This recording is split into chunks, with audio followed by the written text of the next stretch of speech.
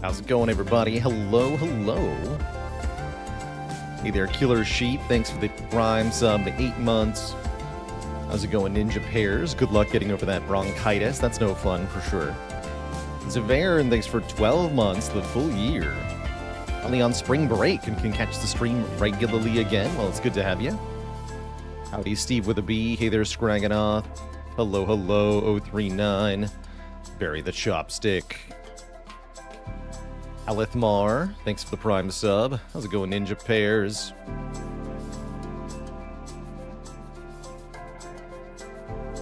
Hello and welcome to Neokuro Ari. Welcome, welcome. We did play a bunch of Cobalt Core on the stream and really enjoyed it. We'll be back to Cobalt Core when it gets a bit of post-release content, as I heard new act bosses are coming at some point. Burges, see you. Thanks for the 2 month. Thank you for the tier 2 sub and the 24 months. There we are.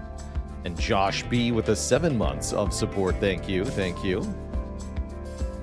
Also wanted to say hello and welcome to Arc Procession 27, who says, Baylor, if you read this, I do. I love your content, learning a lot from you. Silent is your favorites, but love to watch the Ironclad runs. So glad to hear it. Silent will be coming up in a big way pretty soonish on the stream. I think this will be our last month or so of Ironclad maining, so to speak. Current streak is pretty promising. Curious if we can continue that. Let's see. Got a couple other things to tweak here. Fix the webcam. There we are. Oh yeah, so on this this weekend, we did some commentary for the end of the Defectational, which was run by community member Cheg0, Spire community member, that is. It was myself, Paparazzo18, Zeknar, and VM Service came together to commentate essentially two players playing the same Defect seed side by side as a sort of head-to-head Spire challenge. That was really fun to commentate and really fun to see play out live, and ended up raising a whole heckload for charity with ultimately over $3,000 going to the I think it's our house grief counseling, I think is the name. And that was a lot of fun. Haligonian with the 46 months. Happy 46 months of subitude. I did indeed hear that Slice and Dice got a Steam release date. We did previously play some Slice and Dice on stream, and I think I would love to come back to the game, see if anything major has changed along with the, of course, Steam release. I think that was one of the big obstacles to letting that game kind of take over our collective conscience. So I'm really curious to see how it feels and plays for the full release. We'll definitely be spending some time dicing. Always Madge Zaminio. Thanks for the 3 months. Still Madge.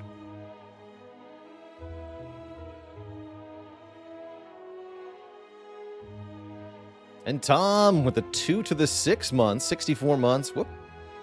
Didn't mean to delete Spire there. 64 months of support.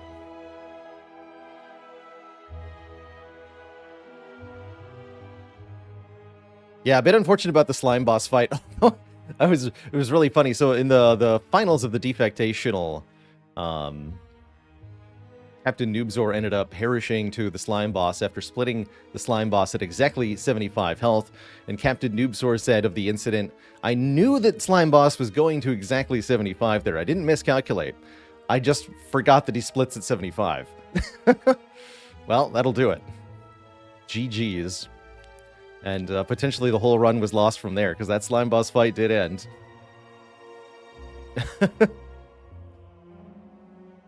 Oops.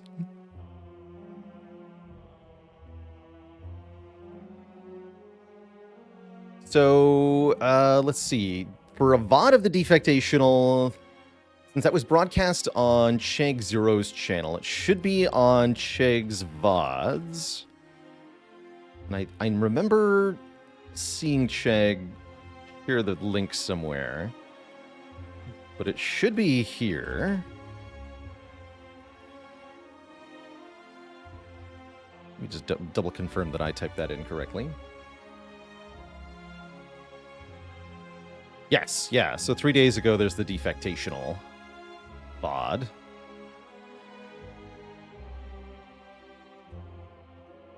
You know, I'm just going to make a link with that one.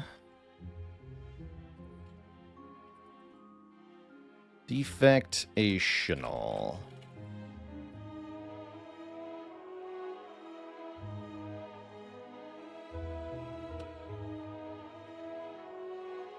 Sweet. Okay, so there's a permalink to the VOD via the bot, so that should be available in perpetuity for those who want to go back and catch it. I think it was an amazing piece of content. I really enjoyed making it, so I hope that lots of people get to see it. A couple more thank yous to give out. Banish Radish, thanks for 7 months in the Prime sub. 7 months ago, you were on A5. Now you've had multiple small A20 win streaks. Well, that's quite an advancement. Well done. Nain with the Prime sub in the 10 months. Then Jurgen Wergen with the Prime. What a name, what a player. I love that name always. Thank you for the 7 months. Scravel converting from Prime to Tier 1, making it official, and thank you. Whoops, that defect actional. I didn't even spell that correctly. Thank you for fixing that, Fayley. Soup to go, thanks for the Prime sub in the 15 months. Who else? Aria, thank you for 13 months of support. Time Vagabond with 44. Do I have any fun facts about the number 44? 2 score and 4. Rhymes, kind of. I like that. Gumpadilla, thanks for the Prime sub. And yes, Kepper, I see that you are owed a dad joke. A lot of stuff happening here on the stream that I'm trying to keep up with. Kepper. It rhymes with pepper.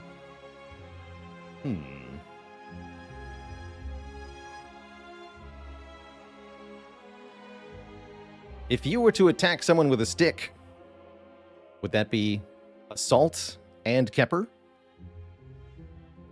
Skeptic, thanks for the 13 months of support. Lucky number 7 coming up. I hope so. 4T4. What are we doing on the clad here? Last run was Astrolabe Swap. Continuing to like the boss swaps against Hexagos specifically on Ironclad. Then we had... oh yeah, the first Relic Sundial into Double Pommel Strike run. That was fun. E-Box swap. This one was okay. This one was insane. This one was also insane. That's right, the back-to-back Brimstone Pyramid runs. So what is the exclamation point games command that I speak of? Yes, thank you for reminding me. So new to the website, we now have a games page where you can find basically a VOD link to every different game that we've played on stream, making it pretty easy to track down those moments of, hey, Baylor, have you ever played this game? And if so, how do I watch you playing it? Well, now the answer is all on the games page on the YouTube, baylorlord.tv/YouTube, which is kind of a confusing URL, actually. Anyway,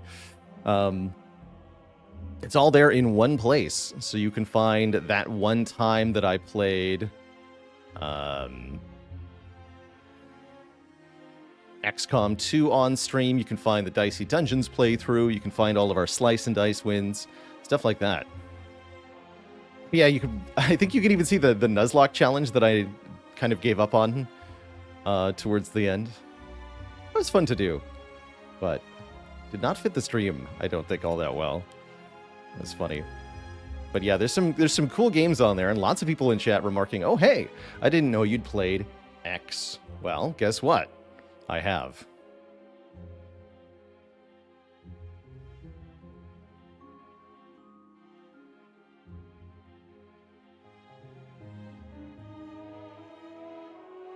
Nasty Drax says, after I heard that healing 6 was less health than being able to play a block every turn, I've decided that I like boss swap better on Ironclad than the others, at least in early game. And I do think early game works out well. Heck yeah, Crown Trick. I really enjoyed Crown Trick, actually, in terms of the kind of roguelite design of it overall. some weirdness with Crown Trick. But yeah, it's a time. How much XCOM have I played?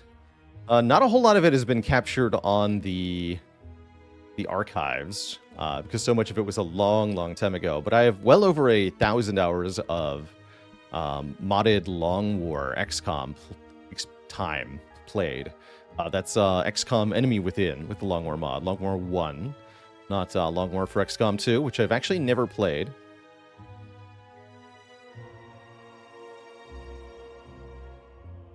Do I have any intention to play the Elden Ring DLC on Steam? I do, actually. Yeah, I do want to do an on-stream playthrough. Even to the point where I've done stuff like think about what kind of build I would make. Friendy Kendi, thanks for 50 months.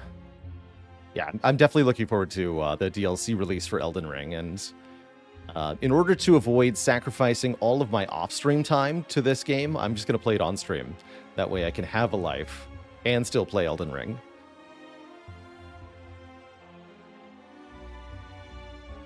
Yes, definitely some nebulous tooltips and interactions in Crown Trick Dr. Noodles. I believe Crown Trick is translated, with the original language being possibly Mandarin. I'm not sure, actually. I don't believe the game is originally in English, and that does mean there's some things that get lost in translation, including game mechanic phrasing. Did I ever finish a campaign of Gloomhaven? I did not. That one fizzled out kind of in a similar vein to the Nuzlocke, where the viewer interest was low enough and my own interest kind of waned over time, such that I didn't feel like forcing myself to try to finish a campaign.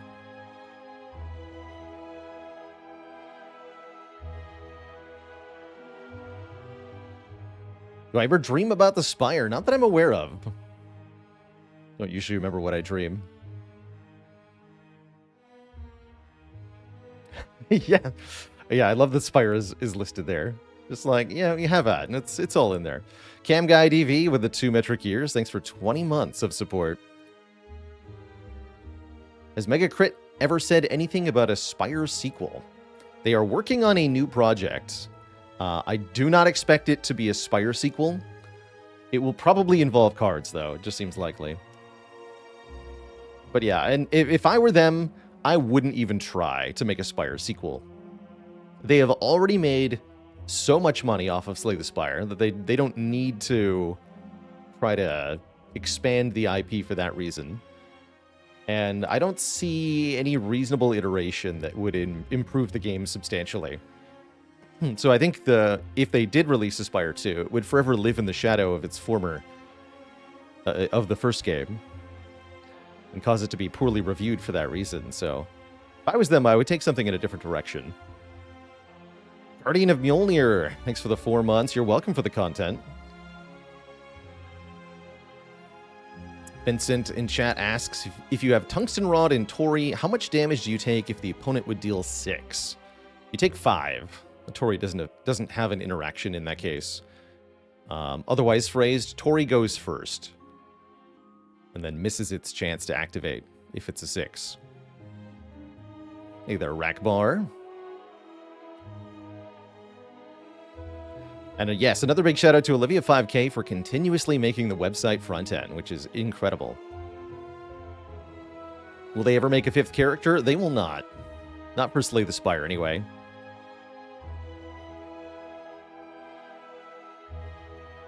But modded characters will continue to be made for this game. Fluctuations, EM says, I could barely sleep for about 3 days after playing Agricola for the first time in 2007. That game really gets in your head. I really, really liked Agricola. I've heard, although I haven't had nearly as much playtime with it, I've heard lots of praise for the follow-up game from that developer, Caverna. Really a delightful, both a versus and as a cooperative experience. Those games are really cool exercises in resource management.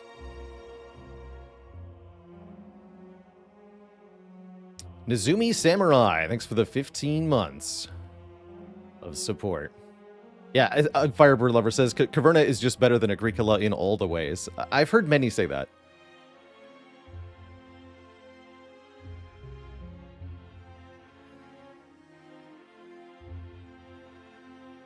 There were some very cool things about Agricola that does give it a special place in my heart. Just the sheer variation on your starting... the cards that you get dealt. I'm not actually sure what they're called in Agricola anymore. It's been so long. But it would be that you get dealt 7 or so cards out of a deck of hundreds and hundreds of different unique cards that all have special effects. Kind of like getting relics in Slay the Spire. But there are so many of them, and you get a subset of which, and then you kind of form a strategy around it, which I found led to completely unique games every time. And I really enjoyed that.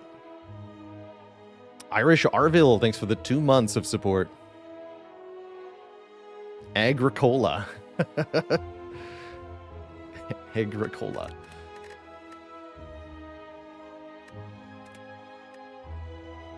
Quench that farmer's thirst with Agricola.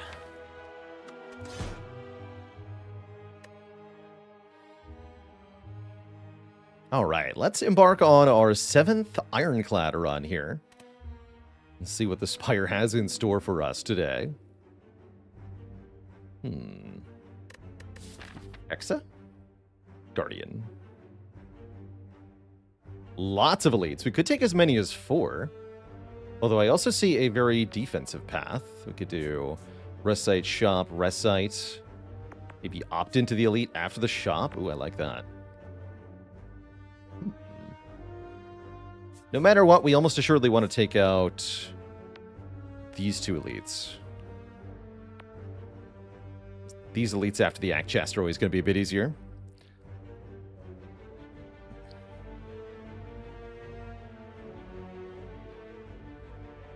Boss swap into Black Star. Yeah, I don't know about that. Could lose all of our money to remove 2. This is actually a situation, especially with all these early elites, where I could see an early... what about this way, actually? That's an interesting option. We could also go for the Burning Elite if we felt strong. We can take 2 combats and event to evaluate that. Hey there, Bardo. Bardo says, finally got to Ascension 10. Any suggestions on new things to consider with Ascender's Bane? Yes.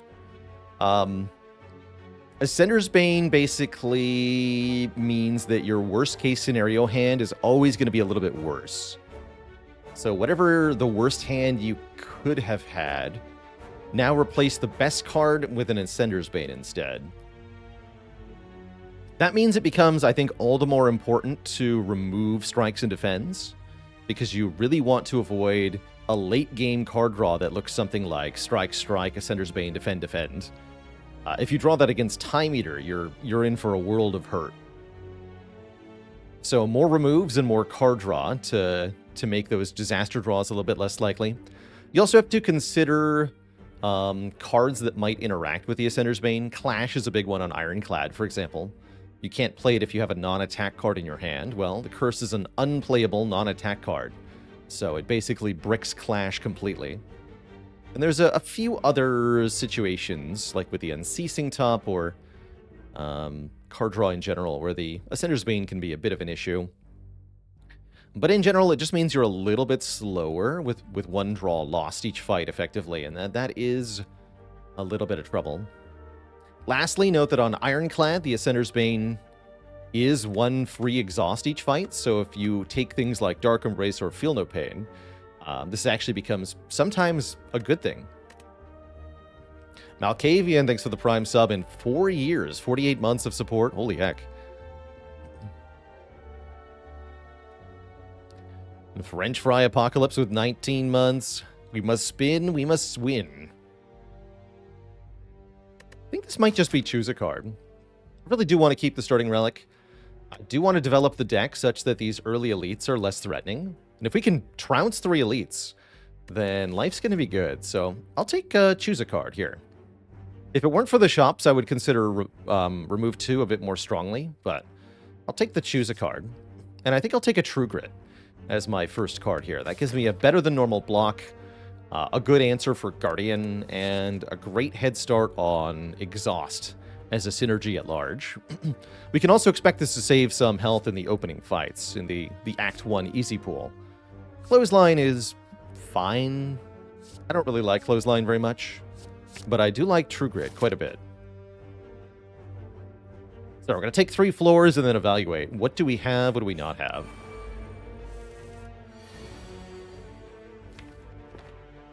This would have been a great turn for True Grit, just saying.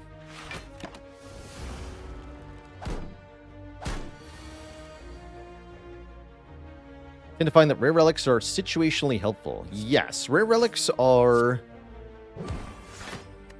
generally very conditional in Slay the Spire. That is, they do very powerful things, but only under the right conditions or with the right card interactions. Whereas the common relics are more universally useful. And I kind of like that design in Slay the Spire, because you're going to get a lot of relics that have basically guaranteed passive effect that you don't need to think about. And then a handful of more complicated relics that require more of your thought to use effectively, or require more effort when deck building to use properly. So I like that the rare relics tend to be more conditional or more complicated, because it means that your thoughts can be centered around just a handful of important relics, rather than having to try to think about everything. And we were talking a little bit about Crown Trick before the stream. That's kind of one where Crown Trick doesn't do so well, because Crown Trick has a lot of frequently encountered relics that say things like, if you're attacking an enemy that's exactly on a diagonal from you, then do some bonus thing, or if you use 10 win skills, then your next thing is free, kind of like an Nunchaku. And there's so many little different counters and elements that you have to keep track of in your head that it becomes bogged down, overcomplicated, and a real struggle. I'll take a Heavy Blade. I don't like Clothesline. I'm going to stand firm on that point. I'll take a Heavy Blade over a Clothesline, please. I'm just going to kill you.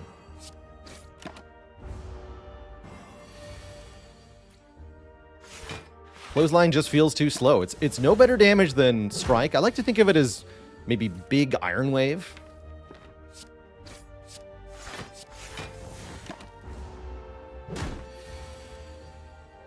There we go. True Grit, let us take the more defensive line through this fight. Now we're at almost full health. We got a Strength Potion to go with our Heavy Blade. Okay. Red Path is looking accessible. What I wanted to see was lots of health and a decent potion, and that's definitely what we have. What if I have Strength Potion, double Heavy Blade? Let's do it. Let's do it. Clash also here. Clash True Grit is not that bad.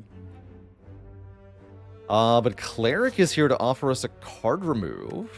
If it weren't for the shop I'm about to go to, that'd be a bit more appealing. But I'd rather be able to afford another potion and slash or something else in the shop. Yeah, an Inflame or a Spot Weakness would be really good in that shop. Could opt for Green Path, but I think we're in such good shape. We should fight the Burning Elite here. So yeah, the rare pass on the Cleric. We can get the removal for the same price here if we want to. But we can also buy Combust on sale, Blood Potion. Twin Strike's not bad. I don't love Combust massively, but I think it's okay here. I guess it would open up Rupture as a card reward.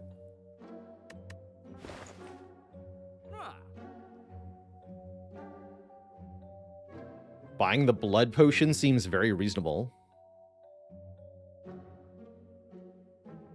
Yeah, why not 2 Heavy Blades? Exactly. Combust gives us a good answer to the 3 Sentries Elite fight, too, which was quite a bit of a problem. If we run into triple Sentries, and they have more health, or Metallicize, or Regen. I guess the Metallicize or Regen aren't really that solved by Combust, huh? Swift Pot's okay, for similar reasons. But now let's go Combust and Blood Potion. Get some added area damage. Set ourselves up nicely. Though we might end up finding a third potion here. Reasonably likely.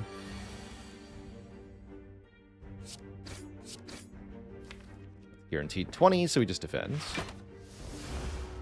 Didn't get Jawworm either. Kind of blessed in our first 3 fights here. Okay, no potion. Good, good. Would have been a bit of a waste if we'd found one. Headbutt's a perfectly good attack. I think we need something that costs 1. Headbutt looks perfectly fine. Midley, thanks so much for the 11 months of support. 1 away from the full year. And Caveman Mafia with the Prime sub in 4 months. Thank you, thank you. Abyss Archer says, can I still get Steam achievements with Slay the Spire mods active? By default, achievements will be disabled. But there is a... Yeah, as chat says, there's a mod called Achievement Enabler, which re-enables the achievements. So, you can just use that. But yeah, you need the Achievement Enabler mod.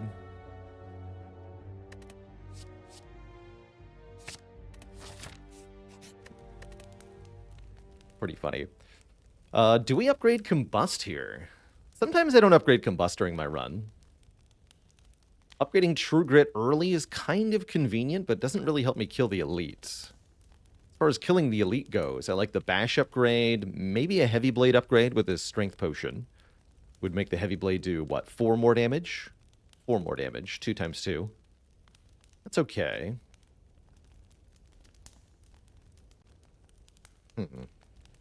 Hey, Golio, thanks for 50 months. It feels really specious to upgrade Heavy Blade here. Given that we only have the Strength Potion, we might never see Strength again. Combust does feel better with the bigger exchange, right? The downside stays the same, but you get the more output out of it. I like that. Let's get this Combust upgraded. This is also a really good answer to Lagavulin or Gremlin Knob. We're fighting max health Gremlin Knob, 111 hit points. Yikes. I think I'm going to go Bash Headbutt turn 1, so we can play Bash again turn 2, maybe. Fully expecting to take at least 3 hits, at least 3 turns here. So take the 24 hit on turn 3, for sure. There's no way out of it. I don't think. I was going to say, if I draw Heavy Blade on this turn, I might want to play it for 30 here. We definitely play Combust, as this does 14 for 1 energy. That's more than Strike would deal.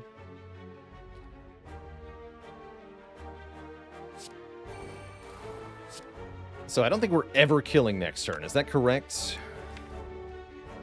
Our best draw is 3 strikes, which would deal 36 damage next turn. So if we bash, we deal 15 plus 36 plus 14, which is not 85. So yeah, we should probably play bash here, because we're going to want the 2 additional Vuln turns. It's only 15 less damage than the Heavy Blade. So does 2 turns of Vuln give us more than 15 damage? Almost assuredly.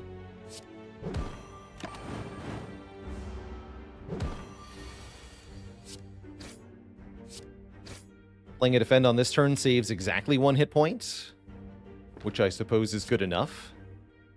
We're going to do another 14 from Combust. This is another 24. 24 plus 14 is 38. I need another attack card. We might not kill next turn. Very likely, though, right? In 3 attacks to get any one of these offensive cards. Very likely.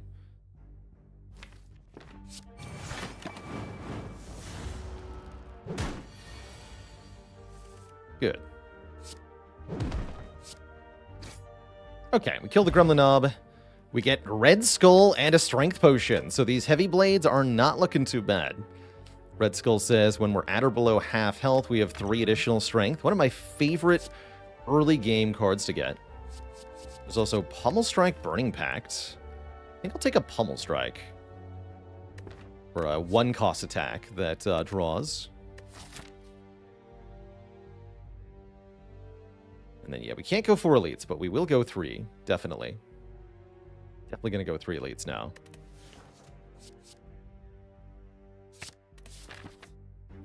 Get an upgrade. Heavy Blade upgrade looking a bit better now. With the 2nd Strength Potion and the Red Skull. We have a permanent way to get Strength. And I'm pretty confident we're going to find more ways to get Strength, too. Upgrading Pummel for more draw is also pretty good. And then before Guardian, I expect to upgrade True Grit. We could upgrade True Grit now. Let's do that. We already fought Gremlinob.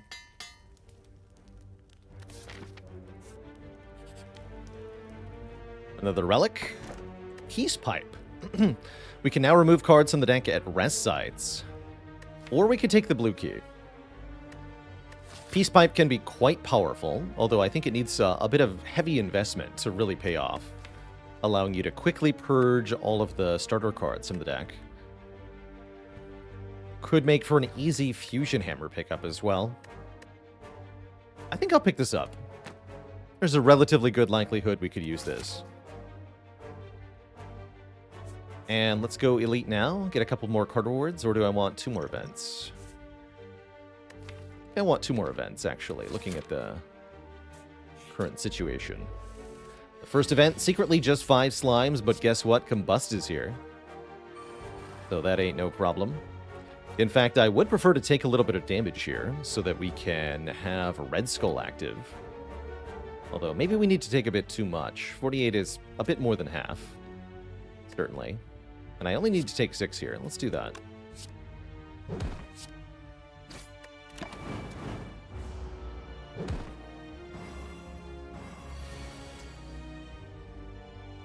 Half health for us is 37, and we heal 6. Currently, we're going to 47, so we'd have to take 10 more damage, which I could do, actually. Actually, no, I can't. I can only take 8 more damage. Excuse me.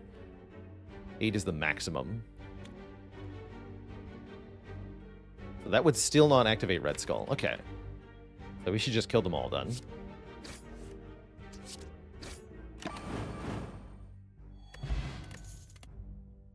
We've had first Combust, yes, but what about second Combust? What about Ghostly Armor? 10 block for 1 energy, going into the Guardian. I like it with Headbutt, too. What card is more powerful than Heavy Blade scaling with Strength? In terms of per energy invested, Pummel and Sword Boomerang can hit 5 or 4 times with Strength. The real answer, though, is Fiend Fire, which can hit up to 9 times with Strength. Or Whirlwind, which can scale more than that.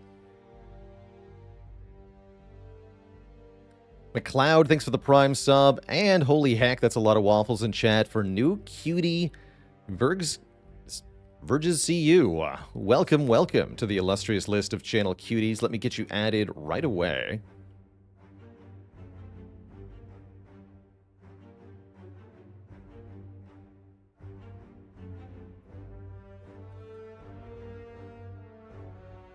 Whether by sheer time invested or by gambling prowess, you've earned a 500,000 in channel points. Well done.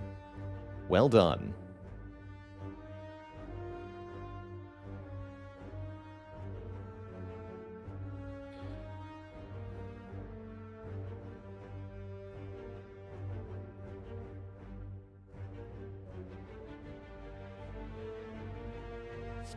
Grab that Ghostly Armor. I see I also owe the chat another dad joke. This one courtesy of Mlapnot.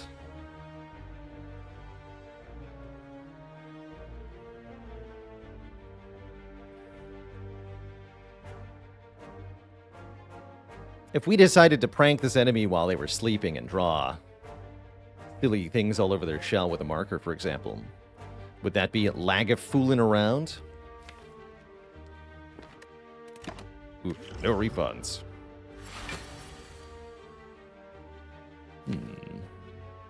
It's a good turn to wake up. Get the Combust in play, play Bash.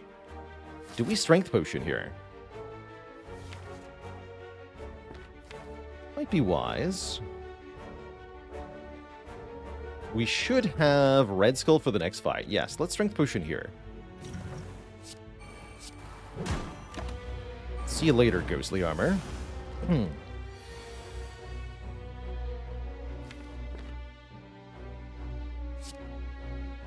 take 30. You heard me. Riddle with Holes more powerful than Heavy Blade? Very slightly, actually, yes. From a sheer objective standpoint. Riddle with Holes has a very slightly higher base damage than Heavy Blade, and scales just as well with Strength. Even more so unupgraded, in fact. So yes, I would say Riddle with Holes is actually a better Strength card than Heavy Blade. Although it's not an Ironclad card, of course. Oh man, Dark Embrace is here. Definitely tempted by Anger. Although I don't like Anger going into Guardian, and we just picked up an Art of War, which says if we play no attacks during our turn, gain extra energy next turn. This is pointing me towards the early Dark Embrace pickup. We've definitely seen that this card can become very, very strong later on. Although it needs a little bit of love to get started here, and I think we have that love to give. Yeah, it might be the only Dark Embrace of the run, so we should not ignore it. I was just thinking, we don't have enough damage to kill the louse because of the Heavy Blade only dealing 14, but Red Skull says we good.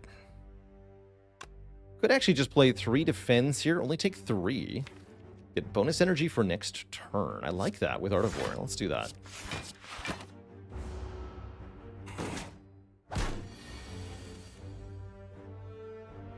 Perfecto.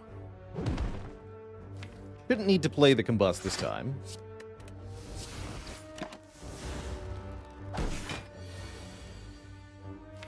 No, not this time.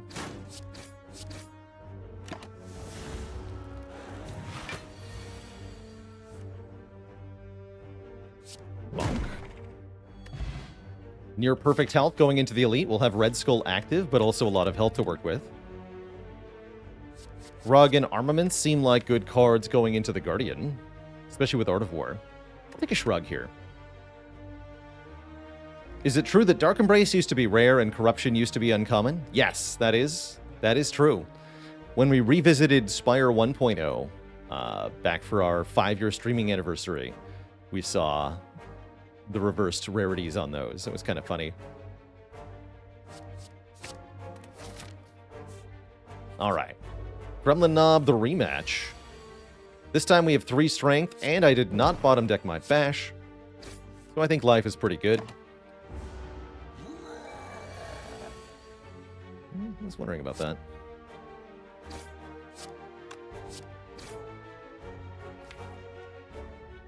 Should have actually played Strike on turn 1, not Pummel Strike, but oh well. We're more likely to be able to do something like Heavy Blade next turn. Guess playing Ghostly Armor is probably worth it. I might want to do Ghostly Armor Essence of Steel. Full block this hit. No, I don't want to full block.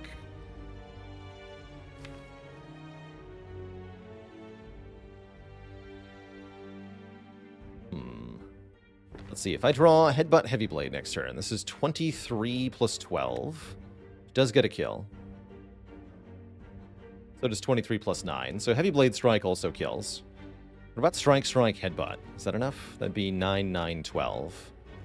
No, that would be too short. So we have to draw Heavy Blade to kill. Actually pretty unlikely at this point. It says I should use Essence of Steel and not Ghostly Armor? I think so. Yeah, I think so. Okay. Okay. Here's hoping we get Heavy Blade Headbutt. Oh, good. No panicking required. Pick up a Dreamcatcher, giving us a card reward if we rest. Dreamcatcher Peace Pipe's kind of interesting. Juggernaut. This is definitely the beginning of the sort of kind of deck that could use Juggernaut very well.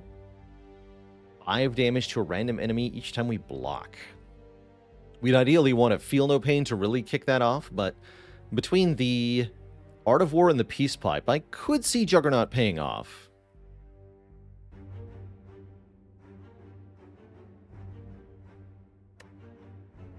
Zeknar rated Dreamcatcher A tier. Interesting. It's a relic that helps you when you're behind, which is kind of nice. You know, if you're resting, it usually means you're in a bit of a desperate situation, and being able to improve the deck while also healing is quite nice. But yeah, it does often do nothing, unfortunately. Why the Peace Pipe? Because with the Peace Pipe, we can remove all the strikes very easily, and then have a more Juggernaut-focused deck. I don't know, with Double Heavy Blade, it really seems like I want to lean into Strength here.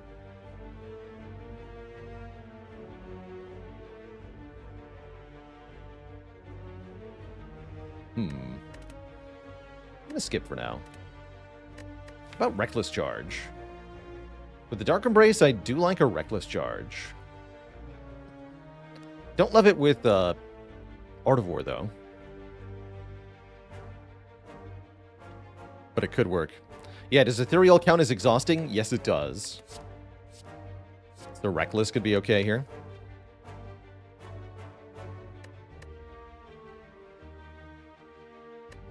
Alright. I'll do it. Oh, and we can remove a card. Good. Good. Let's get started on that. In fact, that might be what I do with the Campfire action, too, is remove another strike here. Let's just purge some cards.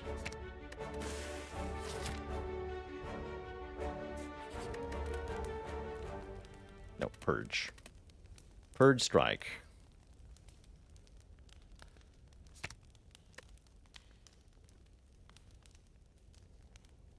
How do we not get bonked on turn 2? Heavy Blade. Good talk. A little bit nervous about this fight. Between the Blood Potion, though, we have quite a bit of health, and there's the Duplication Potion to give us an edge if needed. What I am going to do is play this Combust early. We're going to need that passive 7 damage per turn to help us get through the fight. It's also important not to redraw Combust here. Might be tempting to play Combust Dark Embrace, but that definitely gets a slap next turn. So let's play Heavy Blade Combust. And play Dark Embrace if we see it again. Could even headbutt the Dark Embrace right now, which I might do. Let's do that. And then this turn can be, yeah, just Ghostly Armor, Dark Embrace, then gets us Art of War for next turn. And then things are actually looking pretty good.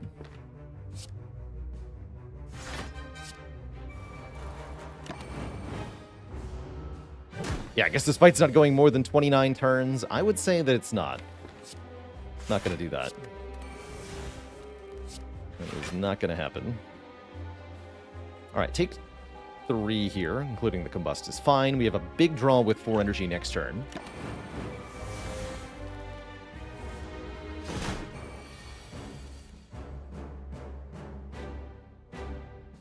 Well, 12, 23. We can just transform, right? If I go Heavy Blade, Pummel Strike, Headbutt.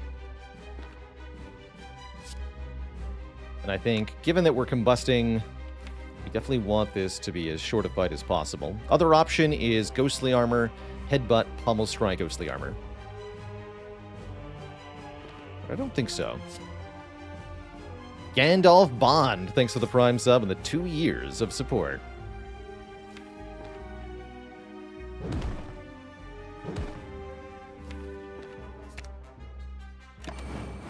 Get combusted on. Guardian. Okay, True Grit next turn sounds grand.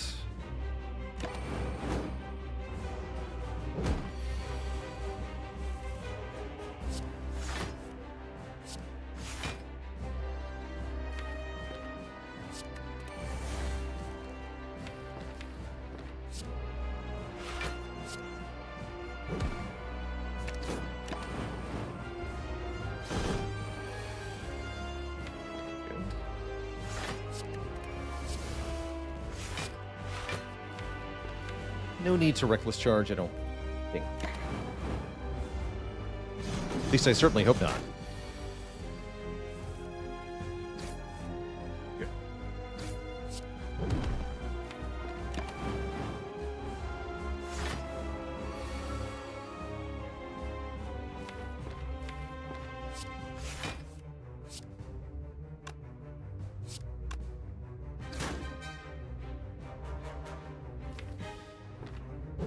True Grit back.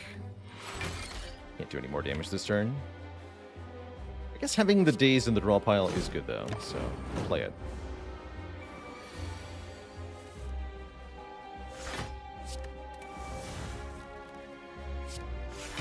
Please headbutt True Grit. Thank you. True Grit Heavy Blade kills. PG. That wasn't too bad. We even get another blood potion, so we can drink the current one.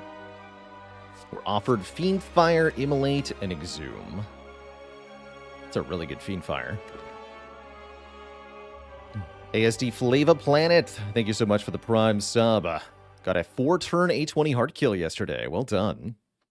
I think both Immolate and Fiend Fire have a lot of potential here. With the Dark Embrace, I do really like Fiend Fire.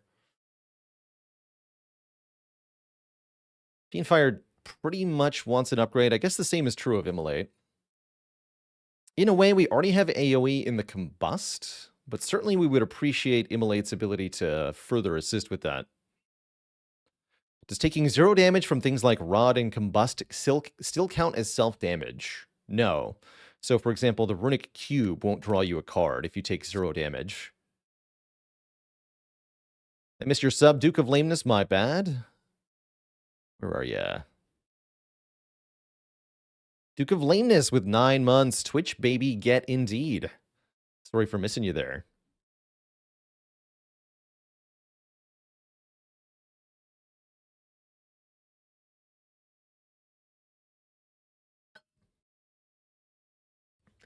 Is this Immolate over Fiend Fire for Act 2? I'm not sure that it is. The Fiend Fire is a better strength scaling card. The Fiend Fire has better interaction with Dark Embrace. I think I'm going to take the Fiend Fire here. And we're going to drink the Blood Pot. We're offered Astrolabe, Black Blood, Coffee Dripper. Dripper's a little scary here, but I do like it, giving us a 4th base energy per turn. With the downside being that we can no longer rest at rest sites. Because the deck already has spectacular draw, I very much enjoy the Coffee Dripper here. I also like Coffee Dripper when I'm able to Peace Pipe away all of my basic cards, such that we always get good value from rest sites, whether it's removal related or upgrade related. We get something. That means the Dreamcatcher will never do anything, but that's okay. We don't have sustain beyond the Blood Potion and the Burning Blood, which is where our deck has to just perform, basically. We need the deck to avoid taking damage in most fights, and I think we're going to find that it can do that pretty well. Although we might take some damage on the way to the shop here. I would like to see what the shop has to offer in terms of relics and such. First up, we're going to fight the Spheric Guardian.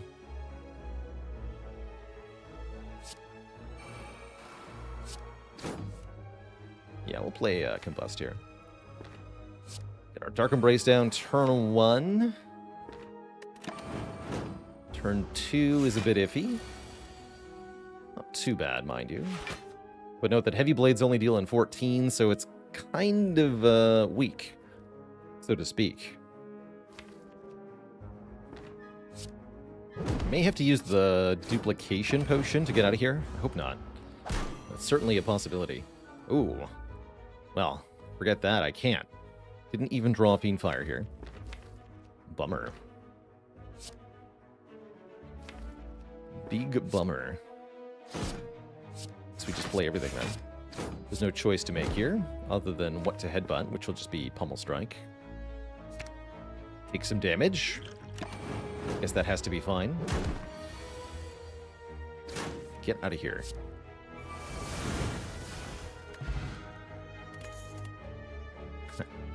Cute. Third Heavy Blade. We've had first and second Heavy Blade, yes. But what about third Heavy Blade? What about Heavy Blade? Aaron says, if damage cards are important in Act 1, what I say is important to look out for in Act 2. You're going to need 2 things. usually. One are valuable block cards. Block cards that block for more than just 5 are kind of required to get through Act 2 without suffering immensely. And then the other big thing you need is scaling. You need a way to beat your Act boss. And in Act 2, that almost inevitably means having powers or some other way to amplify your output from one turn to the next. Dima with the Prime sub and the 21 months of support. Yeah, block and scaling, but also need to keep doing the damage. If you don't have area effect damage yet, or cards that target multiple enemies, this is also when that becomes rather urgent. All right, we do get offered Rupture. Do I go for it? That's not a terrible Rupture, I'm going to be honest. Which gold do I normally try to go to the shop with when planning out the act?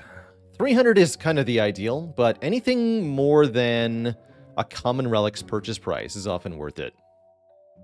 Speaking of, I am eyeing Lee's Waffle here to raise our max health by 7 and heal an additional 24. So we heal 31 health with the Waffle here.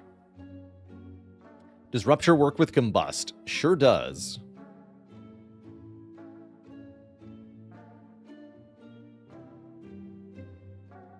What's harder to find? Strength with Floor 1 Heavy Blade or Poison with Floor 1 Catalyst? I feel like there are more poison cards than there are strength generating cards. But there's also other ways to get strength. Potions, relics. So I think poison is harder to put together. Could you take block in Act 1? If it's good block. If your boss is the Guardian, it's also worth considering.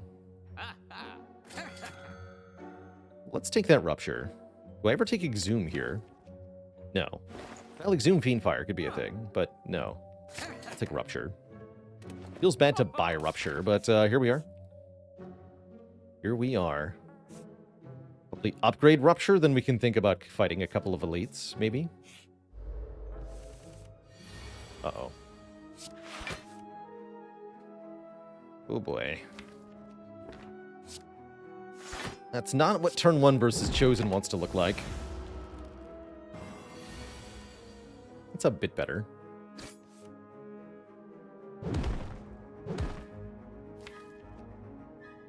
I'm gonna need my Shrug next turn. We're getting attacked.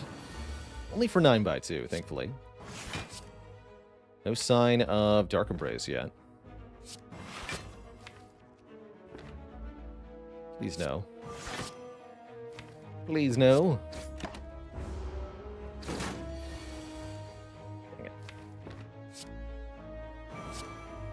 Well, fair enough. No, I can't play more of this. Otherwise, we only draw days next turn. We're getting hit again. It's unacceptable.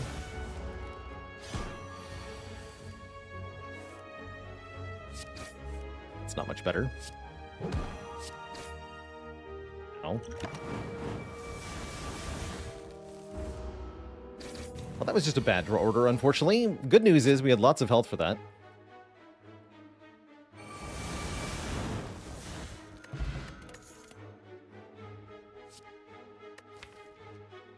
Okay, you're in. How hard would it be to play A20 if you were not allowed to choose your path? You can actually try that with the certain future modifier in a custom mode run. So you can feel exactly what that feels like, which is not very fun. Ooh, I'll take a Ritual Dagger. Yes, I will. Yeah, it's a hard time, but it's doable. It's definitely doable. It's just very difficult.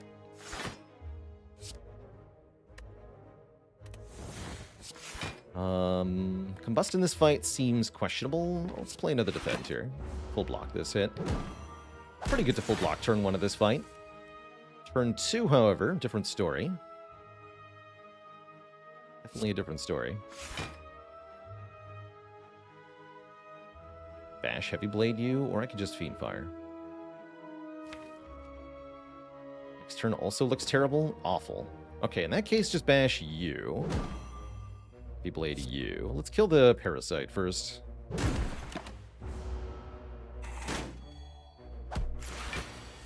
This is unacceptable. And let me guess, this is also not enough damage, right? Damn it.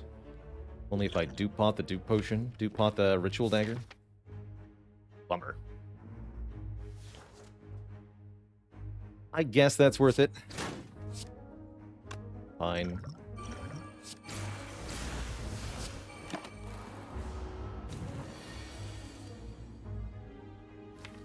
Seems fine.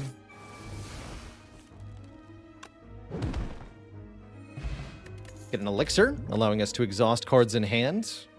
We're offered another upgraded heavy blade. What's going on here? Definitely worried about this run at the moment. Feels like we could easily die to the elite fight coming out. We have to fight one of these three. I believe it's going to be this one. We should upgrade Rupture, I assume?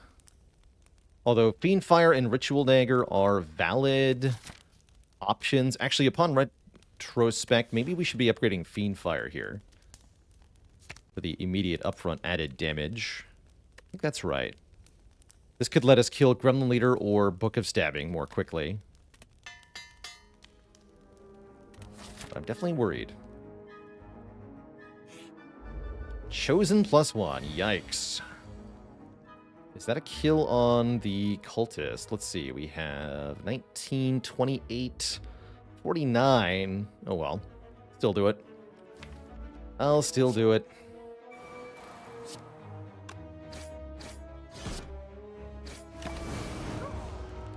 We should play one more strike here. Let's true it. Really hoping for a kill next turn. That'd be very convenient. Could Havoc a card. It might work, but it might backfire. I don't think it's worth it here. The Havoc plays a random card. If we hit a Dazed, I'm going to get 2 more Dazed. If I hit Fiendfire, nothing happens. It's not. Now I get Fiendfire, and we do kill, in fact. That's the Red Skull difference.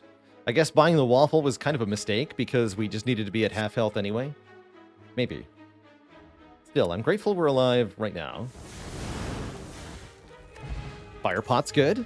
I can drink the blood potion, but I don't want to. I want to be below half health going into this elite fight. I also definitely want an impervious. Definitely I want an impervious. Super duper impervious. So yeah, Fire Pot and Blood Pot, I guess. Although the elixir is nice with the Dark Embrace. Told me Strawberry was better. Could have been. Maybe this is the one time that Strawberry was actually better than the waffle. How incredible is that? Alright, we're fighting Gremlin Leader, who is unfortunately attacking us on turn 1 like a big, rude jerk. Why do you do this when I am trying not to die? Gremlin person. Why do you do this to me? Ow. Combust Rupture, go! Team damage or 1 energy next turn. Could be a pretty good 1 energy next turn situation. Let's take the energy. A draw coming up. Yeah, Dark Embrace in particular here.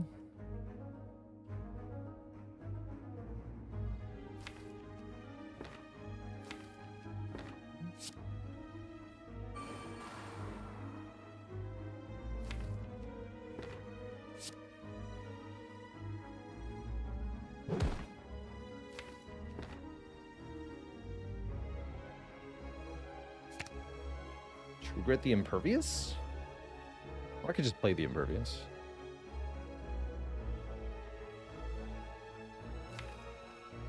Regret the Impervious. Where do you? Put Ritual Dagger now? I'd prefer not to, if I don't have to. Do this.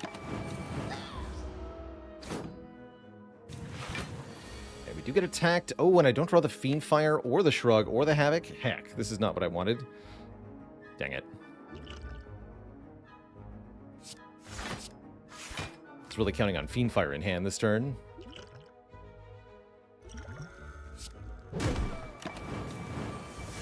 Really sucks.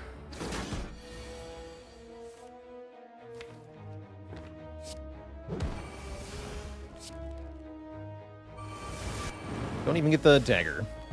Could have just used it. Feed is here, though, as is Spot Weakness. I don't know if we can handle a feed, gonna be honest.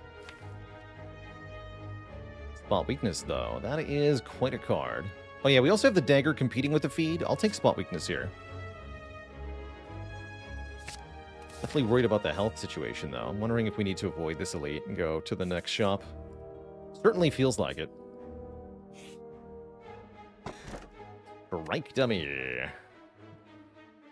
It's going to be a no from me, although it does help the strikes. Those strikes surely aren't going to be here very long. So I will purge it. And them. And yes, I think we're going to the shop. Rather than another elite fight. We are too injured to even consider the book, let alone elite fights. Got any more of them waffles? I feel like I've messed this up. Oh well, let's toke some strikes.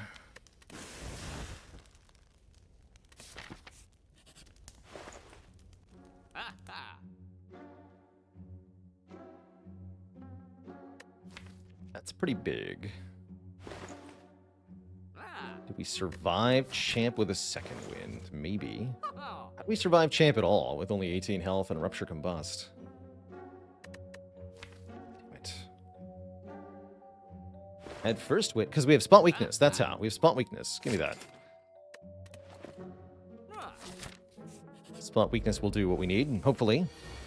Or we'll just die to Centurion Mystic. Also a possibility. Although I see we're not dead right now. At minimum, we have a way to live here. With Firepot, I can kill the Mystic turn 1.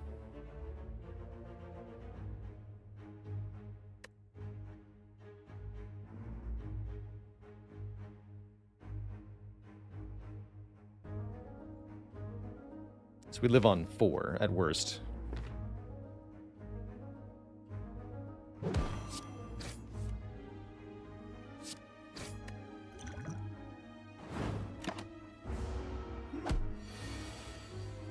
Ow.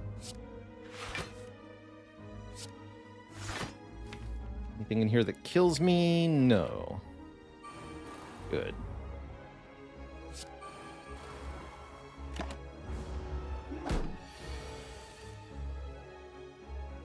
That's right. So we can do Headbutt the Ritual Dagger, Fiend Fire. 12 plus 39.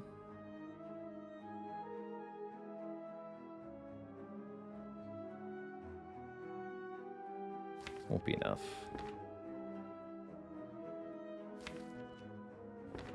Okay, just Fiend Fire then.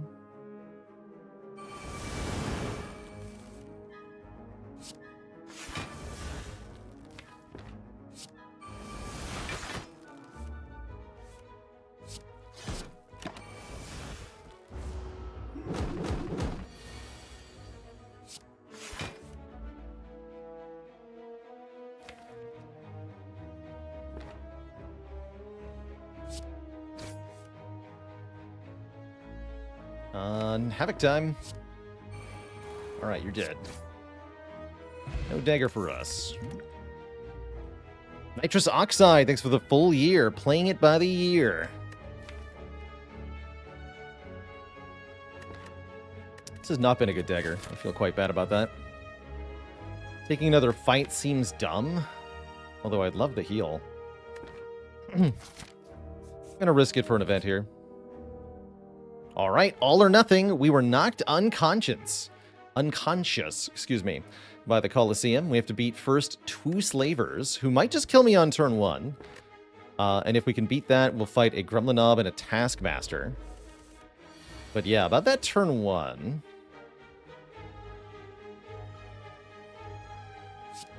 YOLO. All right, we're dead. GG. So the streak ends. With some sloppy play, quite frankly. That was all me, I think. I am way too scatterbrained to be doing streaking right now, but we'll go again on the Clad. Why not?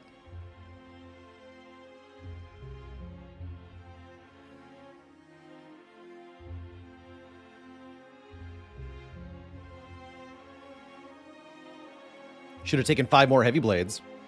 Would the Immolate have made a large difference? I'm not convinced that it would have. What fight went wrong? Looks like it was entirely Gremlin Leader who decided to attack us twice. Classic problem. Also, Chosen went wrong, too. Immolate would not have helped Chosen, and it would not have helped the first attack from Gremlin Leader, which was on turn 1, and we drew no blocks. Kind of surprised we drew no blocks there, given that we had very few strikes at that time. Had just... I'd not purchased a card yet. I'm not 100% sure how to have foreseen this outcome. Am I aiming to have the challenge done this year? I mean, that would be the goal, but I think it's a very, very hard challenge, so I think it's extremely unlikely. Am I planning any more FTL soon? Yes. FTL on Thursday this week is the current plan.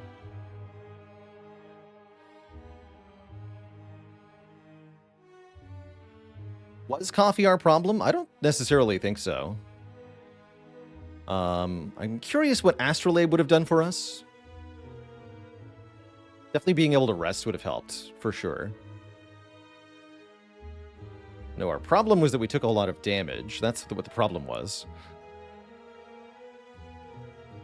The problem was that we were too reliant on Red Skull. I've done this a few times, actually. I get overconfident because we crush Act 1 with Red Skull. Then we get to Act 2 with no Red Skull active, and we just die. It's no good.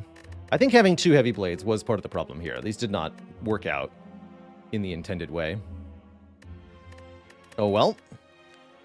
Update the streak to 0, and we're going to go again in a minute. But first, I'm going to take a quick break, refill the legs, stretch the water. When I return, Twitch chat, more Spire.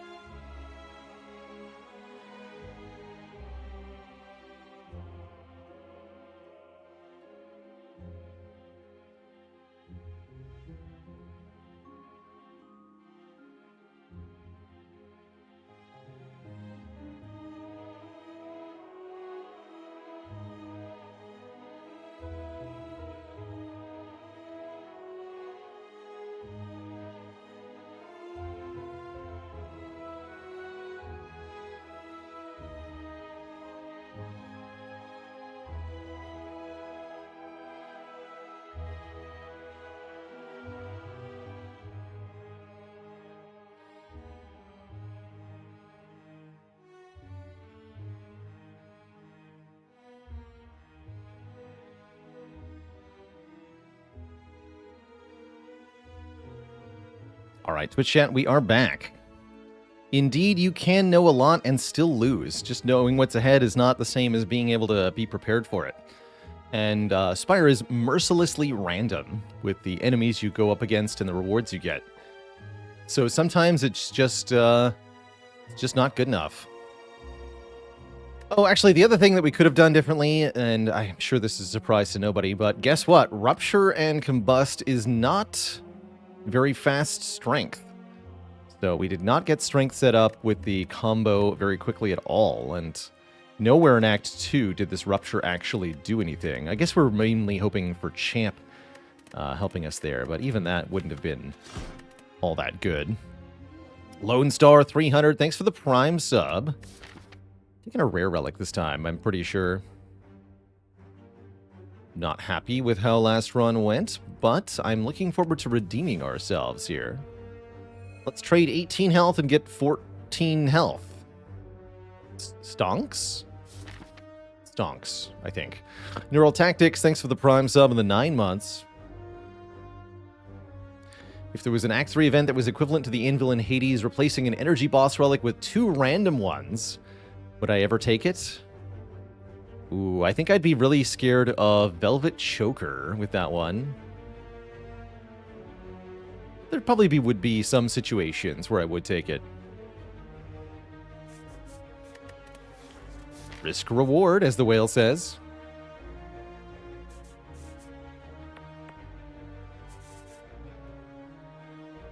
Risk reward.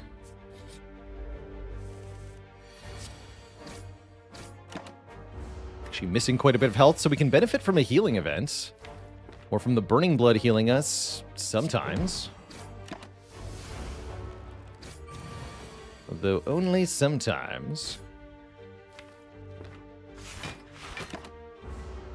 Actually, -1 versus Cultist because of our turn 1 draw. That's okay. Happens sometimes, and there's nothing you can do about it.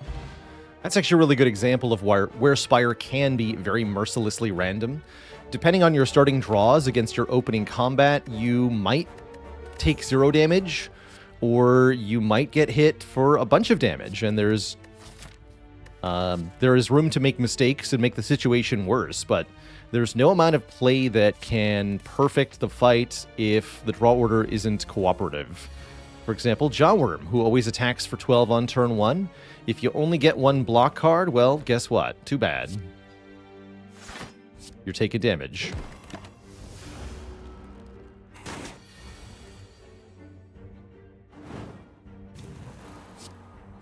Too bad.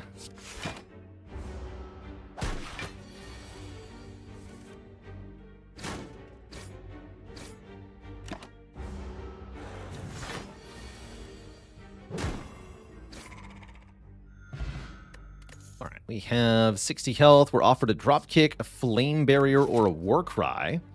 With Guardian coming up later this act, I really like the Flame Barrier as a defensive card. Has anyone ever achieved a hitless run? Yes, it's been done. Even on Ascension 20. It has been done. The Spire sleeps. And so shall they. I'm not sure who specifically. I know I've done a nearly hitless run, and I know that other players have tried playing 1 max health runs before, so I'm sure that someone somewhere has succeeded, even if I'm not sure of exactly whom.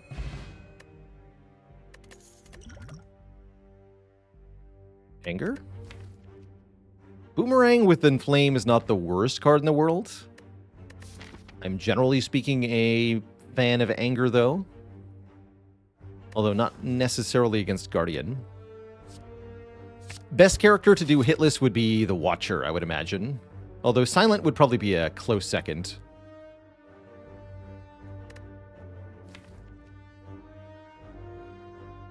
Do I have all the achievements? I do. I've even gotten them all in one sitting before.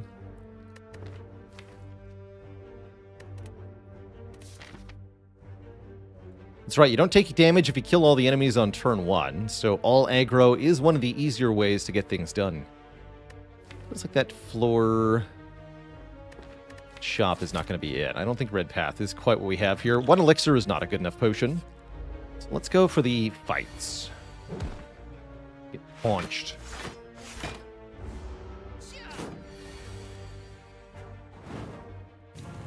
Be full next turn. Good luck to us. 21. Oh, good. I'm not dying.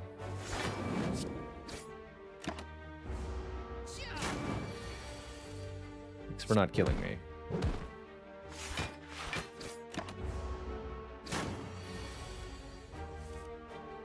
Okay, health staying steady-ish. Boomerang or blood for blood? I guess I'll take a boomerang. Deal damage to a random enemy 3 times, scaling well with this Inflame. Also, decent base damage against 1 target. It'll be good against the Guardian, for example. It's not amazing. Ow, my face. 2 attacks next turn. I guess Bash is still better than 2 strikes, although not by much.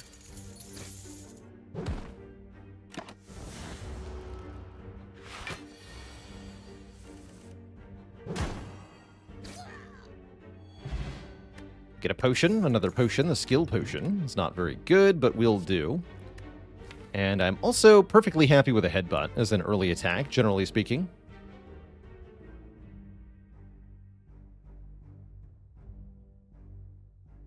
Not died to floor 1 Jawworm? I've only died to Jawworm on a seeded run, P-Scott.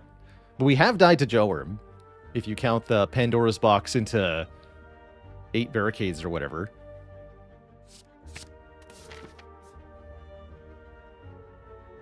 And we have had a run that almost died to Jawworm, as far as a regular 820 run goes. Although almost, fortunately, doesn't count in the Spire.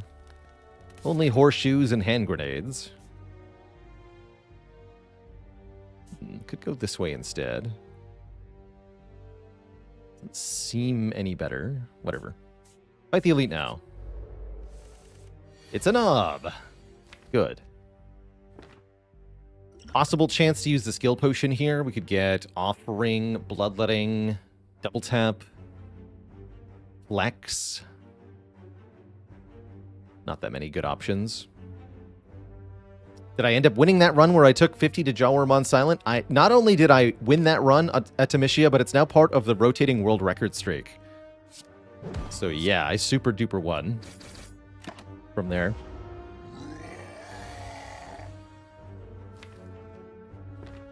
That run indeed popped off. What has not popped off is this Gremlinob fight. We bricked the Bash Vuln. Now we're taking a hit next turn, whether we want to or not. Bummer.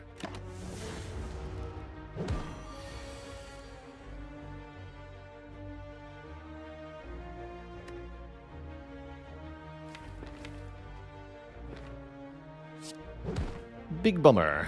We could maybe skill potion. I'm also thinking about playing the Flame Barrier to block for a bit so that I can headbutt Sword Boomerang here, which does 18. So we do 12 plus 18. Shoot, next turn we have 9 plus 18. So I'd have to draw 1 more attack. If I get 3 defends, we're kind of hosed, and I have to use the skill pot. Guaranteed kill if I just strike. I'm going to risk it, though, as I have nothing to lose. We already lost our streak here, so let's try to save some health. And we do. Get a Whetstone, upgrading 2 attacks at random. Limit Break with 1 Inflame? You know what? I'm in. We have to play the Inflame first, which makes this awkward some of the time, but if we get another Strength Source, Limit Break will become awesome. 2 upgraded strikes. You shouldn't have, Spire. Surf and Ale, thanks for the Prime sub and the 7 months of subports. Like the best path is this one. We could maybe go to a shop, but that means skipping an elite. No, we go for the extra upgrade here. All upgrades all the time. Let's get Flame Barrier upgraded. That's one of my favorite upgrades. And I might upgrade the boomerang. Helix is back. Prevent the first time we would lose health each combat. You got it.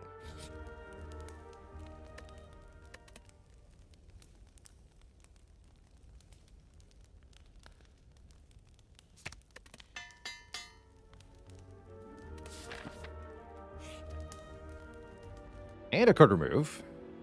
Okay, I like where this is headed, actually. Some really good events here in Act 1. And one more. A really good event. You come across a dead adventurer on the floor. His pants have been stolen. And he's been gouged and trampled by a horned beast. That means a gremlin knob. There'll be different text here if this fellow was put down by a different Act 1 elite. If you think you could take the fight, feel free to search loot. There's 30 gold and a relic to be had, in addition to the normal elite rewards. And you might just get some of the stuff for free without the fight. We end up in a gremlin knob fight, and you know what? That's just fine.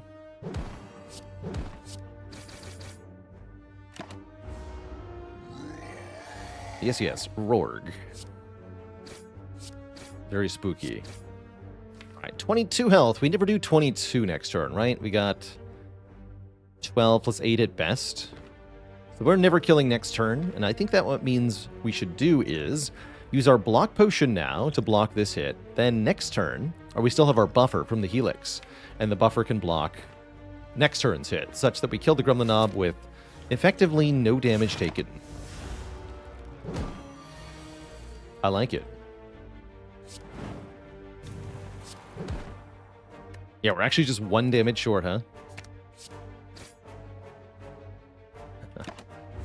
Good job, Helix. Good job. We get meat on the freaking bone, so that our huge max health is now a huge advantage. If we end combat below half health, we heal 12. This run really has legs now. This is a run that's much stronger than the last one. And we're offered another good strength scaling card in Pummel. I'll take it. Yeah, this run has huge legs compared to last run. Perhaps even pants? Perhaps even pants. This is 20 damage incoming. Okay. Let's kill the little one first, if we can.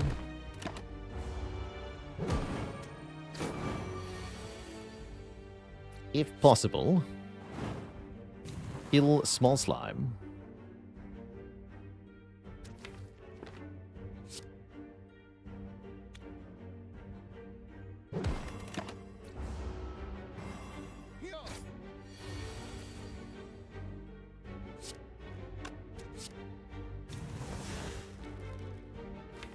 Could consider skill potioning here. Doesn't feel like it's necessary at all, though.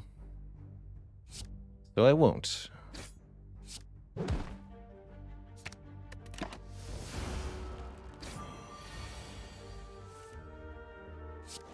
Let's give me Flame Barrier every turn.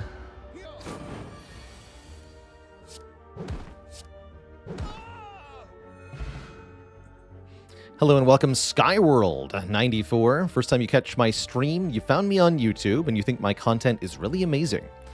I also helped you a lot in improving your skill.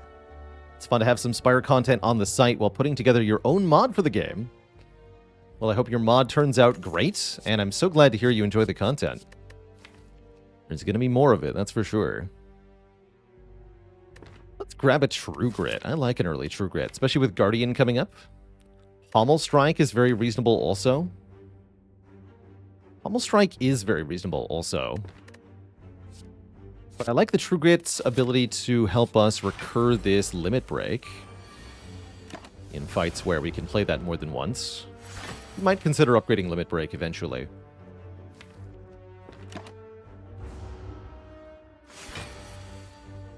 Definitely not the draw order we wanted for Lagavulin, but oh well, that's fine.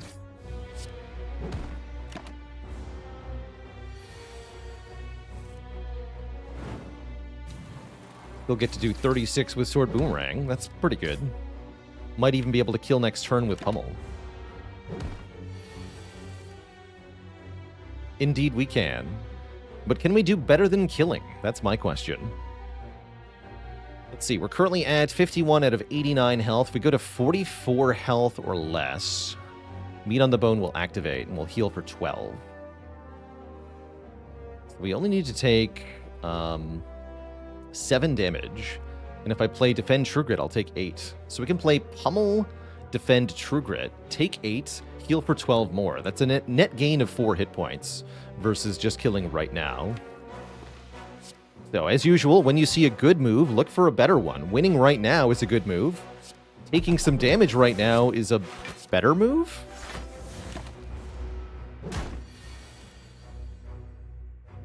It is. Now we have 61 hit points and a Gremlin Horn, giving us a card draw and an energy when something dies. Like I said, immense legs on this run. Just very good relics so far. Do I play chess? Only casually. Not too often. Bludgeon's not a strength card. Normally Brutality's okay, but I don't like it with Helix. Bludgeon with Gremlin Horn is like Asunder? Kind of.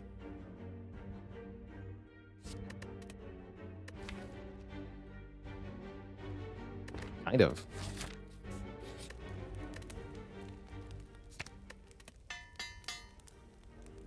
Alright, Guardian.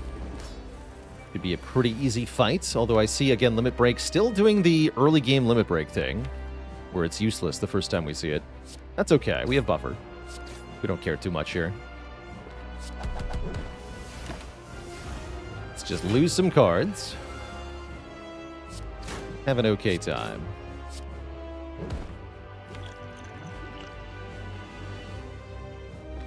Tempted to headbutt Limit Break, but it's only a 50-50 that we draw the Inflame.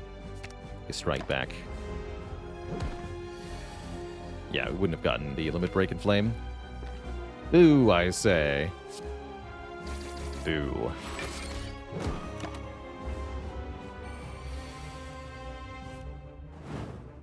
Okay, this is a fight where we can destroy the Anger. We do not want self-duplicating attacks against Guardian.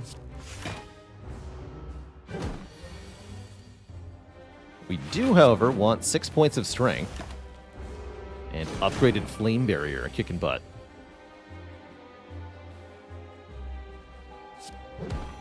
Sword Boomerang does 52 damage. That's a lot of damage.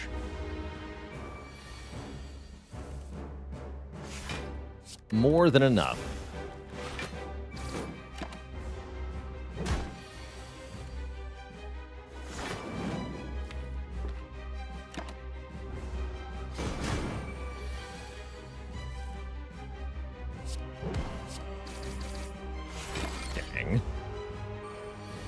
Just wrecked.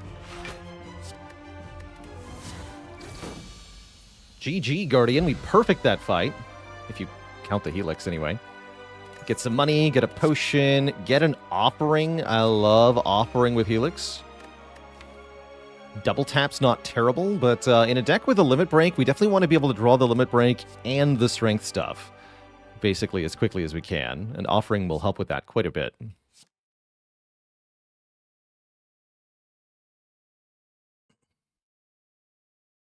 Congrats on beating A19 Ironclad. Major Foley, of course, Corruption, Dead Branch will do it. Let's lose the Stinky Dexterity Potion. And Velvet Choker, Black Star, Pandora's Box. This is a pretty good Black Star, actually. We have lots of relics providing lots of output. The Helix and the Gremlin Horn, specifically. Which means I think we could get away with it. And even if we took egregious damage in the process, the Meat on the Bone will help us survive. That said, Pandora's Box and its numerous transforms would be pretty good here. Notably, though, we do lose the 2 upgraded strikes in the process.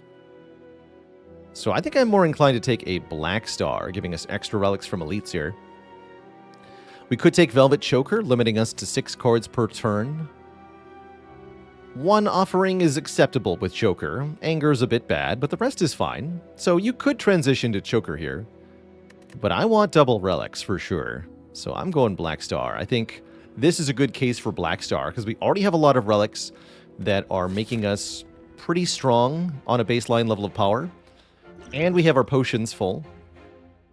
And so we can hopefully fight numerous elites in Act 2 to try to get numerous relics in Act 2. We even get a shop right beforehand. Let's take this. 2 easy pool fights, 2 events, shop into back-to-back elites. Will this work out for us? I'm hoping yes. And we can at least buy 1 relic here at the shop, too. Is this deck already good enough for Book of Stabbing? Yeah, because as we just saw against Guardian, the Sword Boomerang does 50 damage. So we just have to play that a couple of times with the strength up, and then we're good against the book. It's true that we might take some damage in the process, although there is Flame Barrier to help out. The True Grid is decent block.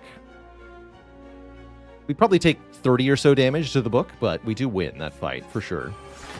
And that's assuming we get no more further rewards, which we totally might.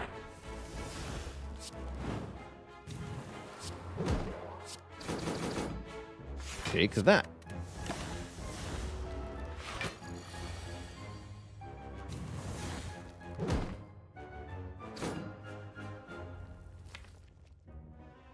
As long as we draw Pummel next turn, we're fine. If we don't draw Pummel, we still deal 12, 15, 15, which will still kill. So I can always block here. No need for a potion. Gambler's Brew is good. Shrug Plus is really good. Another Inflame is also really good, but is it as good as a Shrug Plus? I don't think so.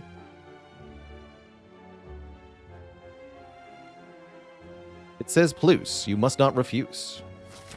Our Act Boss is going to be the Collector. That does speak to second Inflame here. I'm going to be lured by the Shrug, but I'm a little concerned that we did need second Inflame. We'll see.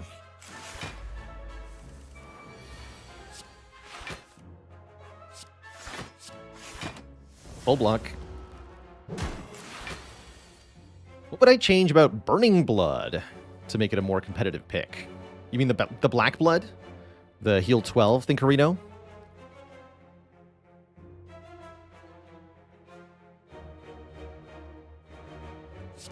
Just upgrade Limit Break and then you have infinite Inflames.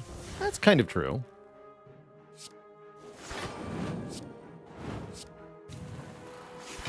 That's kind of true.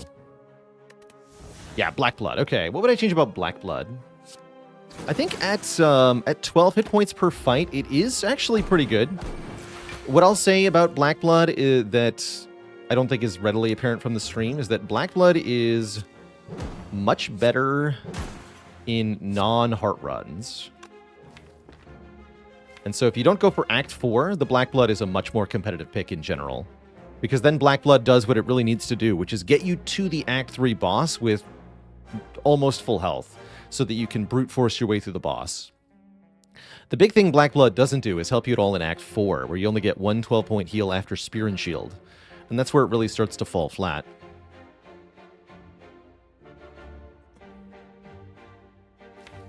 But outside of heart runs, I think it's a lot better. Do I just block 3 here? I think so. Hopefully we can avoid more excessive health loss. We'll see.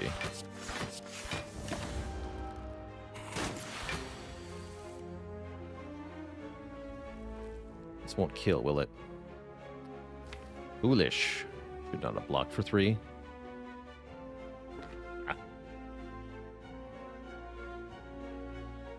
Right, even if I go Limit Break, Anger, Strike, Strike, we would do 12, 12, 15.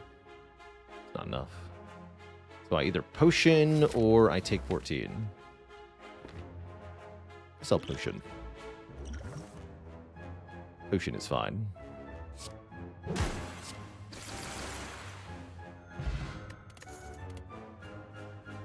Body Slam, says Plus. Do damage equal to your block. That's actually pretty powerful in this deck. And it can scale with strength, too.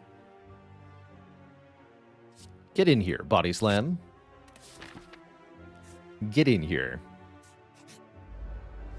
Get a bonus Snecko encounter. That could be trouble. Snake is going to make all of our cards random cost. Which definitely could backfire on us. Although I'm hopeful that our buffer will mean we're safe here. Take 27. So that means I'm not playing Offering, huh? Yeah. That definitely means I'm not playing Offering. I'll just headbutt the Flame Barrier. Block 27. And then 15, no problem.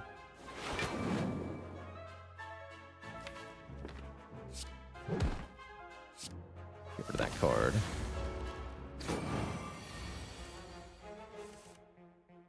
Now we can play Offering. Okay.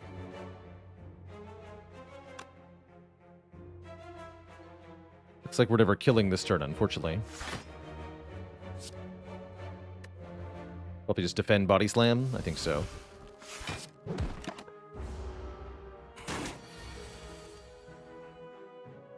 If you could stop hurting me, that would be awesome.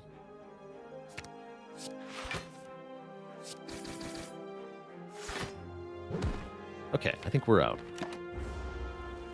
Too bad of a fight, all things considered. Could have been worse. Bloodletting. Lose health, gain energy. Bit awkward with the Helix, unfortunately. Dual wield can be cool with body slam or anger. Not upgraded, though? I don't think so. I think we skip these three. We head to the shop shortly. Trade faces? Or I could just take 50 gold going into the shop. This seems like a good time to take 50 gold going into the shop. Lose 8 health, gain 50 gold, get a little bit more purchasing power. Let's do it. Compensation? Compensation. How's it going? Monster Hunter had your first ever A20 heart win streak with Ironclad after a couple of weeks of watching. Coincidence? Probably not. Wow, quite a shop here. There's some interesting things for sale, particularly Magic Flower I'm liking. Healing being 50% more effective during combat. Means the Burning Blood heals for 9. The Meat on the Bone heals for 18. 18 is a lot. Looks like we're a little bit short of Orange Pellets and Magic Flower. I am fighting Collector, which makes Orange Pellets a bit more tempting.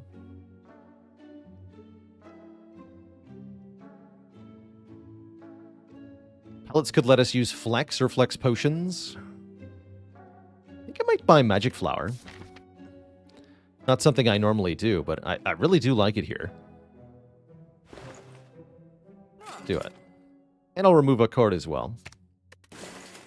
Leaving us with 81 gold. We could buy Metallicize, we could buy Shrug, we could buy a potion. I'm going to say no thank you to all three. And we're going to go into our elite fight. Well, what about a potion? Weak potion's good against Book of Stabbing. Okay, I'll buy the potion. Anything to get us through these next couple of fights. And there's the Book of Stabbing. As expected. Do I dare Offering here? I think I do dare. Need to get my stuff in play immediately here. It's a reasonable Gambler's Brew. Look for the strength here. But we can also do quite a bit of damage with Body Slam. Sword Boomerang. I think we're fine. Keep the Pummel for now. Not too bad. Deal another 12. That's a pretty good turn 1. Big attack on turn 2. Could have saved our buffer. That's okay. We'll accept the consequence here. On my shoulders be it.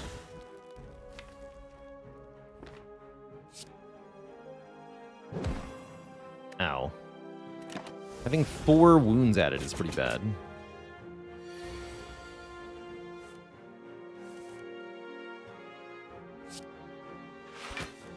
Oh boy. Okay, we need the kill next turn, so I'm going to bash here. And see why we bought the Magic Flower.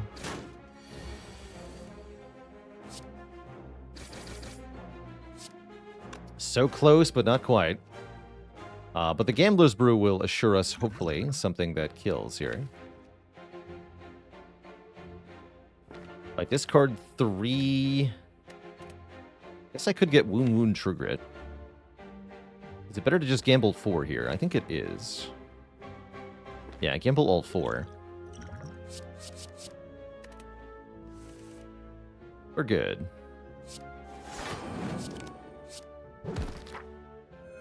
Heal for a ton. Pick up a bag of marbles for Vuln on turn 1. Pick up a Shuriken for bonus damage. Get offered a Disarm plus and an Entrench plus, as well as a Pummel Strike. I'm taking that Disarm. Get Blame, thanks for the 3 months. Why did the Book of Stabbing have to leave early? It was paged. I like that. It was paged. We are getting a lot of pluses, which is helping here. I think I have to upgrade to Offering now. Or we could rest, but Meat on the Bone plus Magic Flower says never rest. Never rest, never surrender.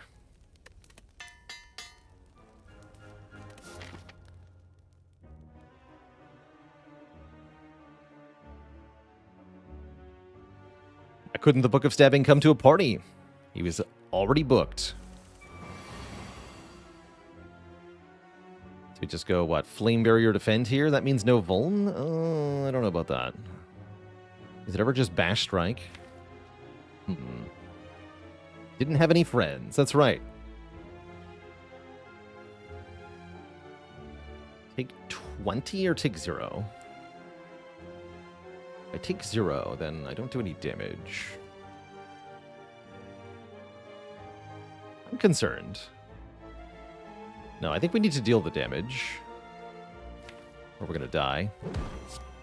We have to kill one and get the Horned proc, or else... At least we're not weak. Okay, it looks good so far. Hopefully we can do Inflame, Pummel, Body Slam here. This is 28, yeah. Or we can do 21. I can do Body Slam, Strike, Pummel. I like that quite a bit, actually.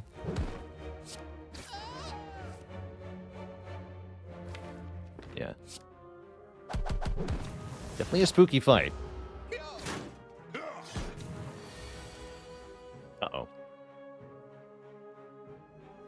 A very spooky fight. I have to kill the blue slaver here. Hopefully I have 4 strength. 8 strength. Son of a gun. We're still good, though. We're still good, though. In fact, I could kill the red guy now. Probably should. He's dealing 1 more damage.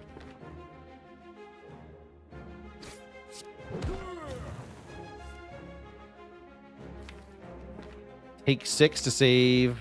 I guess we're only taking 5, huh? Let's just take 5.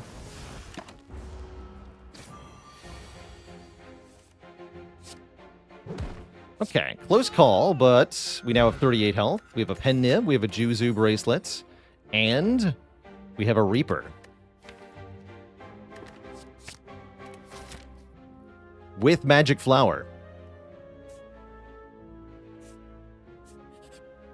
And we have a pair, giving us 10 more max health, 99 max health. And we're perfectly set up for Meat on the Bone into the next fight. And there's the second Inflame. This one I'm not skipping. Although Panacea Flex Pot is curious.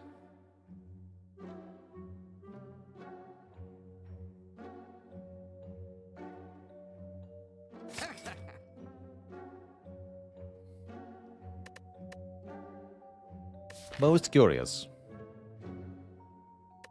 Do I buy anything else here? I think Flex Pot's probably a good idea to make sure I don't die to that elite. And if we keep it for Collector, good. Very good.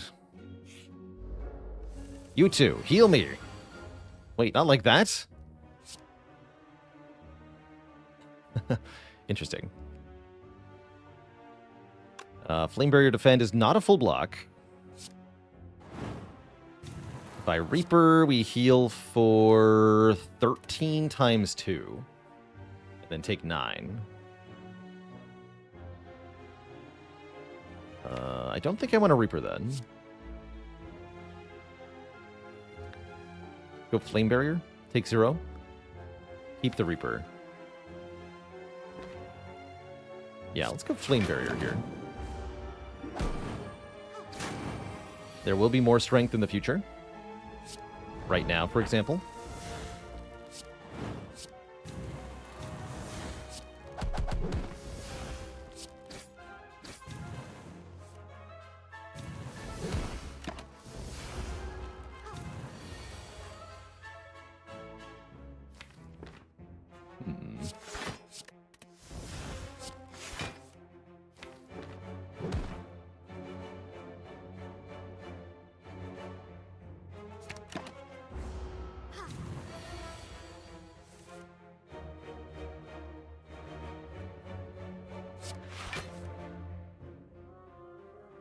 This would heal for 15 times 1.5. So this is better than Meat on the Bone currently. We can do better? No, we really can't. Only if I pen nib can we do better. Seems like a bit of a process. Let's just do the damage now. That said, if I can set up pen nib for the elite fight, that would be great. Good. Now we have 74 hit points. We have a Heart of Iron.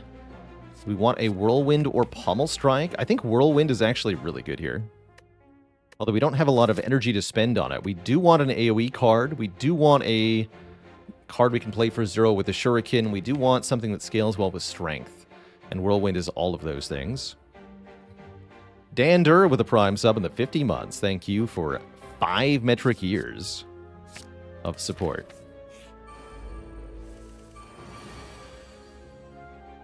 It's you again. And you're doing something rude. The big stab on turn 1. I might go Flex Pot Limit Break here. Then we can heal for a ton. And keep 5 strength for this fight, which I think is probably a good idea. Get 2 more relics after this. Let's use that potion we bought for good power here. Deal 42 damage, heal 63. Seems alright. Get disarmed, kid.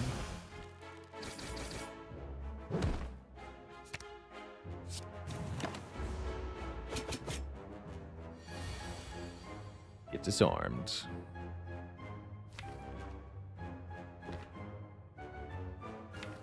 I'm just gonna go for the kill.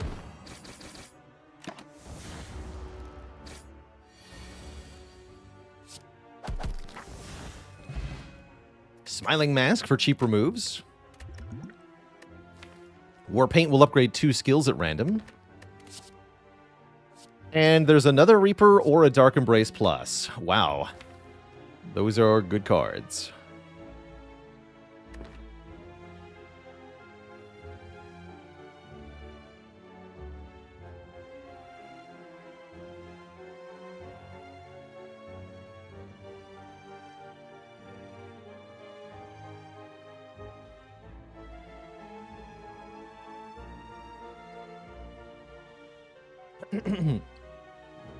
And a dad joke for Ekate's Grey Cloud. Did you hear about the clown who inherited his father's business? He's got big shoes to fill. I'm going to take that Dark Embrace with a free plus on it. Double defend upgrade, because of course. I mean, we had all the skills upgraded anyway, right? True Grit, Offering, Disarm, Shrug. Limit Break could have said plus, but it was very likely we got double defend there.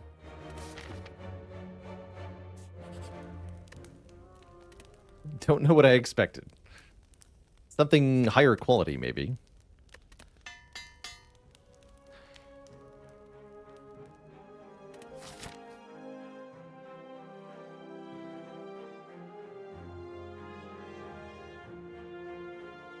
Jerome, thanks so much for the Prime sub. Welcome to the Cozy Sub Club. Halt.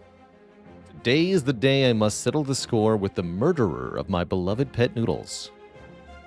I'm all for a good cause, sir. I'll bet on you. For Noodles. The nemesis was slain. We win the bet. Unsure what to think, we grab our winnings and leave. Brave, brave Sir Noodles. All right, I think it is upgrade limit break time. Officially. Not actually sure if it'll get used, but I'm hoping so.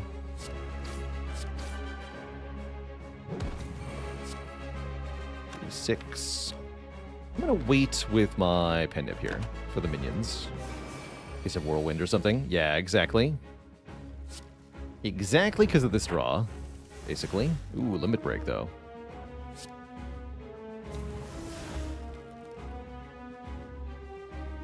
Guess make it 14 by 3, plus 1 strength? Sure.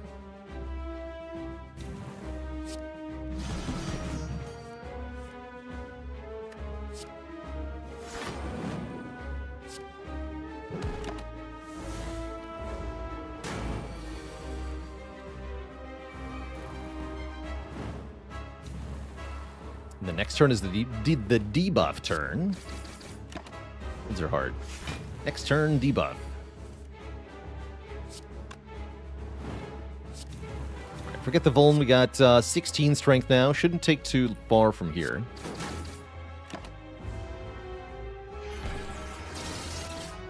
I can headbutt the limit break again, too. And I will. Let's go for lethal. Ow. Fool, you've only made me stronger.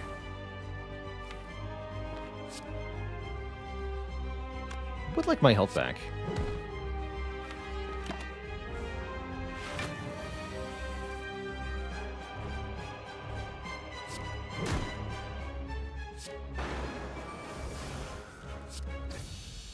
GG. 90 out of 99 ain't bad, as they say. Nasty Drac with a 6 months in the Prime sub. You say slay, I say how high?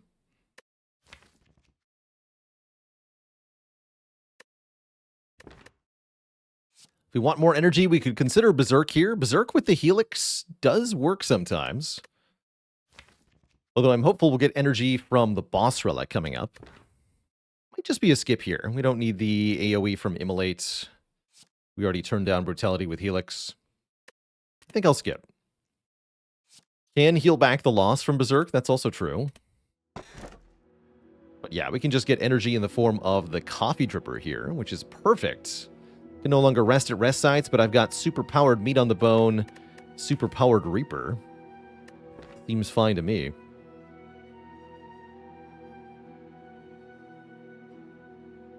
I'll take it.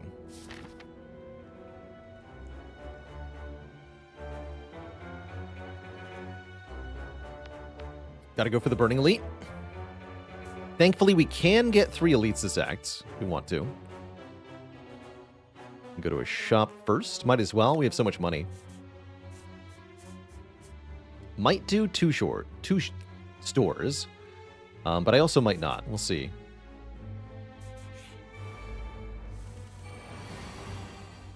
We shall see.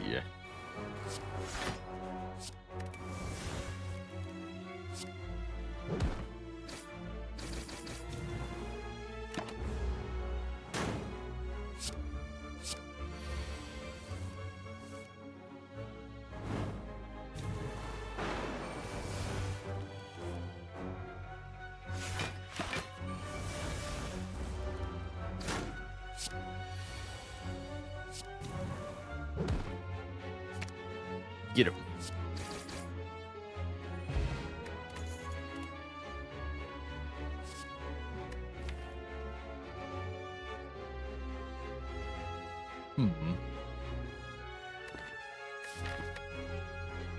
I'll take another unupgraded Sugar and we're going to upgrade that. I think that's worth it. Hope so, anyway. Triple Darklings, all buffing turn 1. Terrifying. Next turn could be very bad. But we have Reapers, so whatever. Guess it could have been worse. I'm pretty sure I killed them all. Yeah. They're dead.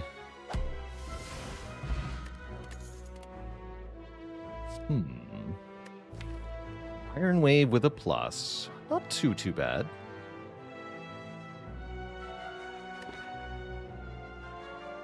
I don't think so, but could do work.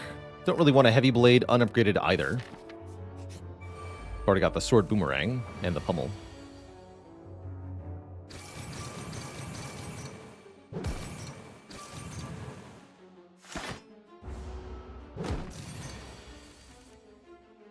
Excuse you, Mr. Transient.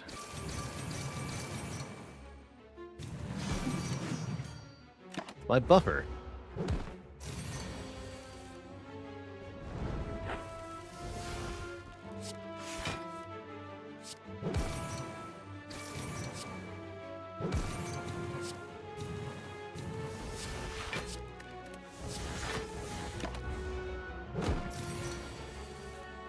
Uh-oh.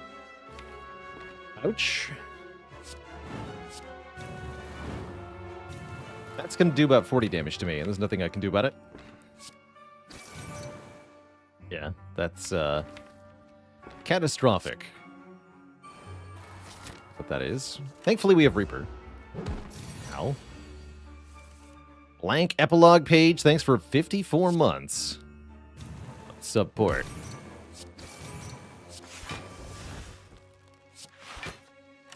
Please let me play Reaper this turn. Thank you. Alright, heal basically all of that back, thanks. Yeah, alright, we good, we good.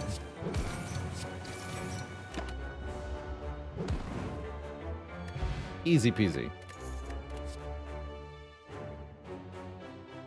No thanks. Hazeberry, thanks for 5 months. Do I watch curling at all? No, I don't follow any real-world sports, basically. Never managed to catch my eye. So this shop is pretty sweet. We got Chemical X, we got Bag of Prep, Impervious, Evolve, Karen's Ashes, good potions, lots of stuff here. Definitely going to buy the Bag of Preparation for more draws on turn 1. I think that's vitally important to get our strength down. And I'm going to take advantage of our Smiling Mask, get rid of a strike here. Means we could still buy Chemex if we want to, or Evolve, or Impervious. Or Spot Weakness. I really do like the Chemex with that Whirlwind. Makes the Whirlwind slap really hard. Let's do it. That's fun, is what that is. And if we find another Whirlwind, all the better. We could also trade 10, count it, 10 gold for the red mask. Notice a slot for gold coins with a scratched out inscription above it. Take from others as I have taken from you. That is to say, very little. Next I can do is 9.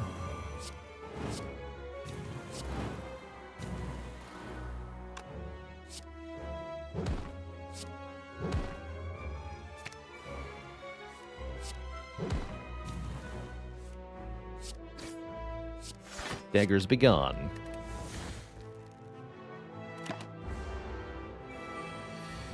Alright, getting 7 strength on turn 1 felt pretty good.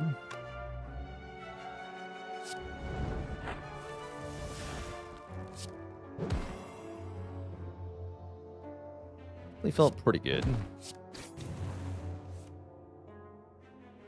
Here we are.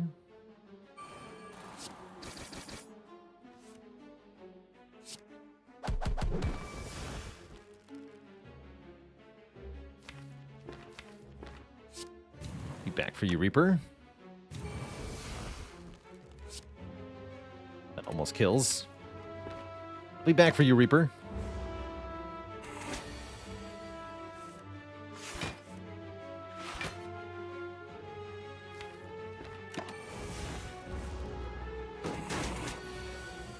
Eventually.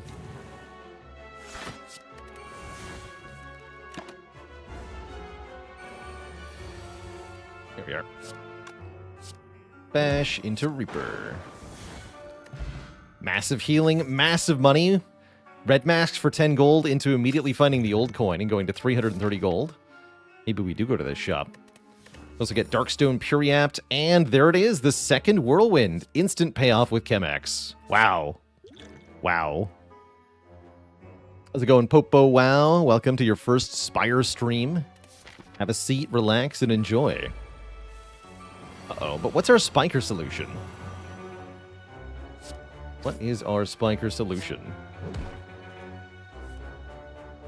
Just play Whirlwind? Is that the spiker solution? I don't think so. I don't think so.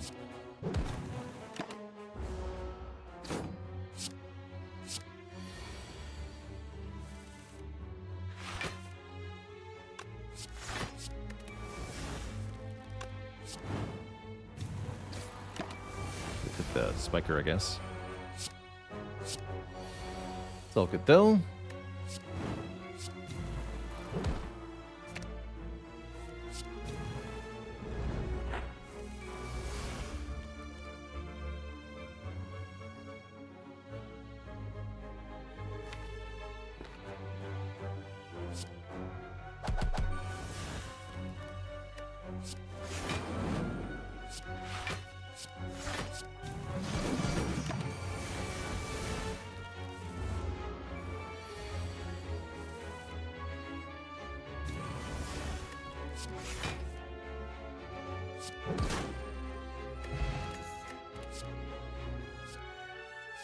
Yoink.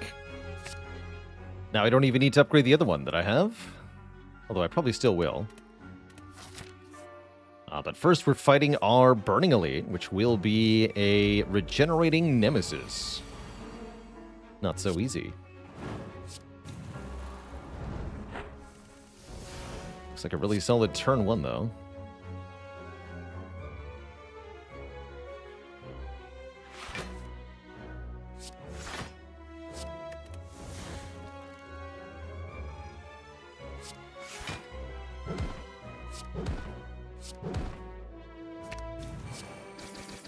The damage.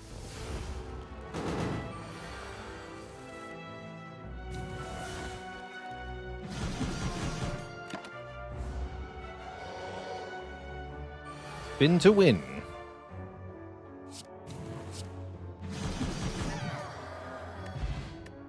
Nemesis gets blapped. We get 2 more relics, Sundial and Bronze Scales. 1 more in Flame if we want one. I'm not sure that we need one. I think we're good, actually. Sundial in particular might do quite a bit.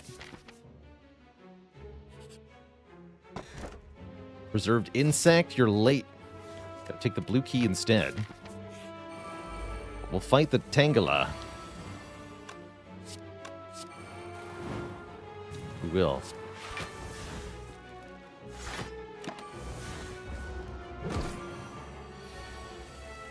Hello? That number is too big.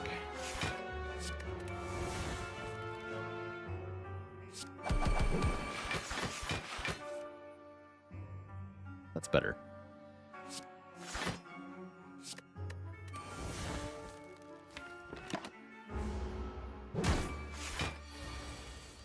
That number is still too big.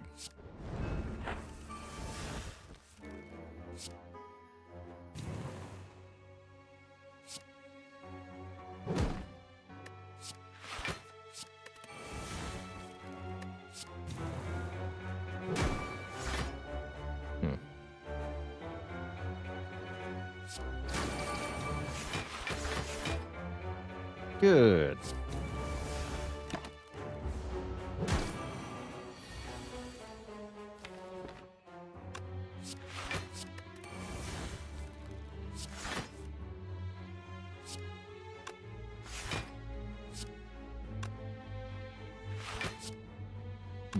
quite a kill. I'm not going to mess with that then.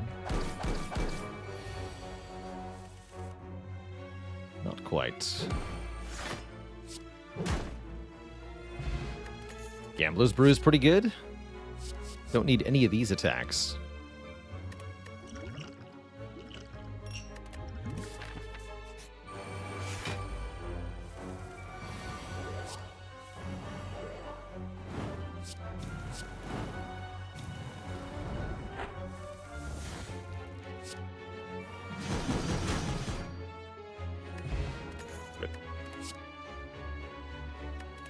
Tropic Brew. Fill our potion slots with empty potions. Pretty hard for 2 random potions to beat either of these potions, quite honestly. Twin Strike works well with Strength. Why not take it? Because it's not good enough. We've even seen unupgraded sword boomerangs that we've skipped. So I think at this point I would only want pummels or upgraded boomerangs or maybe a upgraded pummel strike. But in terms of attacks, we already have everything we need. Yeah, Whirlwind is already Twin Strike, but better, also. Any upgrades that feel really important? The True Grit, yeah. Let's get True Grit upgraded so that I can have that. And then we go to the shop in Act 4, and that's fine.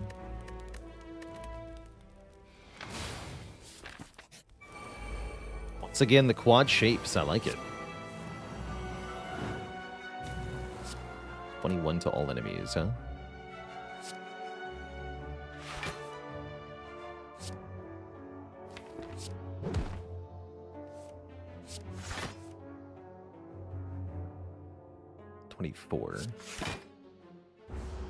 Looks like the Dark Embrace, actually. Oh well. We good.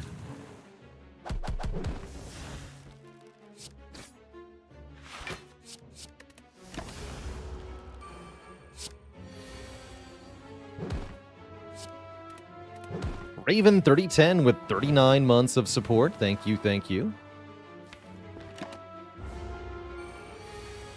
A long time.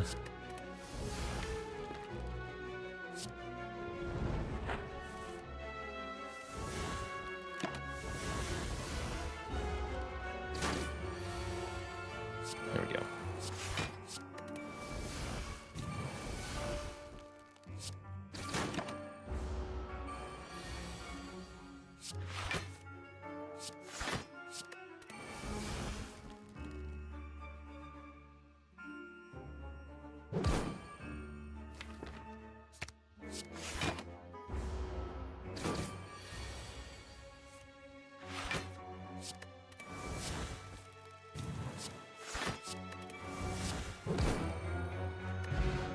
Cool.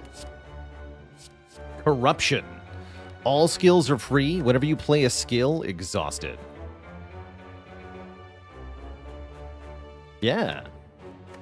With the Dark Embrace, and better yet, a Sundial. I think the deck really wants the ability to draw tons of cards.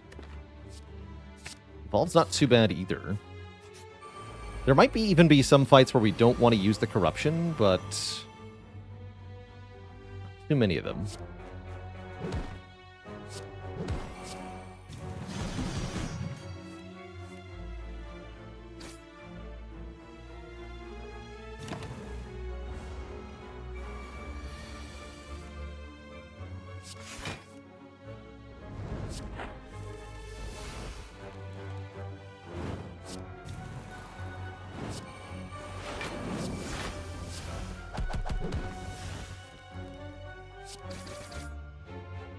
Can't quite kill you, that's fine.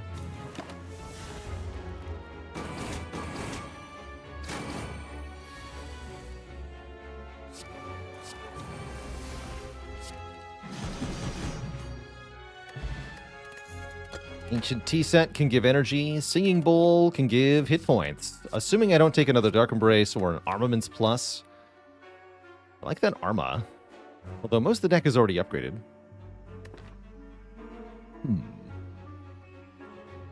Maybe second Dark Embrace. We've had first Dark Embrace, yes, but what about second Dark Embrace? So that we may properly form the infinite loop.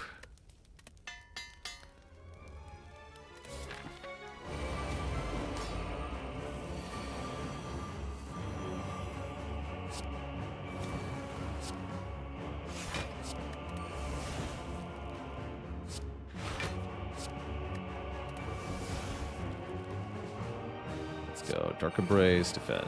Keep our buffer for now. Double Dark Embrace in play is pretty good.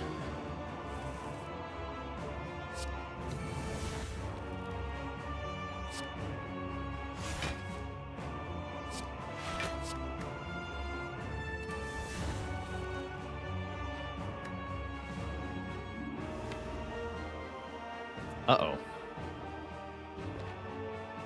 Those aren't the draws we're looking for. Sounds like I'd better play Offering now. Okay. Don't want to play Corruption in this fight, I don't believe.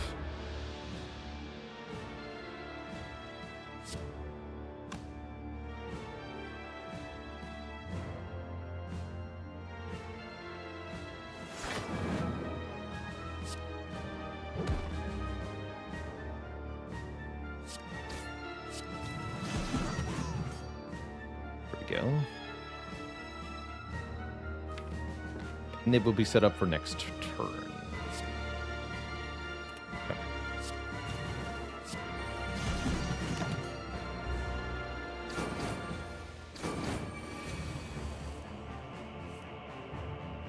Kill it.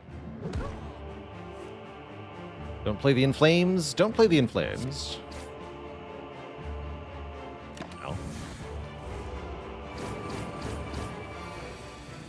Now we can lose anger.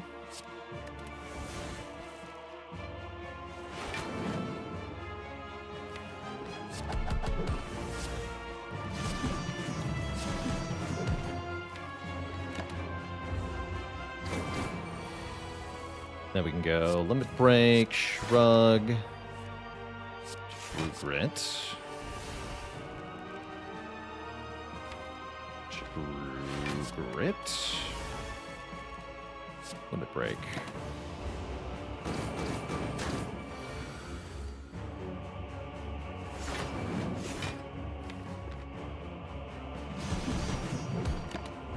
All the health that we have lost, we should be able to get back pretty easily.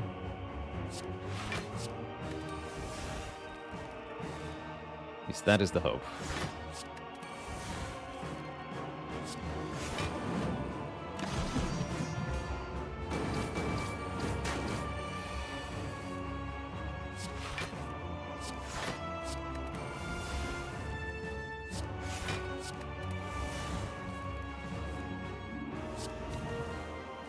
Okay.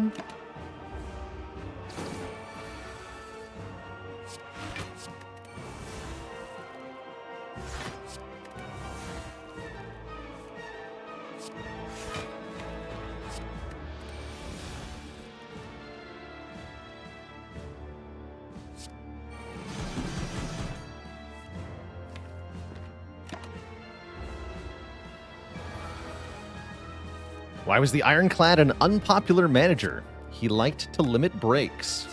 Oof. That's a good one. And by good, I of course mean terrible. Simply terrible.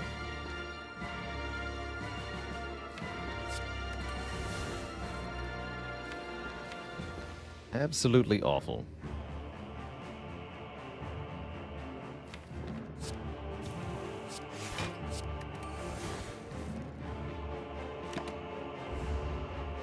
Aw.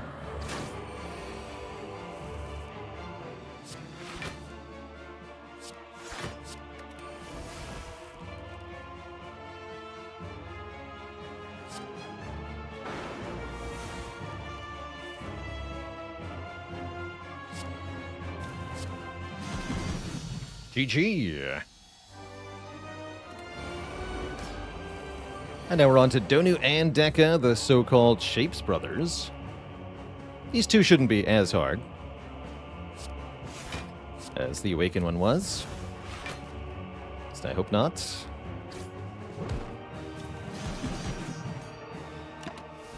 Should be no need to use a potion here either.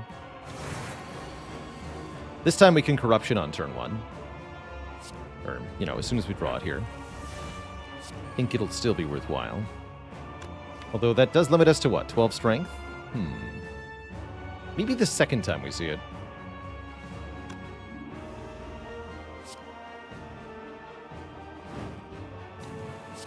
actually wait a minute.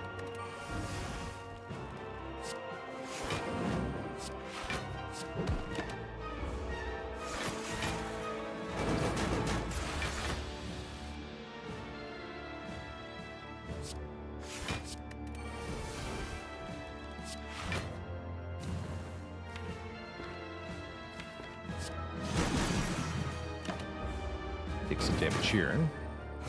Nothing we can't get back, though, of course.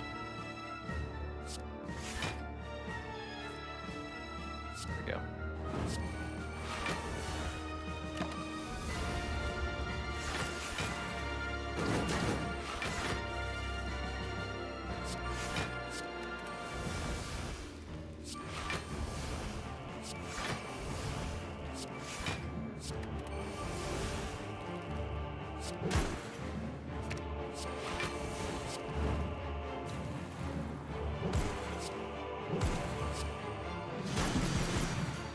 Dead.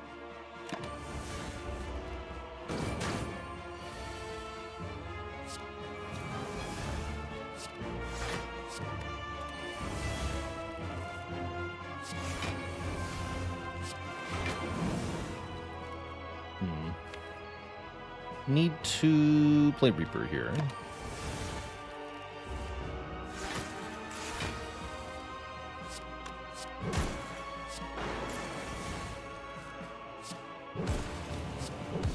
There we go. Okay, so we have full HP as we go into Act 4. Two thump, two thump, two thump. A deep pulsing dread can be felt throughout the room. Have I been here before?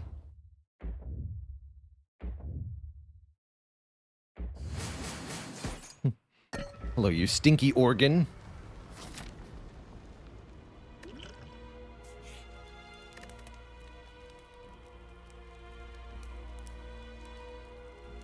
Make Dark Embrace number 2 cheaper, I guess. We can have unupgraded Whirlwinds when we have 30 strength. We have 500 gold effectively headed into this final shop that boasts a Mummified Hand, a Burning Pact, a 3rd Whirlwind, a 3rd Inflame, Orrery when we have Singing Bowl, and card remove. Let's start with Orrery since we have Singing Bowls. This could be at least 10 max health. Not Dane, thanks for the 8 months of the Prime sub.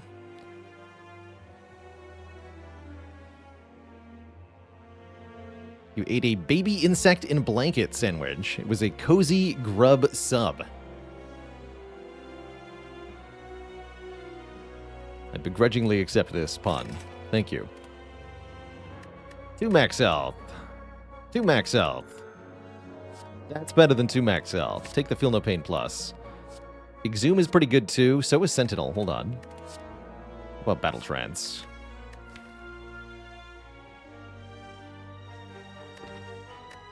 Yeah, I'll take 2 max health. Let's go Exhume. Yeah, that was a huge Orrery.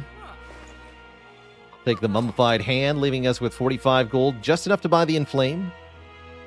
I don't need no stinky Inflame. Let's kill stuff. Dark Embrace Corruption, turn 1. Let's freaking go.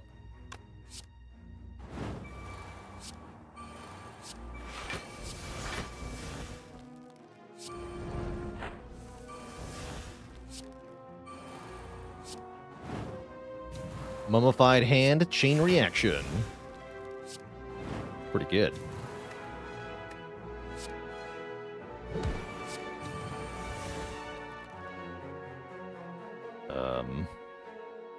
You're all gonna die.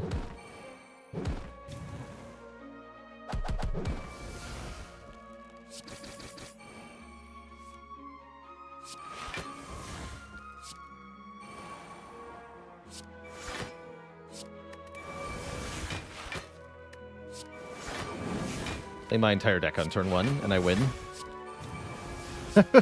Alright. Good fight. Get Ornamental Fan for block for playing 3 attacks, and the Champion Belt applying 1 weaken when we apply Vulnerable, which has a really cool interaction here, in that we have Bag of Marbles, and Red Mask, and Champ Belt, so the Heart will actually start with 2 turns of weakness. And Impervious, too. Of course. The heart gets 1 week, 1 vuln, and then another week. So that they are the big stinky. The big stinky. And then we can defend, bash, disarm. Actually, no. It's got to be defend, disarm. No bash. I want to keep buffer into next turn. Guess the weakness doesn't matter then. That's fine.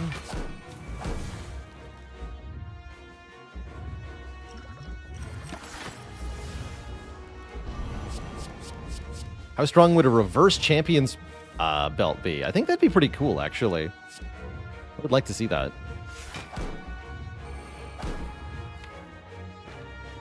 Don't headbutt offering, headbutt the defend plus, just so I don't have nothing.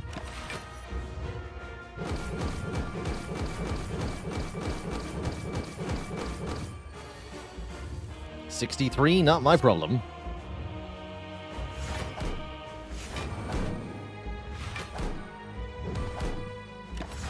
Buffer it. Alright, debuffs are gone. Now we're set up pretty well. Although we're still way behind. Is this my Gambler's Brew? I think it is. Yikes, that's bad.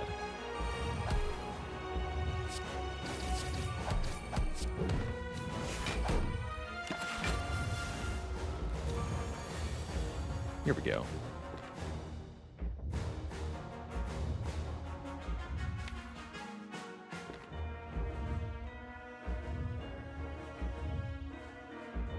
Crit first. Had to know if we're going to draw corruption there.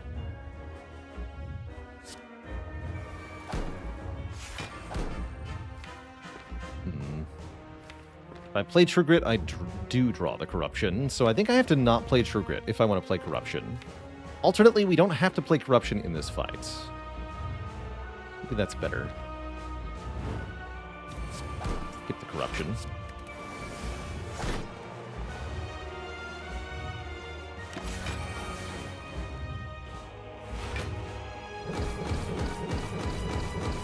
At least the first time we see it there. I'd also just get to play it again.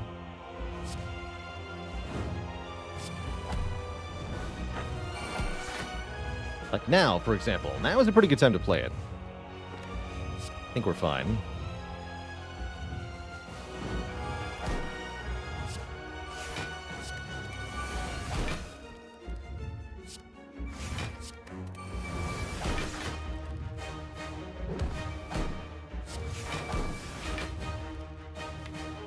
Limit break, where are you? Would like my limit break now.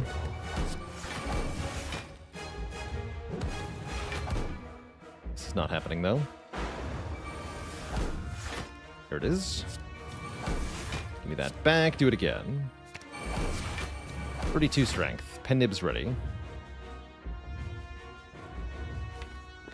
Let's just cap the damage here. Okay, heart does not last long from here.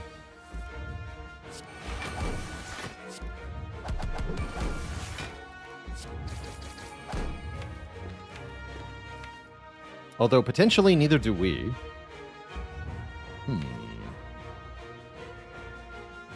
Spooky.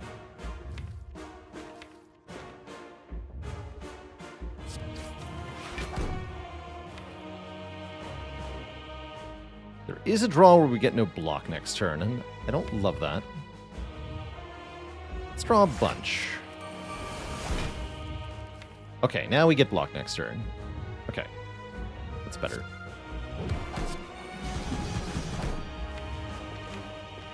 Okay.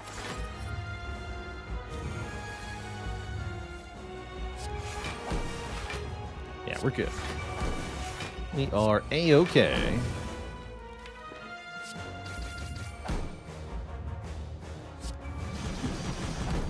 GG, Mr. Hart. GG.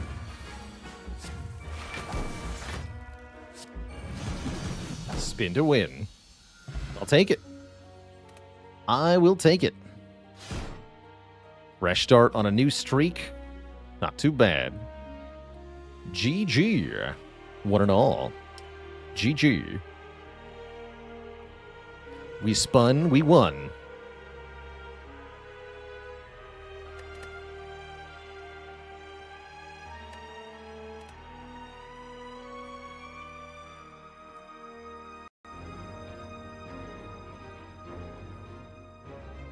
And now, the heart sleeps. And so, shall I. GG.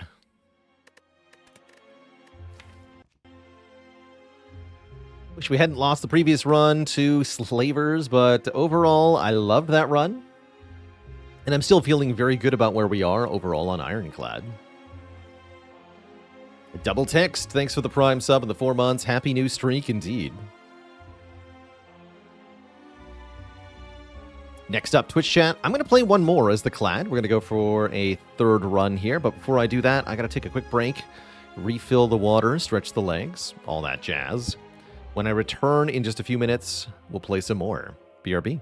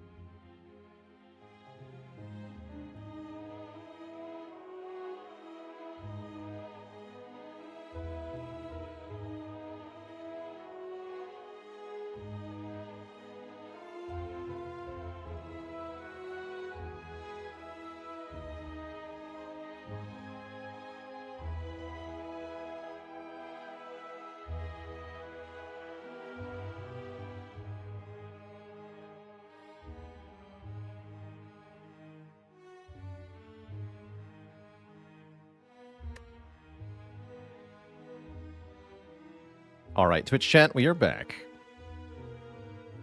Somebody asked, what is the special relic? What is the special relic? The red mask is a special relic. Any event-only relic is its own rarity. So it's red mask. Let's go on locomotive. Can't renew your sub, says Journo. I might need to wait 1 or 2 hours. Sometimes it takes a little bit before you're able to renew after the previous one has expired.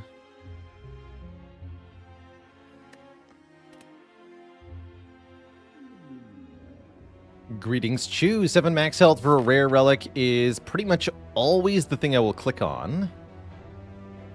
Although we are fighting Hexaghost, which does say boss swap is a bit better. That said, I'm taking the rare relic every time here. And guess what? Who's back? Helix.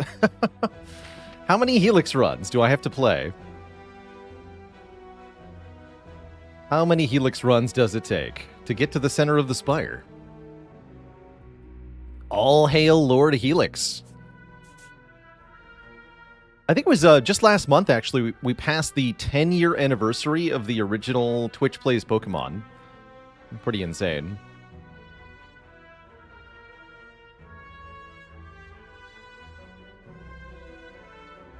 Pretty insane.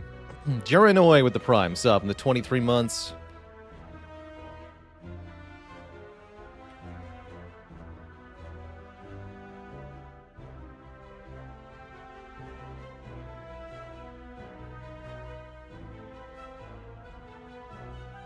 It was cool to see that Twitch Plays Pokemon kind of wrap up the entire Twitch collective conscience for a couple of weeks. That was really something.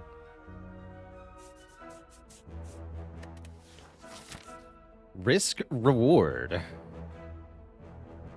Should be able to do 2 elites this act. I'm hoping for the Burning Elite here. We do this? No, that doesn't cross over, but this does. Yeah, there we go. Okay, this path looks fine.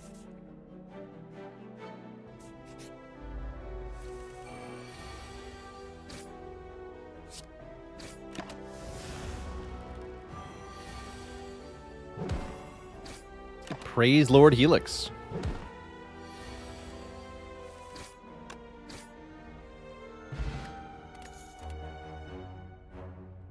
Do we do the floor 1 heavy blade again? I'm actually very much down for a Sever Soul.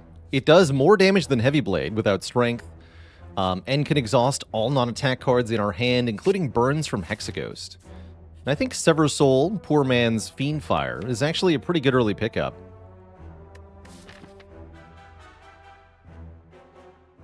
Could snag a free upgrade here, but I think this is a good chance for an early transform.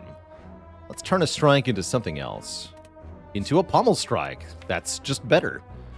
Upgraded Strike does 9 damage, Pommel Strike does 9 damage, and draws 1 card. Good. Very good.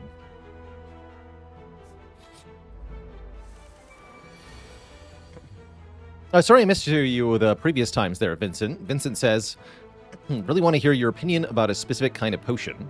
What would you think about a potion that you need to pick up in 2 parts, but is really powerful? So, find the left half of the potion, and then you have to hope for a vague chance of the right half? Interesting.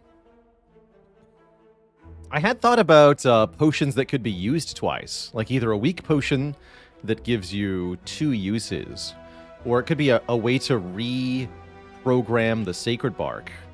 Sacred Bark could say every potion has 2 charges, and you can use it twice. And that would allow things like the Gambler's Brew to scale with the Sacred Bark, which would be pretty cool. You've got kind of the opposite, though. A potion that's half of a potion, so you have to put 2 together. I think it'd be really tricky to actually find both pieces. But the high cost, high payoff is kind of fun. Similarly, you can have cards where they don't do anything until you find the other half, so to speak.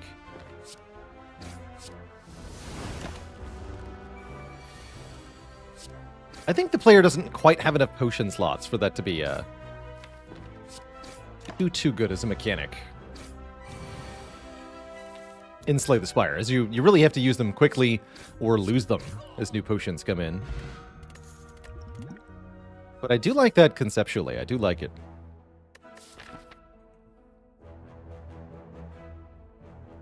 Would not call this a Searing Blow Act, although we could get 4 upgrades. I'd rather just take a Heavy Blade or maybe even a Rage. Try a Rage.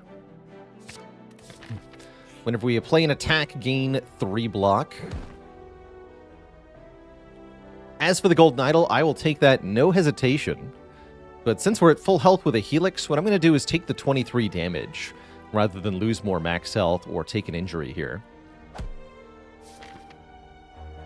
So that's what we go to 45 out of 68. If we can perfect a few fights, then, well, we'll get that health back. Doesn't sound so hard. Paying health to mix potions.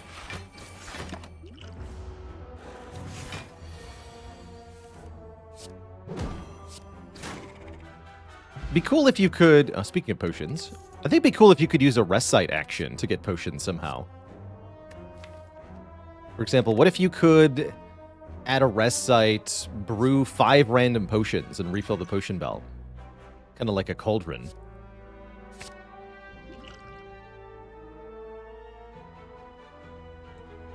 Actually, you know what Cauldron should do? Cauldron should say, every time you visit a rest site, get a random potion. Tyler MTC, thanks for the 51 months of support.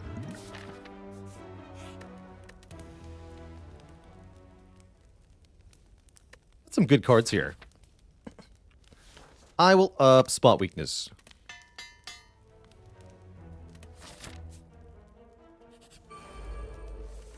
And we'll fight the Thief Nerd.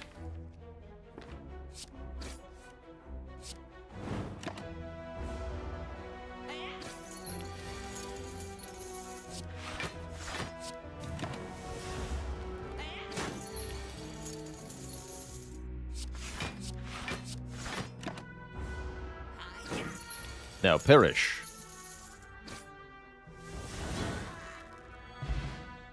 Yeah, health going back up. I like that.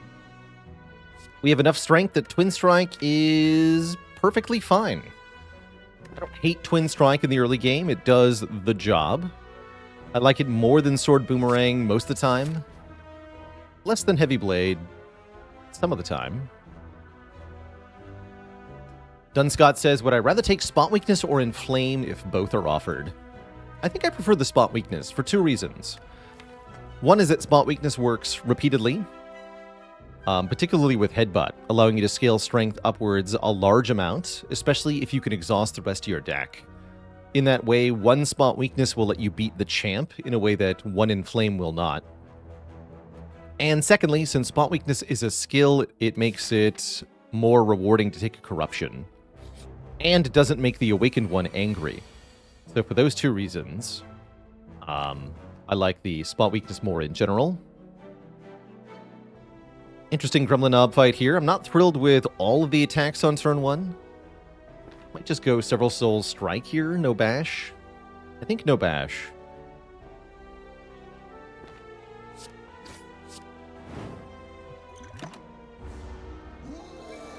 Buffer to block 1 hit, but can I actually block is the question.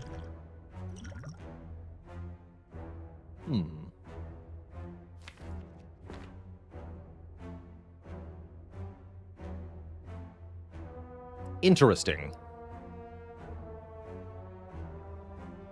Could Rage save the buffer? I think only if we get the 3rd attack. Only if Pommel Strike draws Twin Strike. Morning Toast, thanks for the Prime sub.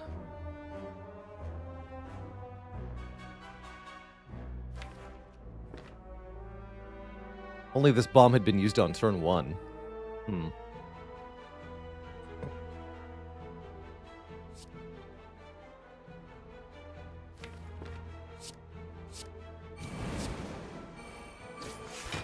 Okay, no Twin Strike, so we cannot buffer this hit. I think we just play Bomb Strike. Next turn, we're taking a hit. Unfortunately, I don't think I can do anything about that beyond trying to drink the Entropic Brew now.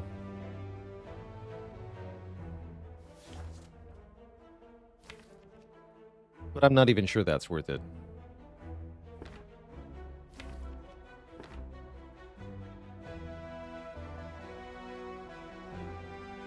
We're looking at 30-something damage. You know what? I will. Explosive Pot, Distilled Chaos. Okay. So we can Distilled Chaos next turn, presumably. And or Explosive Potion. This gets played for sure. Don't play Defend. Okay.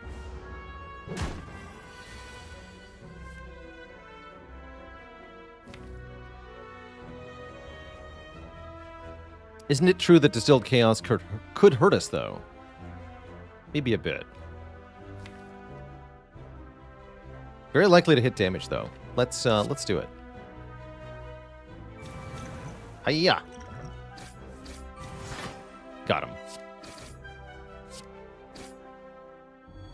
Okay, potions well used, I say. Now we heal an additional 2 health per fight.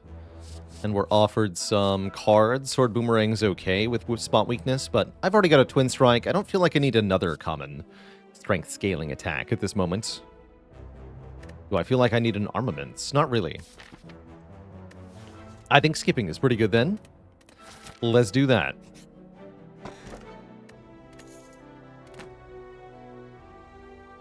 More reason to spam attacks here. Ornamental Fan. I like it with the Rage.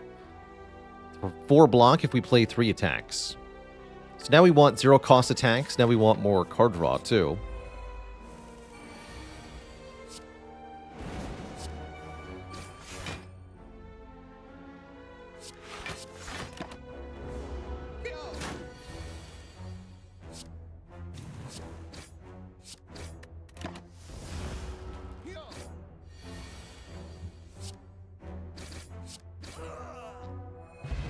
And just like that, we're at full health. Okay, Shrug's pretty good. Shrug, you can come along. What character is best with the bomb? I think Defect works pretty well because of Frost Orbs and Echo Form, and I think the Silent is pretty good with it too. With Ironclad and Watcher, it feels like they have better ways to get the job done. I'm going to upgrade my Rage to get 5 block per attack. It's a pretty good upgrade, actually. Often 4 or more block for free. We end up in a 5 Slimes fight. I do have 2 Explosive Potions, but I also have full health. And there's a Burning Elite next floor, so let's try not to use the potion here. Defend doesn't stop anything, so I think we go Sever Soul on you, strike you. Take 6.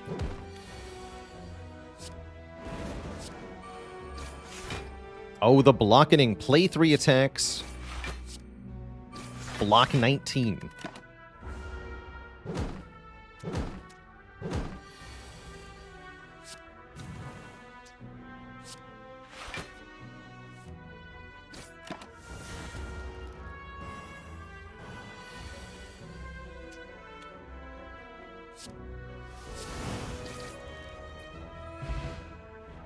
And we're actually still full health. Power Through. Big old block card.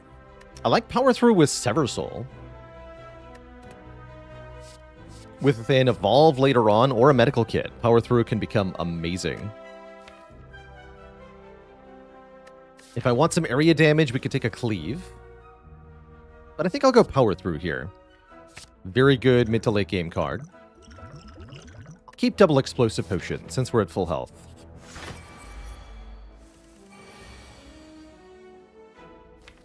Alright, we got Regenerating Lagavulin. Bit of a challenge here. I think the main thing in this fight is making sure the spot weakness lands, so I'm going to wake up the Lagavulin right now, so that we have the highest chance possible of spotting weakness once successfully. We never take damage on turn 2, as we have the buffer. Yeah, exactly. We land the spot weakness, and then all is good. I even get to deal 41 damage. Not bad. Not bad at all. And then I can just straight do power through Sever Soul. Sounds good to me. All the block efficiency of the Sever Soul, or of the power through rather, but with none of the downsides. Exactly what you want. And then hopefully we can kill next turn with 2 strength. We'll see.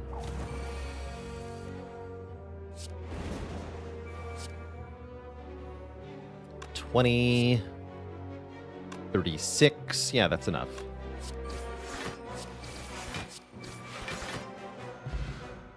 We get a mango, meaning our max health is now good instead of bad. And we get a feel no pain, which I'm going to take. Whenever a card is exhausted, gain block.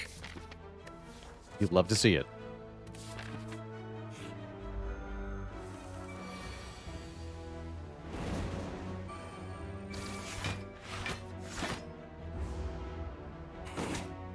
Hexaghost is going to do a lot of damage on turn 2. That's true.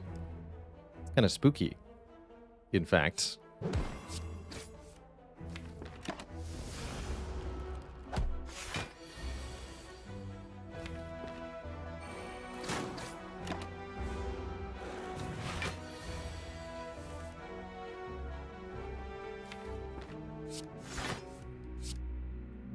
But I won't let that stop me.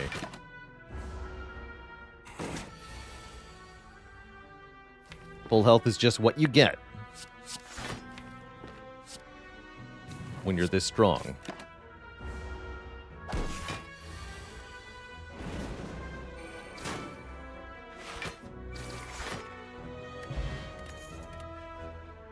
And Battle Trance for more card draw. Perfect. Absolutely perfect. That said, I do think we need to respect the Hexaghost a little bit here. And in this case, I believe respecting means upgrading Bash. So we have more consistent vulnerable. An Anger would definitely be good here.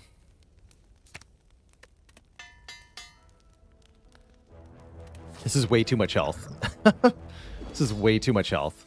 But here we are.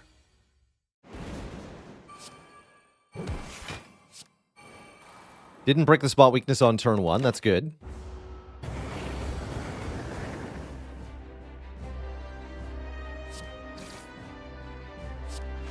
Too early for wounds.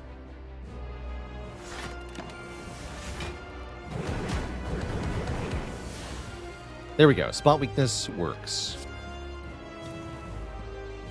And I think I'm going to delete my block cards. Going to Battle Trance and then Sever Soul if I draw it. Because we want a damage raise here. Yeah. So get rid of those cards.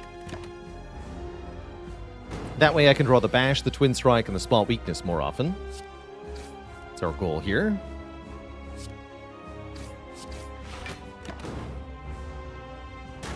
$7L, thanks for the Prime sub in the 8 months.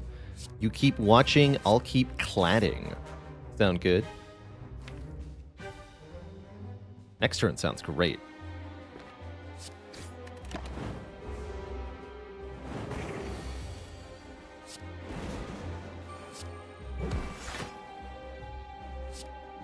I'll shuffle without Battle Trance, actually.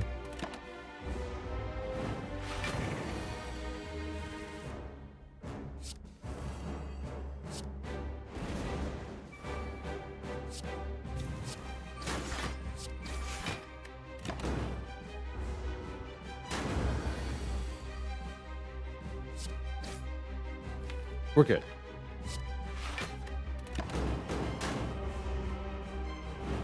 Little closer than you'd want, actually.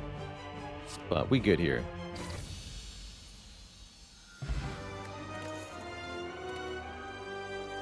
Impervious, Berserk, or Reaper. Already got half decent healing. Reaper's, of course, nice with spot weakness, but not necessarily required here. What does the H stand for in A20H? Heart. means we go to Act 4 and face the corrupt heart of the Spire on every run.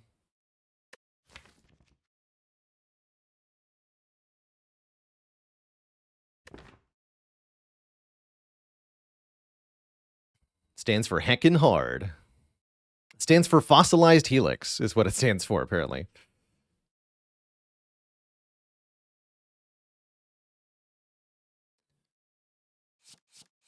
Actually, not sure which of these I prefer more. With the Feel No Pain, I do like Impervious. And I've already got decent healing. Let's take Impervious here. I've already won a Corruption really badly. So give me more reason to take a Corruption. Uh-oh. Well, we were talking about Black Blood. That's an okay Black Blood, I guess. Heal 12 at the end of each combat. Otherwise, we're either giving up money when we have the golden idol, or we're giving up card rewards with Busted Crown. This is a good start to a crown run, actually. Maybe we can get away with a crown.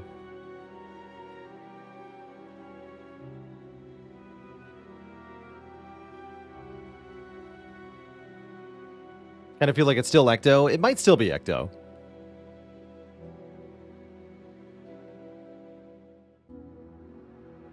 It could still be Ecto. I think I want to try the crown here.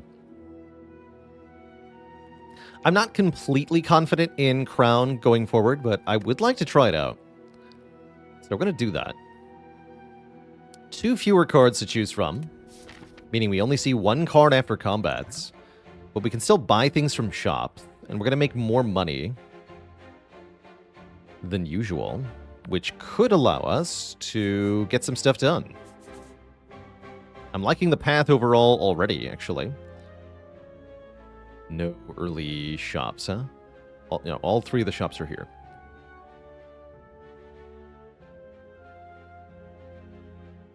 Yeah, I like this path quite a lot. We'll have to fight 1 elite without too much help, but that's what the explosive potions are for. And that's what the fossilized helix is for. I think we'll be just fine.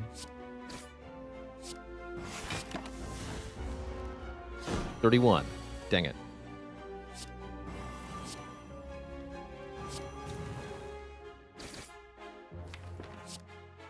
So close. Oh well. Heal for 8, take 9 is fine. Just down 1 health. Heart of Iron. And we get a Disarm. That's a good card. Exhaust and remove strength from the foe. I'll take that Heart of Iron. I'll do it. A long line of hooded figures offer us the Ritual Dagger. If this card kills an enemy, it will permanently scale. And I actually really like the Ritual Dagger here. We can upgrade it very quickly. We can get a lot of fights in Act 2. And I don't have a Fatal card already, so I love it. I love it quite a bit. Give it to me. We can immediately level it here, hopefully.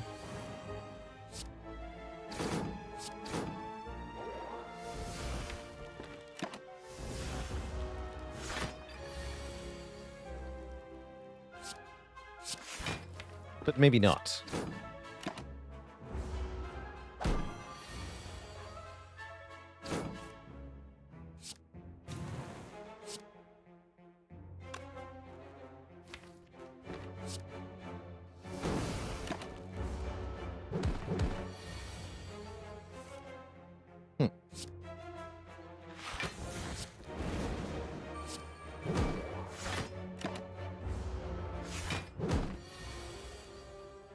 Yeah, I didn't think I could do 45 in 1 turn, although I can do 40 plus the explosive pot.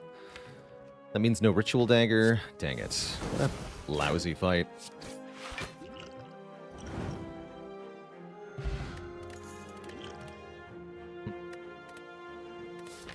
Okay. I'll take a relic. What do you got? Calipers could be good here. Start of our turn, lose 15 block rather than all of it. And another fight.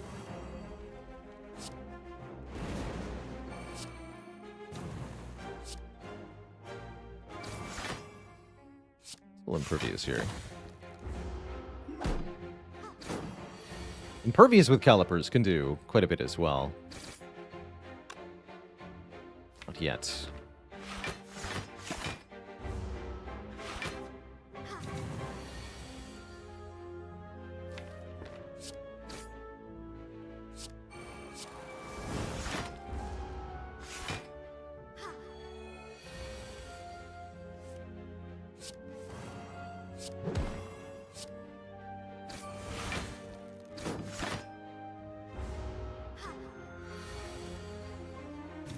Much better.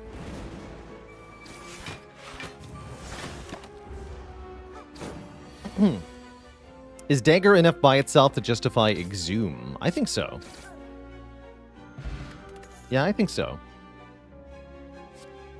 Don't think Intimidate on its own is good enough to justify anything. We'll skip that one.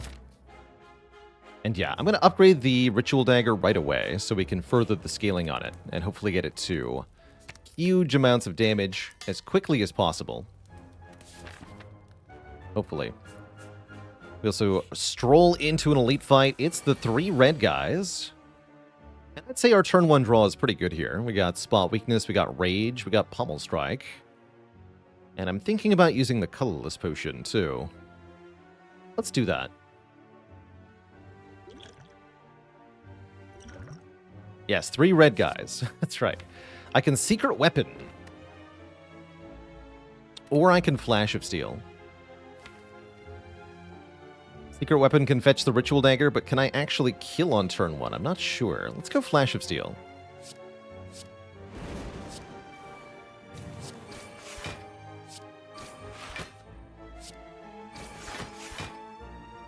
Yeah, we can't quite kill him. That's fine. Now you'll be in range for Ritual Dagger. I take 0 on turn 1. And even if you don't add a Ritual Dagger, as you don't, we could still kill in more conventional means to prevent the vulnerable, which is also fine by me. Ow. Little bit of health lost. Ain't so bad.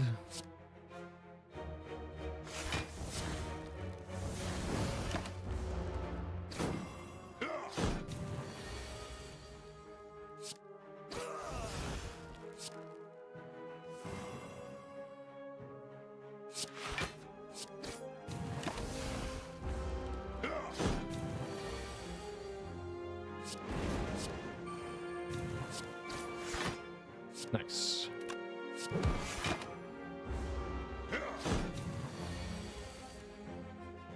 Thought we're going to get 5 wounds there for a second.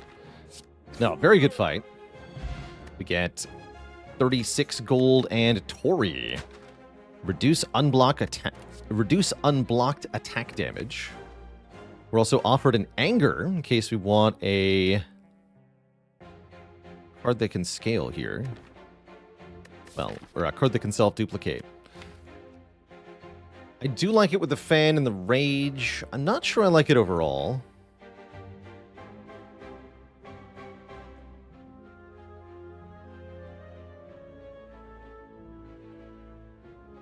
I think I'm going to skip it. We're going to upgrade our... Got some good upgrades. Battle Trance for more draw. Or if we want to stack block better, we can upgrade Feel No Pain or Impervious here. I do like the Feel No Pain upgrade. Especially if we can duplicate a card. This is a really good duplication now with the calipers. So let's upgrade this. That way we can buy a Dolly's Mirror for another Feel No Pain plus, perhaps. I think Bronze Scales are very good, especially with Tori. Adds a bit of damage, guaranteed. Always welcome. And with a Busted Crown, we're definitely looking for ways to contribute to the end game. Prismatic Shard, Busted Crown. I don't think so. Don't think so. I do think second Feel No Pain is a good idea. I do think on sale Immolate is a good idea. Yeah, on sale Immolate is a great idea. Great idea. But the combo. You mean Omamori Blue Candle combo or what? Alright, lose a strike. Buy Feel No Pain, buy Immolate. Probably save the rest of our money because we're gonna need better shops than this. That feels right. Could buy a potion for these elites if I was afraid of them, but I'm not really that afraid of them. I'm gonna have an upgraded Immolate, so they're gonna die. Alright, we're fine. We are totally fine.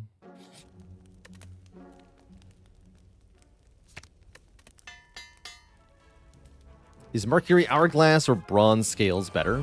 I think Scales are a little bit better than the Hourglass, although they're pretty close.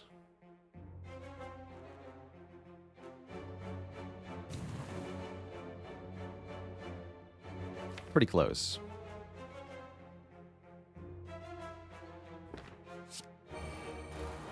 Probably deal some damage here, huh? Take 7? 7's fine. Yeah, 7 is fine. Unless I want a Heart of Iron here. I don't think I do. I think we're fine. Bronze Scales definitely help in this fight, that's for sure.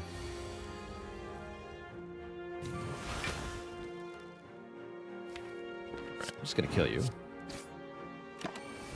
Tori, go! Bring us victory.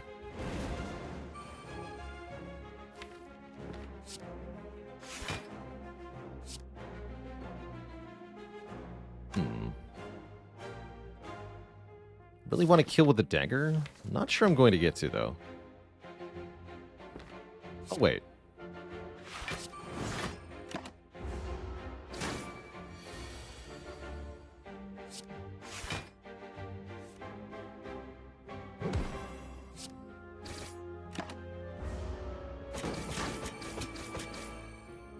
Tori's so good.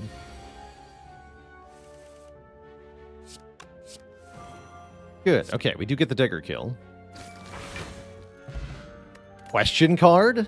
Hey. Now we get 2 choices. How about Heavy Blade?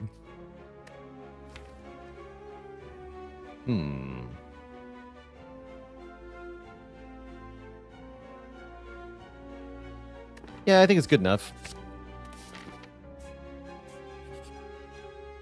And, once again, thwack. We were knocked unconscious. Meaning we're about to get 2 more relics and a whole bunch of money. And we're going to get bodied on turn 1. Unless I use the Heart of Iron, which I will not do. Oh. But my face, though.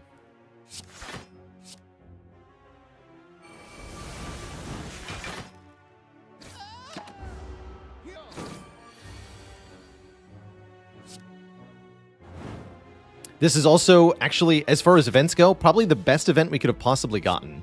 Because it's 2 more combats, and therefore 2 more level ups of the dagger. Victory! Or is it 2, though? We can do 14, 20, 53. I cannot kill with dagger on turn 1. I'll be back for you, dagger. I promise it. Actually, I might need the dagger damage on the knob right now. Also, playing the dagger allows me to keep the buffer. Okay, let's go Feel No Pain, Defend, Dagger, Strike. That's fine. Surely we'll be a lot stronger after I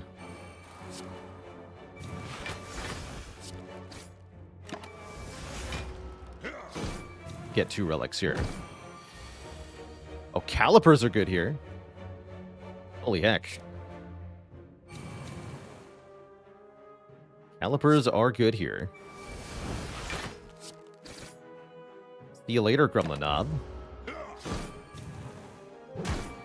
What a way to go.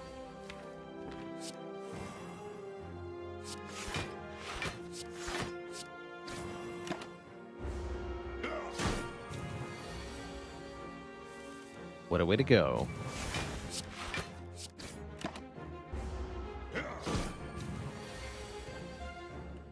Oh.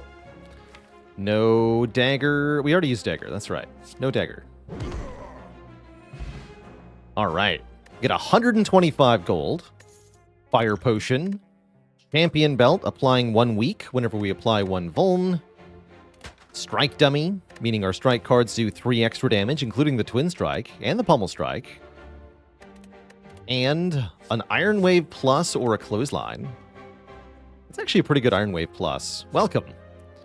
With the busted crown, I am not going to skip 3 upgraded cards. Those are pretty rare.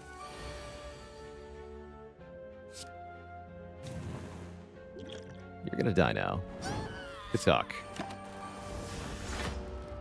Definitely not the turn 1 you won against Gremlin Leader, having no attacks at all, but, oh well. Just how it is sometimes.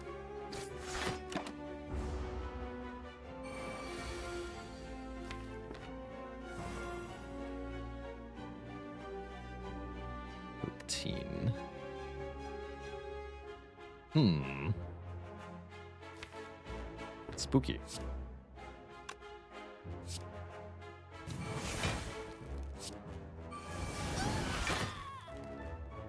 I think I have to hit the wizard here. Feel free to attack me next turn. Would be convenient, in fact. Thank you.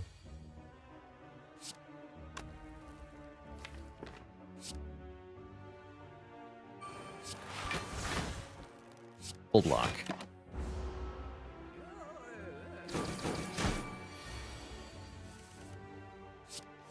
Here it comes.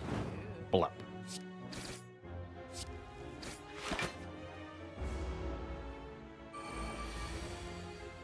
And there it goes. Dagger levels up, health levels up, relics level up. You get a Vajra, +1 strength at all times.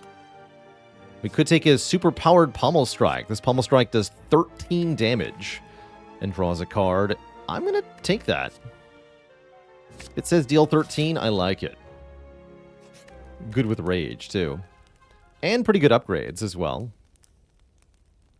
What are we actually going to upgrade is the question. Will it be our card draw or something else? Upgrading our blocks is quite reasonable because of the calipers. Let's upgrade the Impervious. Another good duplication.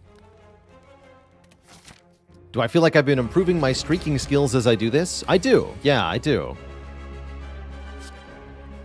I don't always apply the lessons that I've learned successfully, but I do feel like I'm consistently learning. And the win rate is showing that our Ironclad win rate is continuing to move upwards here, which is surely a good sign.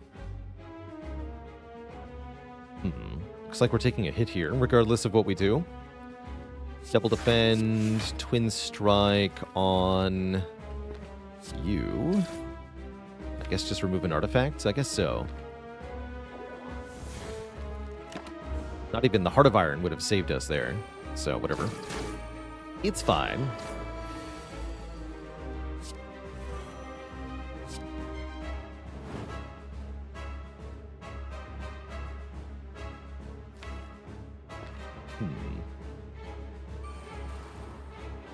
You're stealing one of my powers as well. Kill you, right?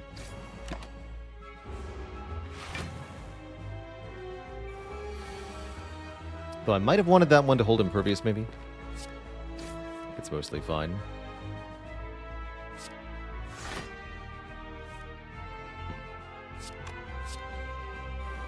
Little worried about the hit point situation. We take 9 here. I think we're okay.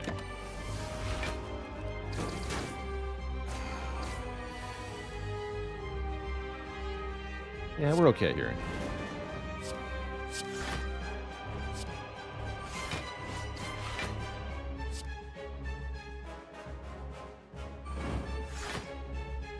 Don't have any strength, which is a bit concerning, though. You know what? I will use this. Could have done so earlier.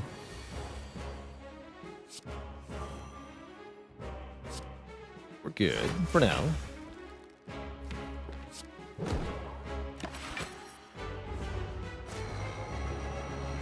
Even got to keep a little bit of block after Hyper Beam. Next turn's kind of spooky, though. We're not done with this fight at all. I think we really wanted to land spot weakness more successfully. Heck. Okay, let's just use this. I think we might be dead, actually.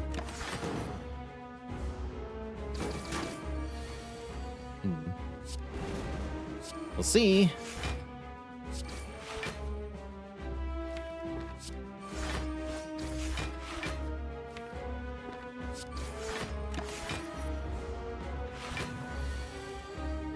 Good.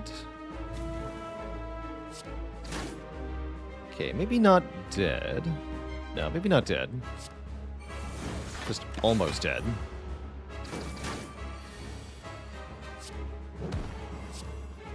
Yeah, we win. Okay, terrifying, but we are through the boss fight there. We're offered a Juggernaut, which I think is quite good with 2 Feel No Pains and Calipers and Rage. Or Double Tap. Given that we are struggling for damage if we don't get the spot weakness down. This one's pretty good. How's it going, Owen Crowe? Any mods I would recommend for beginners? Minty Spire is a pretty good one. It's a quality of life mod that adds visual indicators and reminders for various in-game effects, which I think is pretty useful for learning, as you'll be kind of visually reminded that certain things are going to happen, like a relic will give you block at the end of turn, or it auto sums up the damage the enemies are doing, stuff like that. Most of the mods I use on stream are informational or visual ones. I don't play with anything that changes gameplay in any substantial fashion. All right, well, that looks like a pretty good pyramid. No longer discard our hand at the end of turn, you say. That's perfect. Hammer's not too bad either, giving us even more energy, but I really like the pyramid so that we can retain our hands. That's going to make it easier to kill things with Ritual Dagger, easier to gain strength with Spot Weakness, easier to block in general. It's going to be quite good, is what it is. Quite good.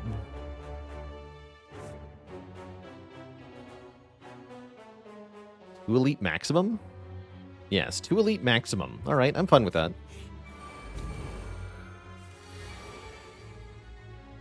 The wounds stay in our hand, which can be a little annoying.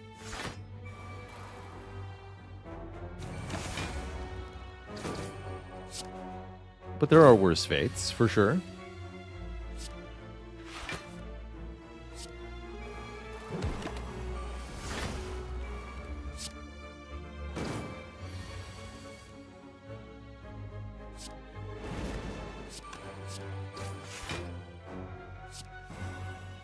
We do have Sever Soul to get rid of things if we don't want them, after all.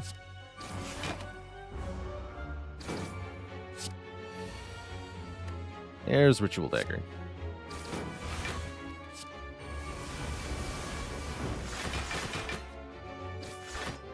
Good fight. Rug with a plus. Get in here. Calipers says hello.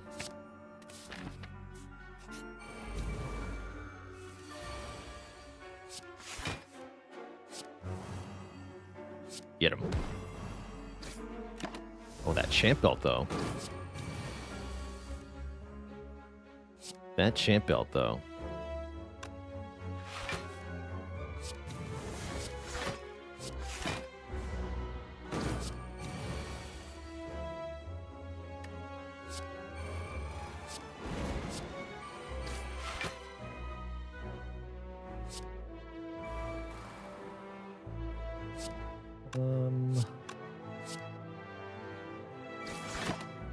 Trying to get the dagger here in a way that makes some sense.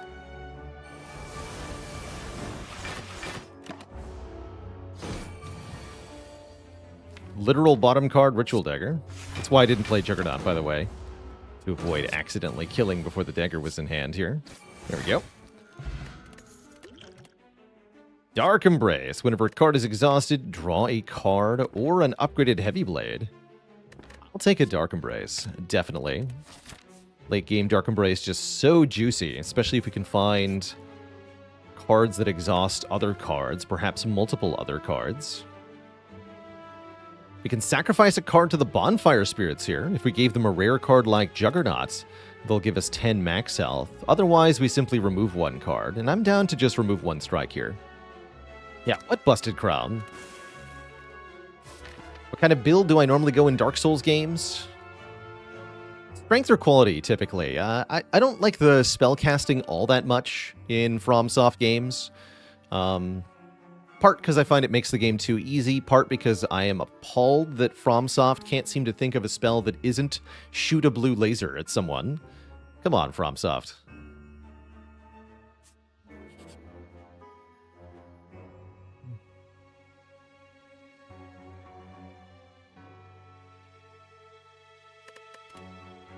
Yoink. The weapon buff spells are pretty cool in general. Sometimes it's red. Also true.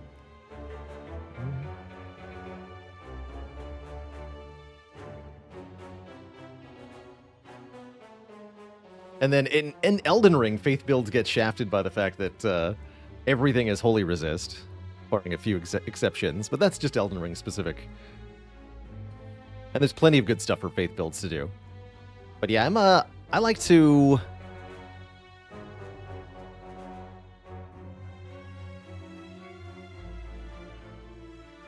rely more on the base physical stats and to have really solid fundamentals. Yeah, Purity seems very good here. Don't think I'd take a Forethought or a Mind Blast, but Purity is delightful. And so is Frozen Eye. So is Panic Button. Maybe Bloodletting too, but definitely Frozen Eye. View the draw pile in order, see exactly where Ritual Dagger is. Very valuable. Card remove on Strike, very valuable. 30 block for 0 cost, very valuable. Do I need more energy? Yeah, sometimes. Yeah, I'll take Bloodletting here. That's a good card, too. No compunction against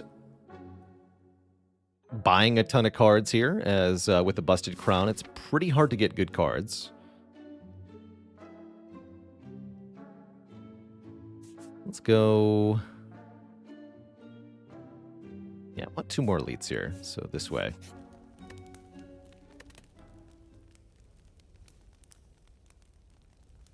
When is Forethought a good pick? If I ever know, if I ever find out, I'll let you know. Yeah, it's questionable, that's for sure. It's questionable.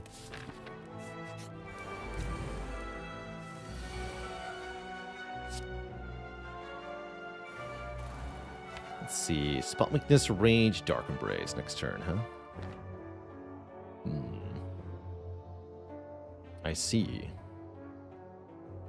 I cannot full block this no matter what, so let's just double defend here. Although there's a 1 in 3 that the Iron Wave kills this dagger and I keep buffer. I don't think I'm going to bother. Yeah, wouldn't have done it. We good, we good. Big damage incoming, hey? That's a bit spooky, but nothing I can't handle.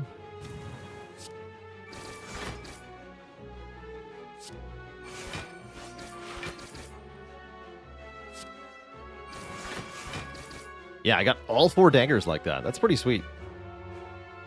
And if I Essence of Steel, I only take 1. Currently, I'm taking 6. Sure.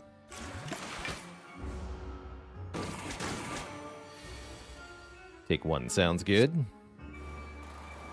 Purity, draw me stuff.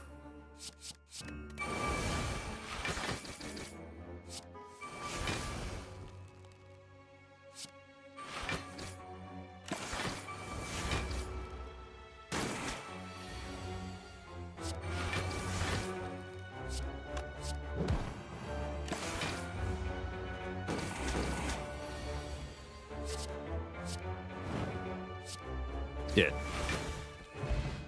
Juzu Bracelet is back. No longer will encounter fights in question mark rooms.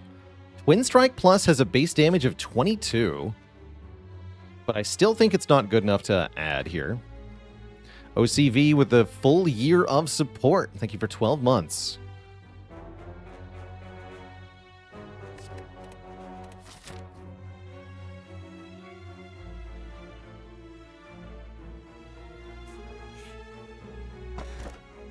Strawberry. You don't have to take the blue key here. That said, I think we can probably do better with the next relic. Let's see what the next one is. Mercury Hourglass. 3 damage to every enemy every turn. I say, why not? I also say, let's take some fights now. Level up our Ritual Dagger some more. Get some more money for the endgame. See, feel no pain. Oh yeah, we're good. We are good. We'll just buffer that. Pretty whatever. No problemo here. Yeah, there's really nothing to draw into, right? No, not for a while.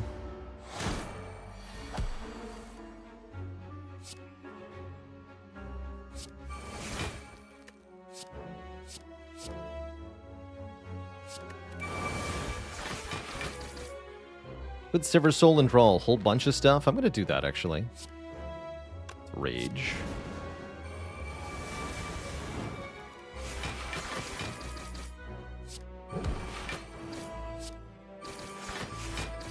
Oh, wow. We just kill? Impressive.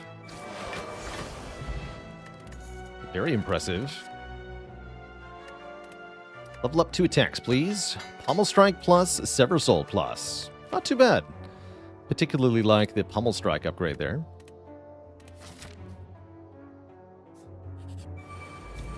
The 3 Darklings. In order to get credit for Ritual Dagger in this fight, we have to make sure the fight ends with the Ritual Dagger. So it has to be the final Darkling dying to Dagger. Immolate ought to help here. Lord.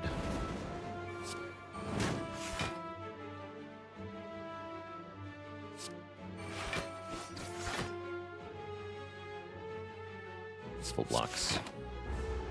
Then we can Dark Embrace Silver Soul. Get rid of the junk.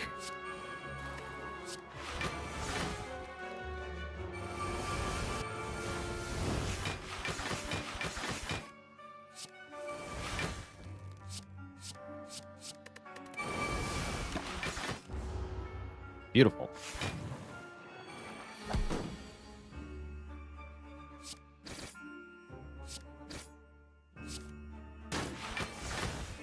Very good. Feel no pain plus. Calipers says there's no such thing as too many of these. So we're taking another one. And I guess I'll take Liquid Bronze for the heart fight. Be a nice passive source of damage.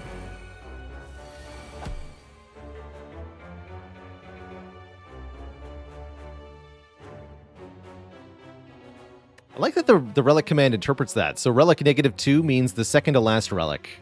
Relic -1 means the last relic. That's cool. A cool way to do it. I don't want to curse, so this is fine.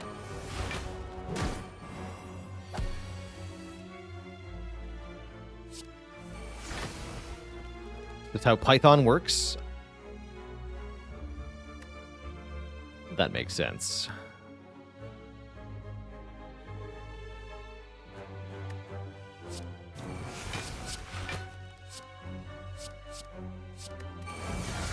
Order.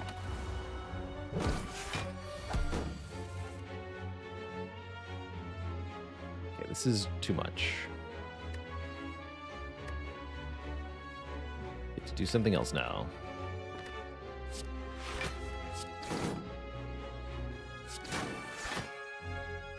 Better, I think.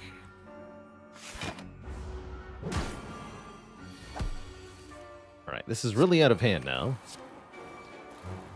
But what if I just blocked for a billion? What would you say then?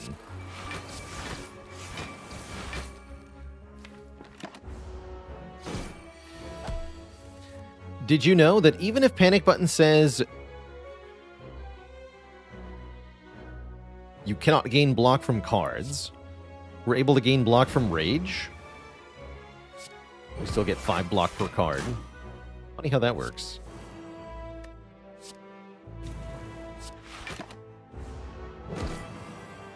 Wait a minute, that's cheating!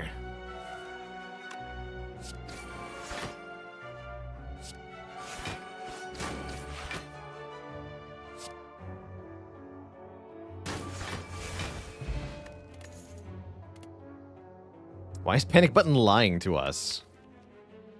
I mean, really, why not? Wouldn't you?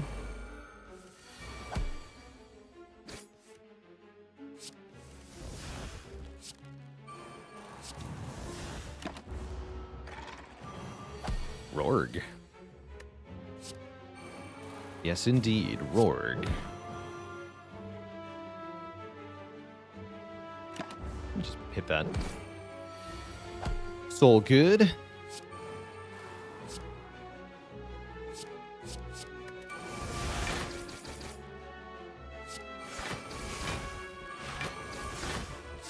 Boop.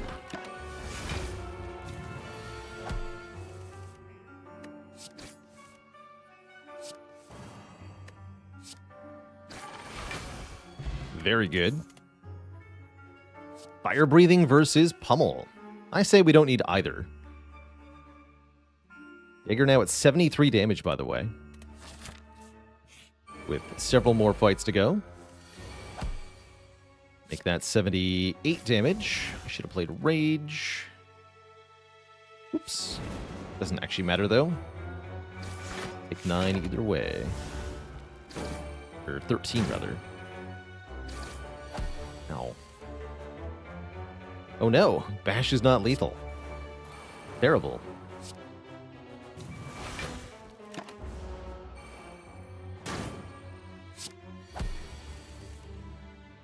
Now it is, though.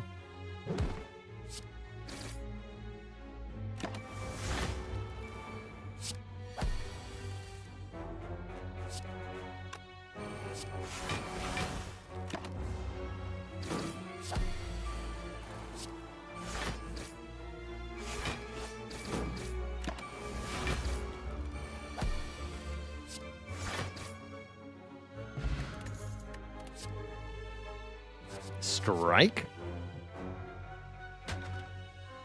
Skip. Healing potion's okay. Doesn't feel like we need it, though.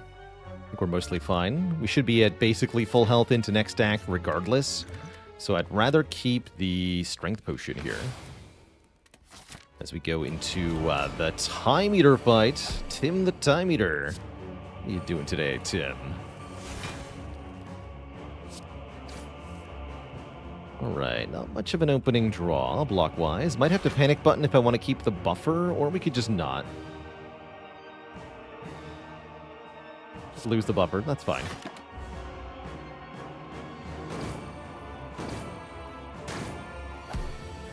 Yeah, I figured.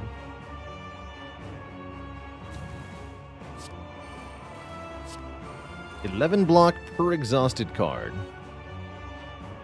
You got it.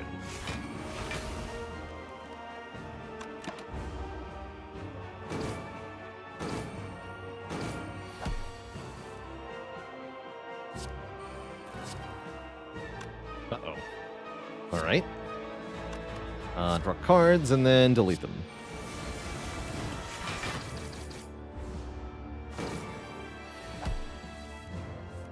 Okay. Not ideal, but perfectly fine.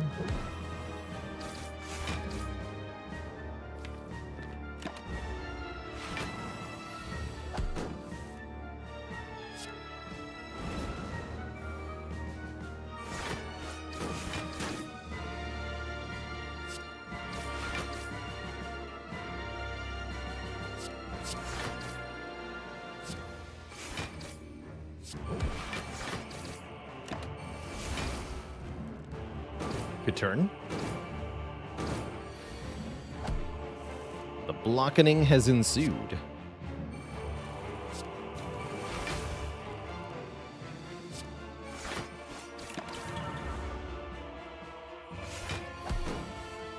And now? Now I can do whatever I want.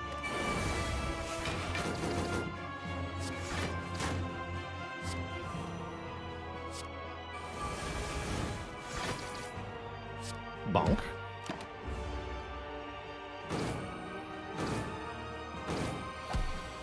Alright, good fight.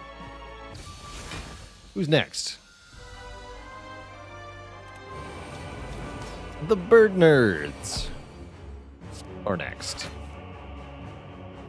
And how the birds will nerd. Oh, how they ever will nerd here. No randomness in our draw. I gotta remember we do have the Frozen Eye. Okay, Ritual Dagger coming up so we can Pummel Strike you. Ritual Dagger you. And just play Impervious and block here, yeah? Yeah, triple block. We good, we good.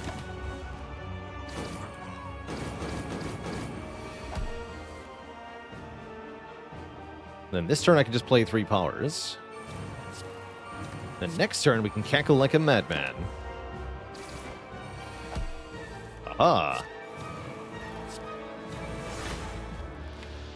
Or some such.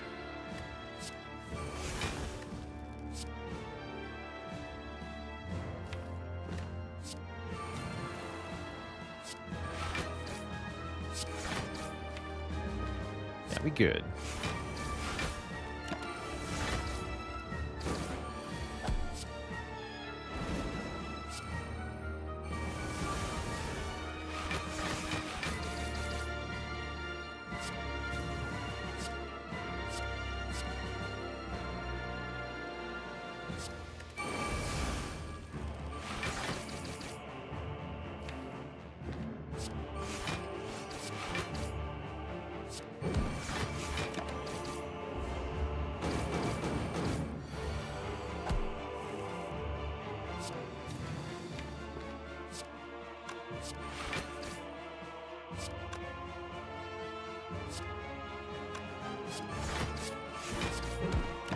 Bonk.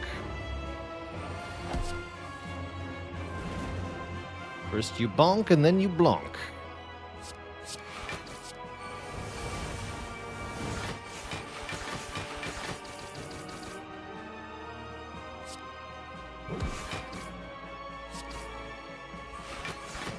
GG. Two thump, a deep pulsing tread can be felt throughout the room. Is this the heart of the Spire, the source of all this Blanc? You ready your stonks? And donk the heart for 2289. Have I been here before?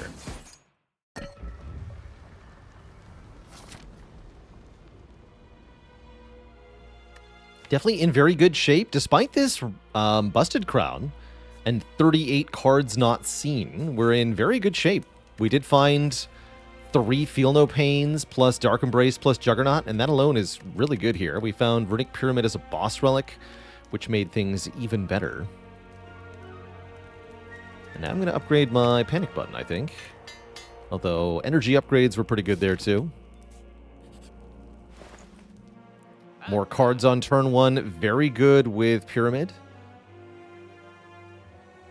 Gambler's Brew, very good with Pyramid and Frozen Eye. I really like Gambler's Brew here.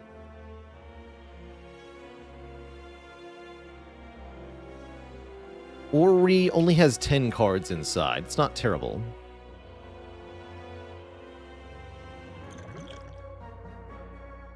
Let's do Bag of Prep, Gambler's Brew. Over Strength Pot. And I can still buy True Grit or Metallicize. Metallicize goes well with Juggernaut. Let's take 1 Metallicize. Rarely do I take a late game Metalla, but here we are. I think it's okay. Not amazing, but okay. Speaking of okay, next turn looks okay. What do we want here? Juggernaut, then Power Through, perhaps? No, I won't draw Master of Strategy if that's the case. That's no good. Although I can Rage Pummel Strike, draw it, huh? I guess that's fine. The idea is hopefully that we can use the...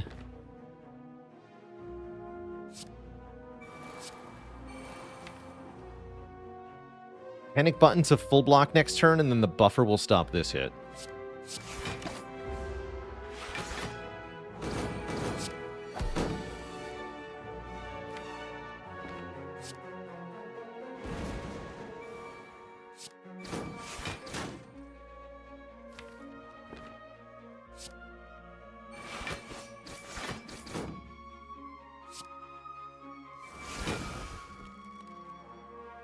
And this is 44 more, so that's a perfect full block. I can play the Dark Embrace then. And we probably should.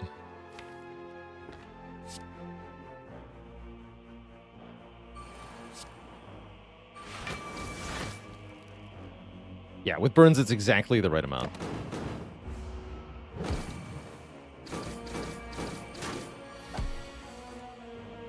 And then we don't get attacked. That worked out perfectly. Very cool.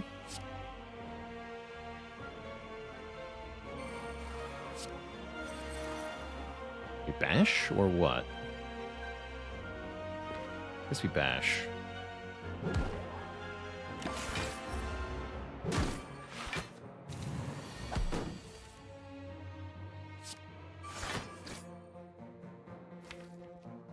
Next turn, we're going to Feel No Pain, Sever Soul, ideally, so I want to make room in hand.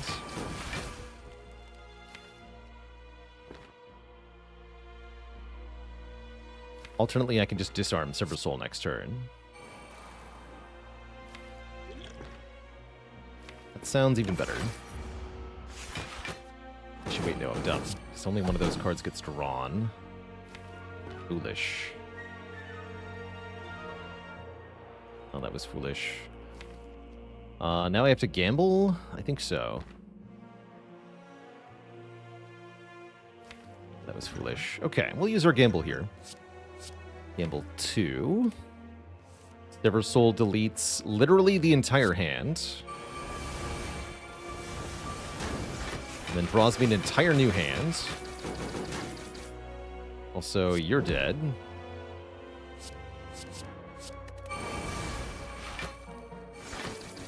Also, you're also dead. Alright. No Gambler's Brew for Hearts. Feels kind of bad. If only there was something to make up for the fact that we didn't have a Gambler's Brew.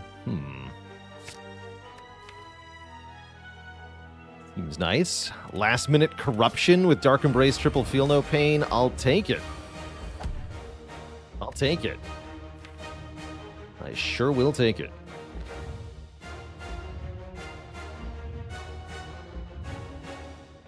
Even got it on turn 1 and early Dark Embrace.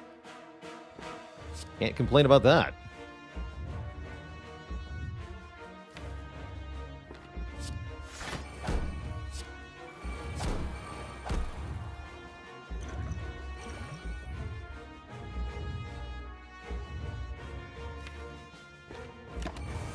Stop there. Multi-hit first.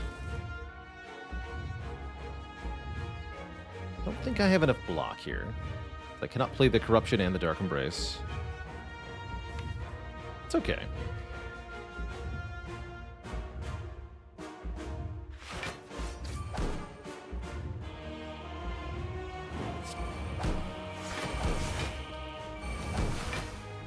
Yeah, it's not enough block.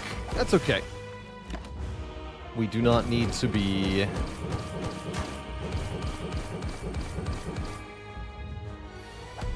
buffering this hit to win. Do not need to be.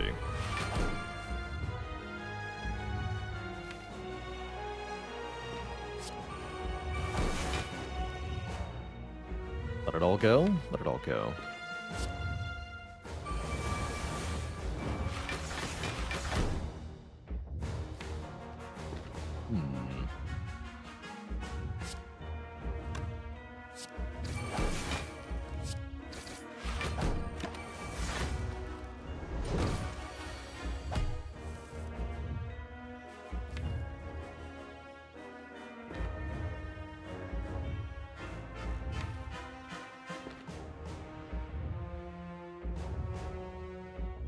Was disarm not useful there? Well, I was going to play the Sever Soul, so... Yeah, the strength down gets purged. And I could not have kept it till next cycle. But yeah, on this turn, the heart will remove any strength down, so disarm is no good here, basically. Basically. No need for rage yet.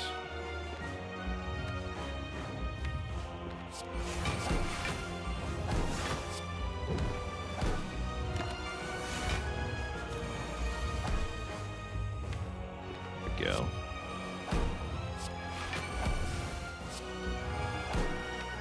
Not a lot of block left in this deck, actually. Kind of spooky.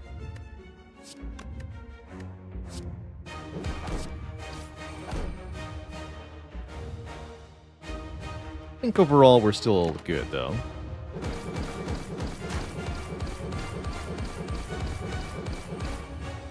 Thanks to Tori.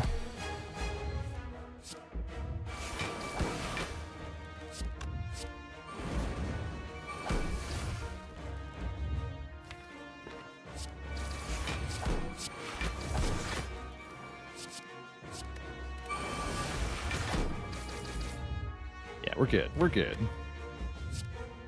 Totally good.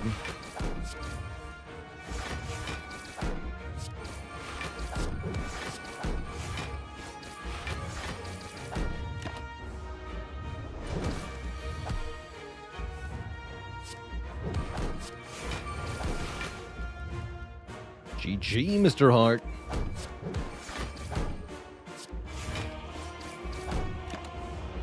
GG.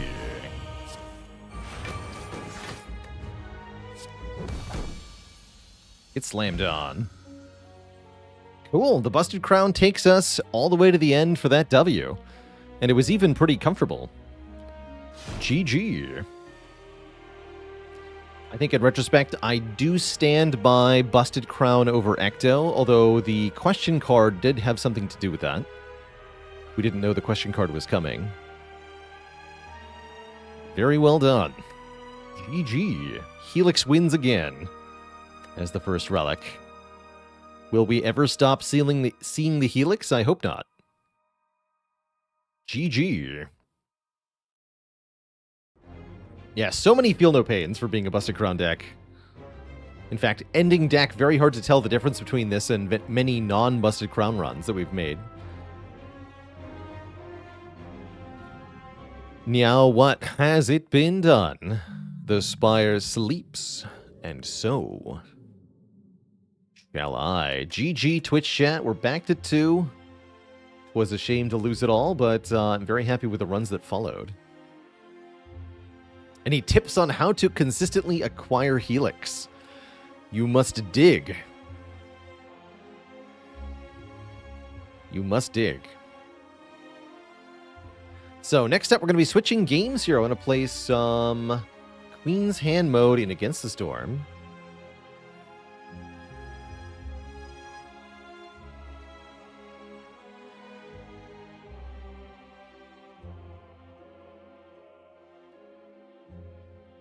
But before that, Twitch chat, we're going to take a quick break, refill the water, and stretch the legs.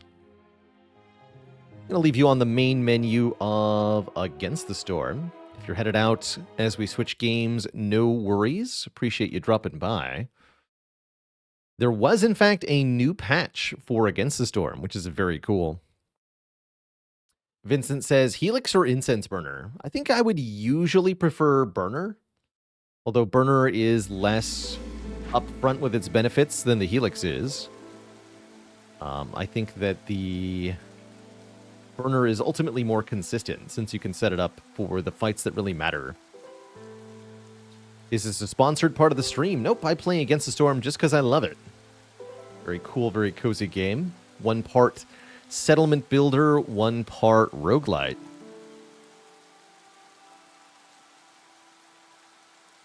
So it looks like as of this update, they added a trends panel, which we'll have to take a look at. See our resources going up and down. As well as the ability to upgrade the Blight Post. Although, is that unlocked by default in a Queen's Hand mode playthrough? I don't know. I don't know. All right, Twitch chat, I'm going to take a quick couple minutes break here. When I return, we'll play some Against the Storm. BRB.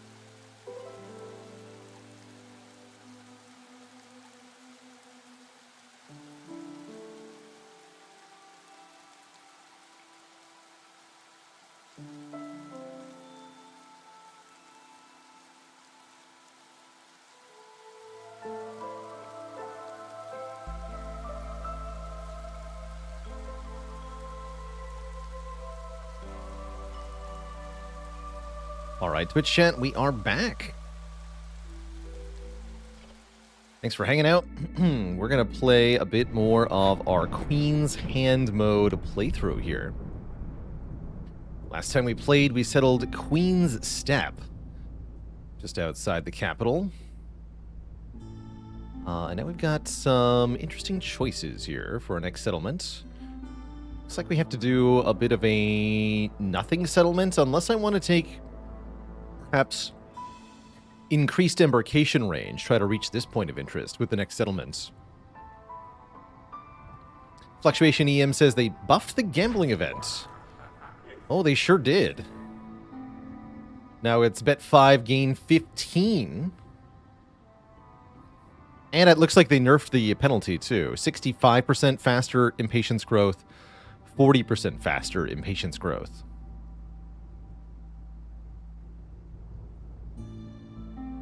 Okay, so that is better. I don't know if that's worth doing, but that's better. Cool to see that got tweaked in the latest patch. I think I am going to take the caravan wagons. Vision and embarkation range are increased by 2 till the next settlement. Let's try that out. So now we can see the ancient battleground. Oof. Don't love ancient battleground, although it is a double reward location. Maybe we can do this on Viceroy. Really like to do the Curse Royal Woodlands. It's been a long time since I've played Curse Royal Woodlands. There's also Frosts over here. Oh, those are easy to do. And does give much needed machinery. And puts us adjacent to a whole bunch of other locations. So maybe we go over to these Frosts. I think that's pretty reasonable. Frosts reduces the radius of hearths, which is arguably in some cases an upside, as it makes it easier to place more of them, the hearths, that is. Yeah, not even usually a negative. Let's do that. Let's settle over here. Get one less embarkation point, no biggie. Gonna take the top settlement here. It's either 10 people or 6. I don't recommend starting with 6 people. It's not enough. Just not. We'll have some food and some wood as our starting bonus here, and we're going to embark. Do the settlements here affect our future settlements? Yes. Yeah, so each settlement is sort of advancing our position on the world map. Each settlement will earn us resources we can use for further unlocks, as well as potentially allowing us to earn cycle-long bonuses from events that we find on the world map. The goal ultimately being to acquire enough seal fragments to break one of the seals at the edge of the map, called the Adamantine Seal. That's the goal. Here in the Coral Forest, we have +3 to meat production during drizzle season. Interesting. That is quite a bonus. Mating season, indeed. So if we can find any building that creates meat or any large meat nodes scattered in the woods here, it's going to pay off big. I like our initial set of species here. Humans, harpies, foxes. Kind of cool. Humans are easy to keep happy. Harpies have a really good hearth effect. Not too bad. What do you got here? So we have 4 options from blueprints currently. Meat nodes. You heard me. Delicious meat nodes.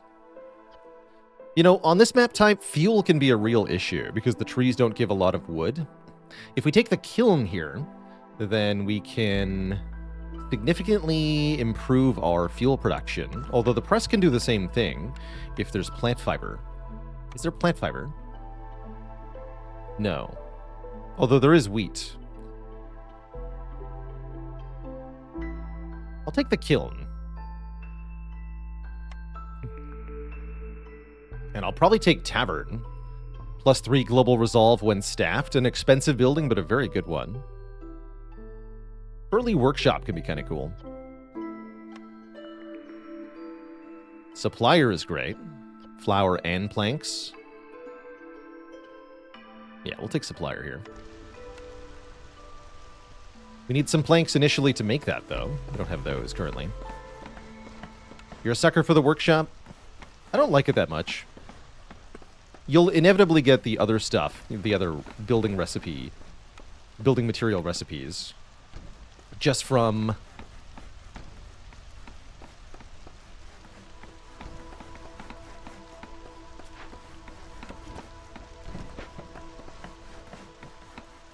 just from the other blueprints you pick.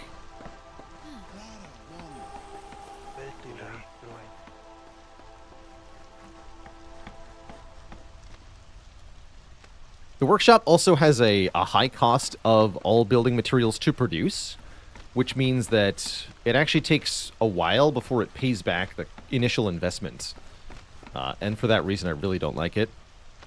If it wasn't so expensive to put in play in the first place, I'd like it more. So here's our trends panel. Can we get a mini trend thing?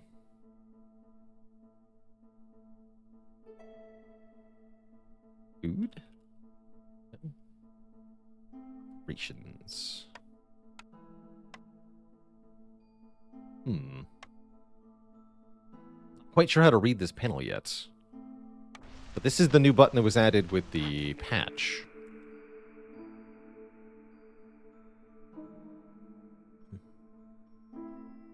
I don't really like any of these perks. I guess cannibalism is maybe the best of the three. I'm also definitely down to decline and take 10 Ember here.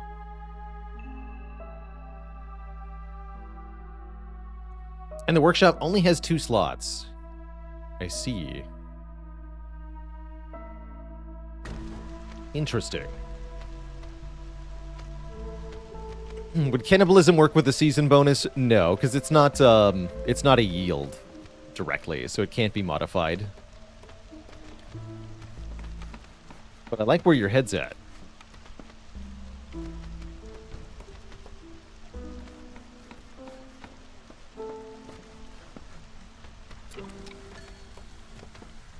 Our initial orders drop. I don't like to look at my orders until I'm ready to open my first glade. Puts me in a better position to know what I'm able to solve.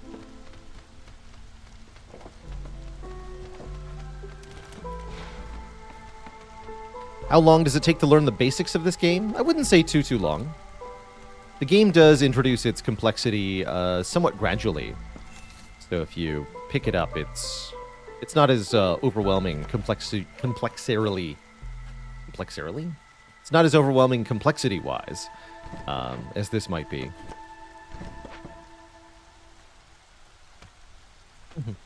There's a lot of numbers on screen and lots of icons on screen, but they're not too hard to parse, I don't find. Alright, we have our initial camps up. That means our woodcutters are working. Our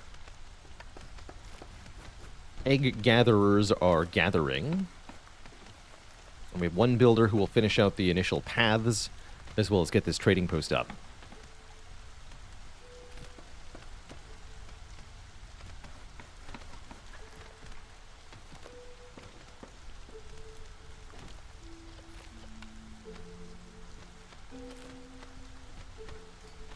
So, core aspects of the settlement. At the center of the town, we have the ancient hearth, which has to stay lit.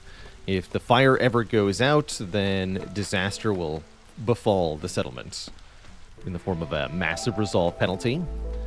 So we need to continually supply food. Wood is usually the culprit, although coal works just fine too. Wood earned from woodcutters' camps. Every so often, villagers will take a break at the hearth, at which time they will consume food. Happens about every 2 minutes.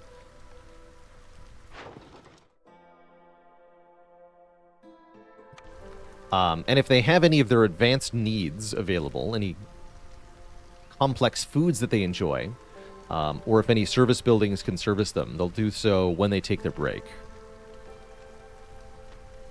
Otherwise, they will spend their time working at whatever task they're assigned, usually gathering resources, or once we get more advanced buildings online, they'll be processing resources from one type to another. In fact, we have enough starting bricks to get the kiln up right away. Let's do that.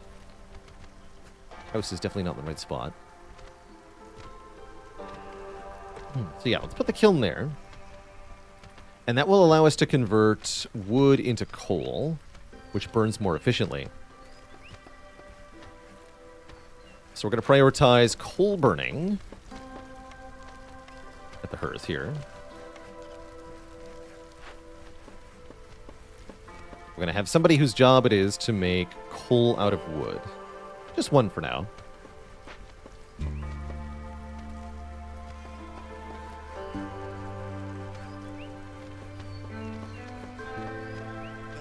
Kiln can benefit from stormwater, so if we find a stormwater geyser, we could make fuel more quickly and more efficiently.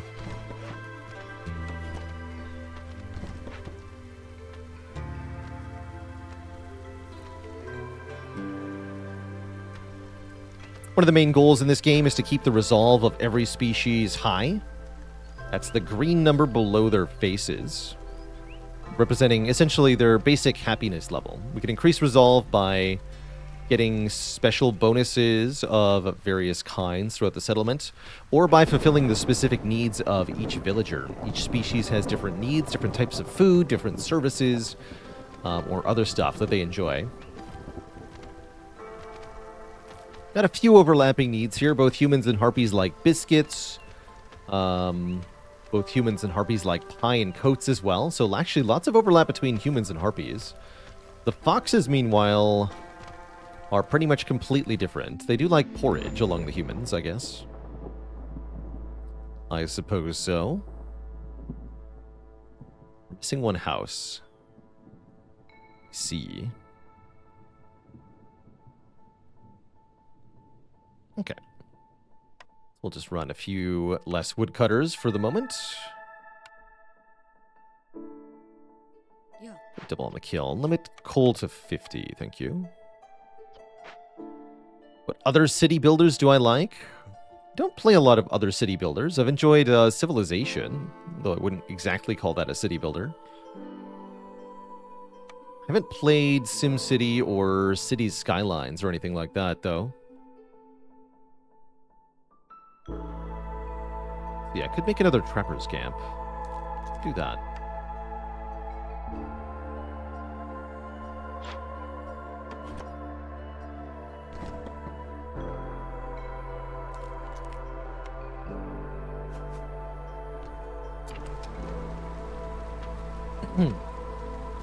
So about halfway through this storm, I'll cut into our first dangerous glade. And that will reveal the first resources we have to work with. Have I played any of the Total War games? Yes, I've quite enjoyed the Total War games. Starting around, I think Napoleon was my first Total War game. But I really enjoyed Shogun 2 and the Warhammer ones.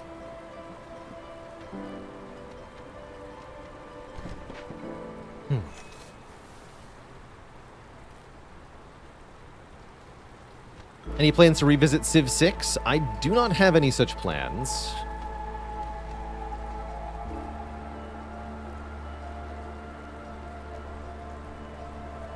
I enjoyed revisiting Civ, but I was reminded a lot of the shortcomings of the series, particularly the latest entry.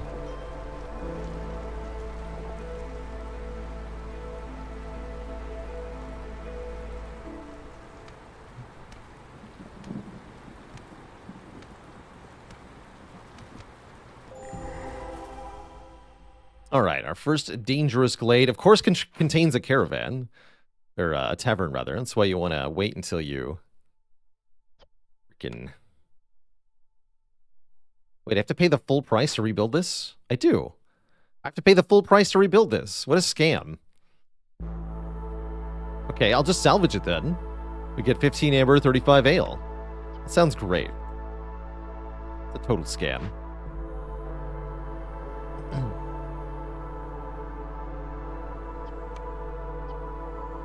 Some good stuff in this cache, 30 metal.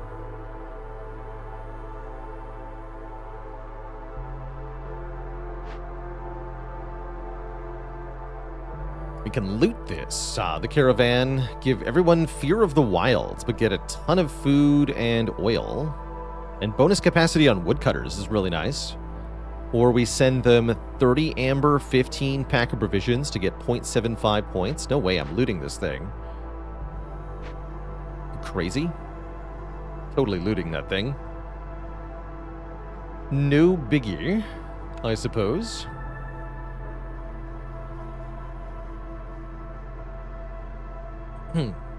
Okay. I was supposed to look at orders first, though.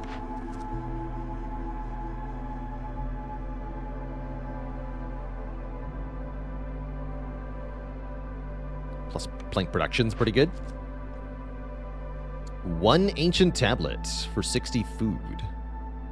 Or just use some rainwater. We didn't get a geyser. We did not. We did get a coal mine, though. And we did get a large meat node. So if we can find the Trapper's Camp recipe, and we work this during drizzle, we'll have a good time.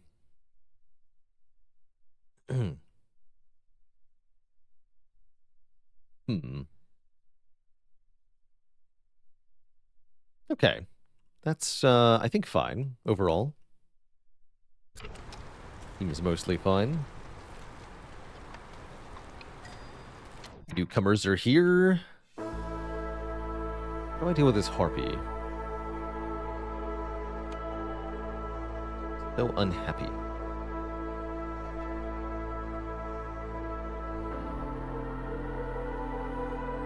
Don't have any minerals yet. I think I have to make a mine.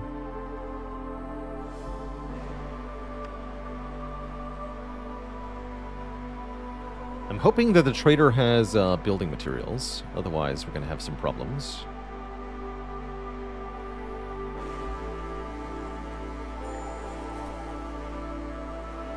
Oh, I see, because they're soaked. Yeah, that makes sense.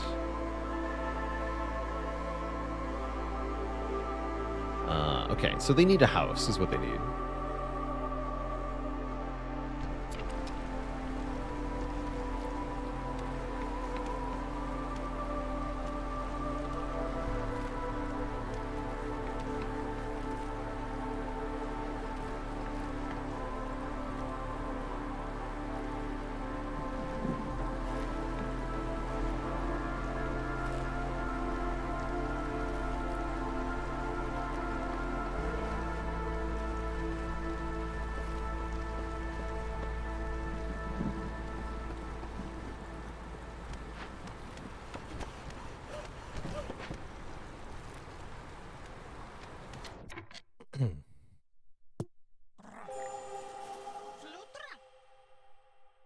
All right, that'll do for now.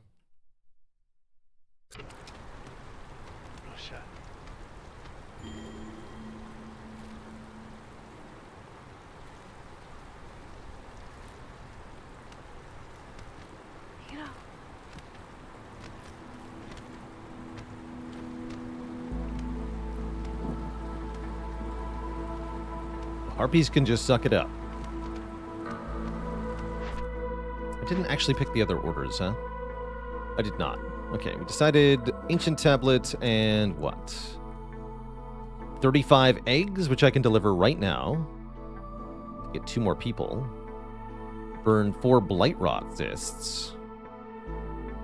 To get 3 villagers and 5 parts. Or make 6 shelters to get export specialization and 5 parts and a bathhouse blueprint. And this right here is why you wait to open the initial orders, because this would be very hard if I had looked at it right away, and it's very easy to do now, as we already have 4 houses. I'll just make 2 more real quick. We have just enough wood for that.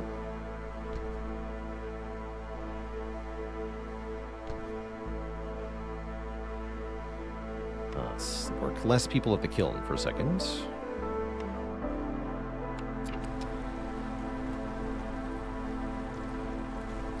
And that'll grab us another blueprint, as well as, of course, that export specialization, which is going to make it much easier to get 7 pack of building materials. Lots of stuff happening here at the start of Drizzle. Arluff arrives to trade things. And we get a new perk. with Rebellious Spirit being particularly good. Back to nature. Double yield in buildings that use fertile soil, but lose all food. Terrifying.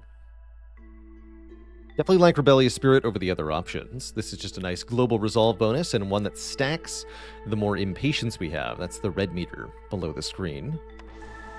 Or at the bottom of the screen. We're going to have 2 nerds deal with this. Which does make the harpies more pissed off again. Sounds like a harpy problem. They need a house, is what they need. Shouldn't be hard. What's the trader got? Yes, building materials. Good. All building materials. 15 planks, 5 bricks, 5 fabric. Give me it.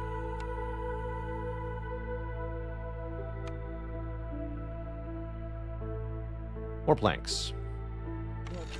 All right, good talk.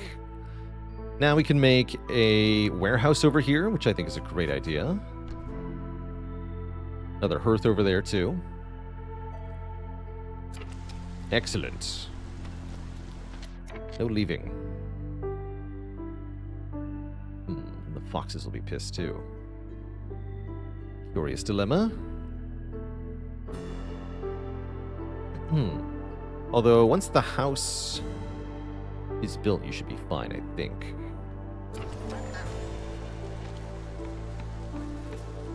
Should be fine.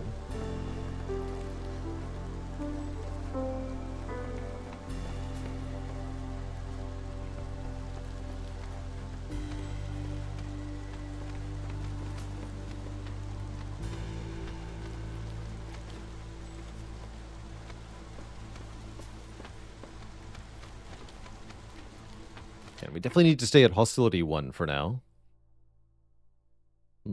Okay. Shelter's complete. We'll take the rewards here. Trapper's Camp. Let's go. 2-star meat. Lets me get the large meat node, and we're currently in Drizzle, so I want it right now. Please gather from the corpse of this weird thing. I don't really want to know, actually.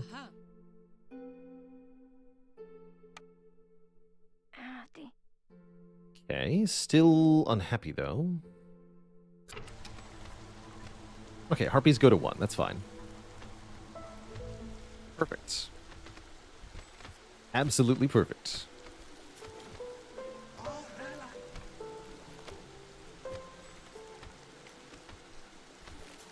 Okay, seems like things are pretty good then.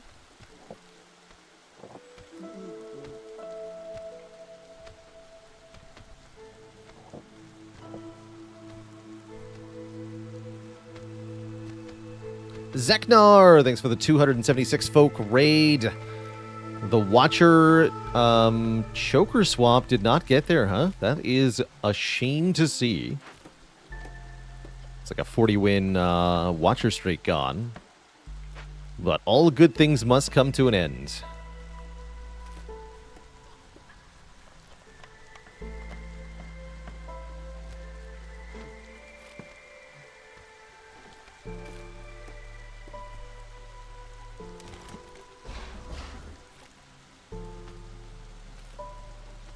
Joining us for some cozy Against the Storm here, we're playing the Queen's Hand mode, which is like the permadeath roguelite mode, unlocked after beating the normal version of Against the Storm.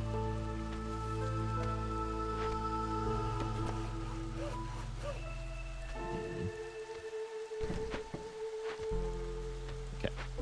The loot penalty only for a few more moments here. And we're going to have lots more food. The settlement has lots of food. In fact, I should be making a makeshift post so we can do trade routes here.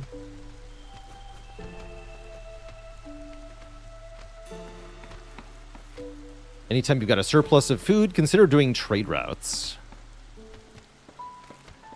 which require pack of provisions to do. It's a lot more effective than just trading your goods away. So ended at 39. That's still that's still an incredible watcher streak. Very well done.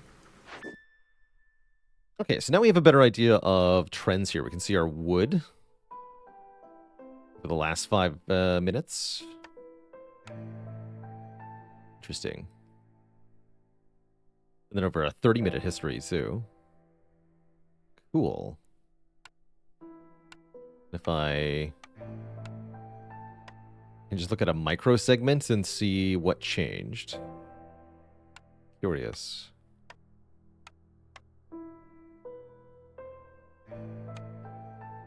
But I seemingly can't look at all food combined? Curious.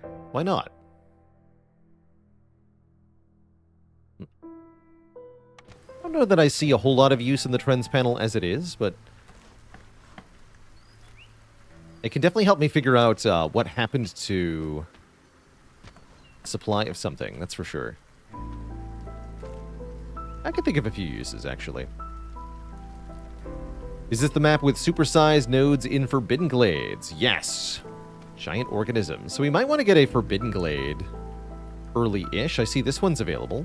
We can cut into this glade second, this glade next. It's not the worst idea, actually.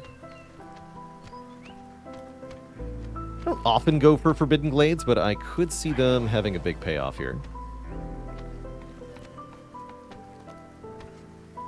Is this a game like Spire where you can dump hundreds and hundreds of hours into it?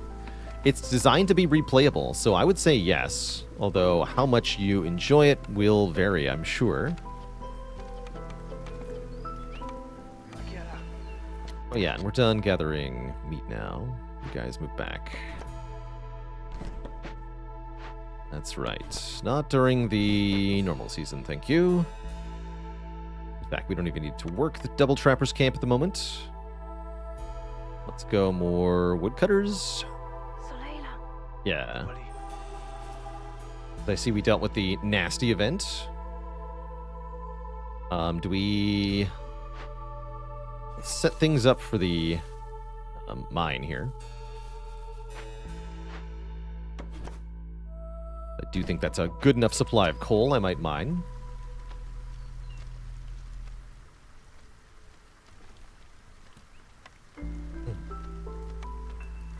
Okay, what else can we make? Supplier, that's right, which can make more planks. Let's get the supplier in town. And we have really good fuel, so let's get a second hearth up. We need more bricks for that. I don't have a way to make more bricks at the moment. In which case, never mind. We'll have to get the mine up first, and that also takes bricks, right? That's right. Sounds like a problem. Not there, there. Limit these to 15.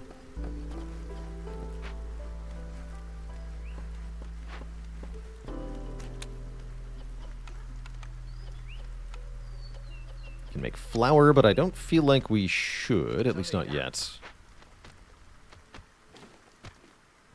Second storm starts momentarily. During our second storm, we're going to cut into this dangerous glade here that connects to the forbidden one.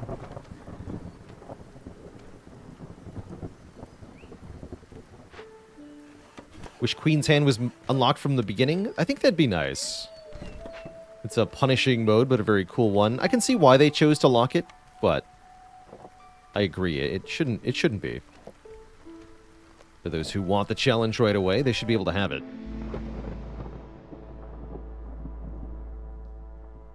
Are they still doing a development on it? This game got a patch yesterday.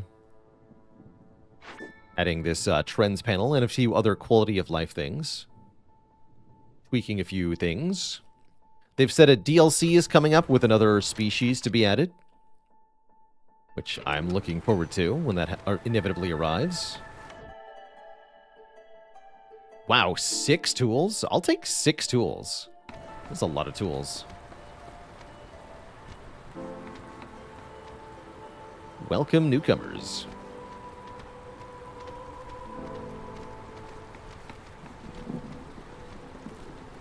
How's it going, Hardcore Callie? Created your first infinite the other day in Spire. Flash of Steel and Finesse. And Sever Soul and True Grit. Nice. You made 999 block with Entrench and Barricade. Excellent. A lot like a Baylor Heart Run. I'm glad to have inspired you.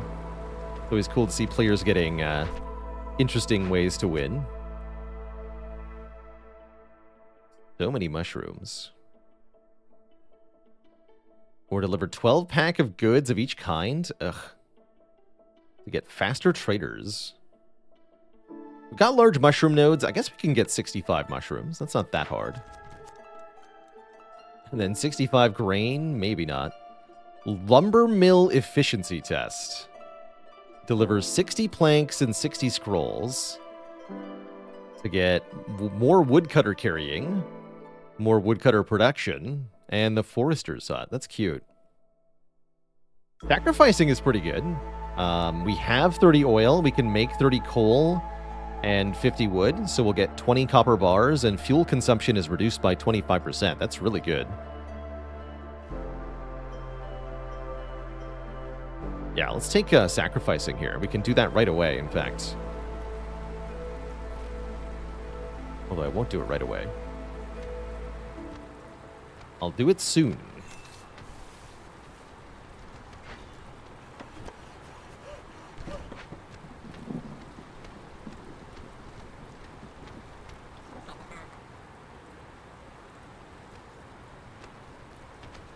Someone say city builder with roguelike elements. I sure did. That's exactly what you're looking at. And it's a heck of a time. How do I have 50 leather? That seems absurd.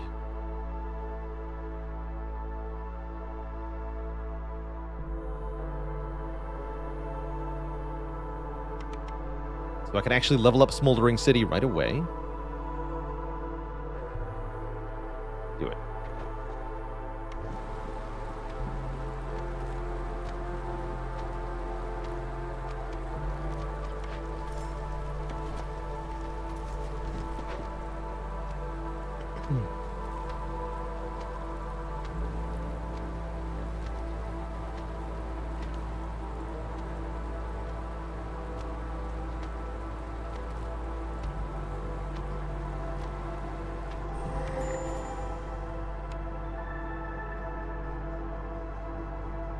We got rocks. And a storm geyser. Perfect, actually. That's the geyser that hooks up to the kiln.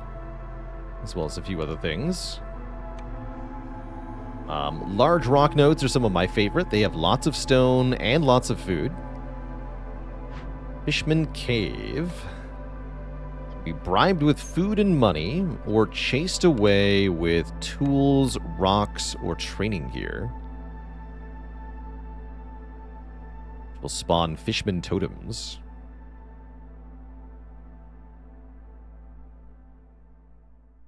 Fishman witches. Well, I might have to get to rock mining quickly here. And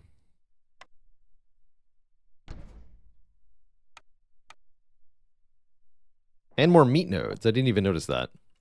Fish witches. You heard me. Fish witches. Fish witches. Try saying that 10 times fast. Alright. We don't need trappers anymore.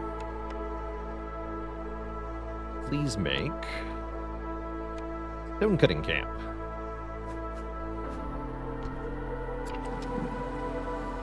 Can I make 2 of those? Yes.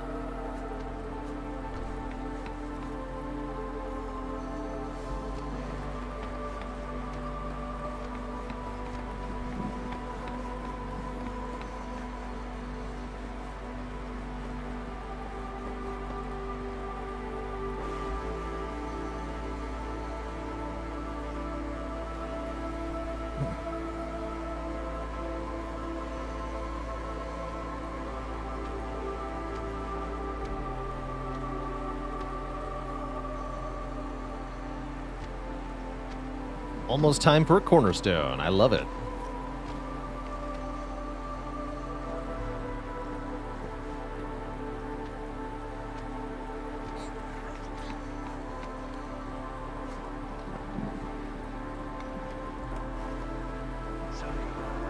Okay. Rocks are being mined. We're going to use the rocks, hopefully, to chase away the fishmen. Hopefully. Don't think I want to sell my planks here. Not for that price. Automatic pack of provisions is nice, but we need to make herbs, which we're not doing. Automatic skewer production is good for pickled goods, but we're not making pickled goods either. And both skewers and pickled goods are only eaten by one of our species. Remember meat time. I sure will. It is meat time. Time for meat.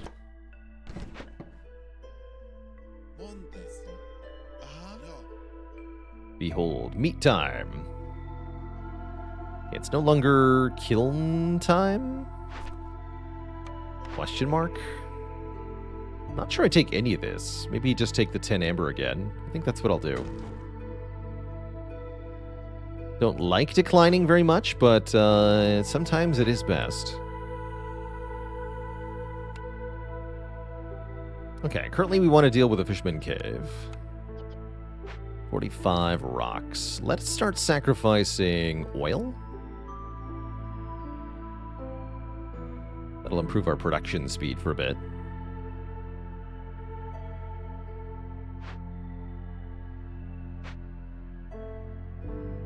We should maybe get this online. Let's get the stormwater online. Okay.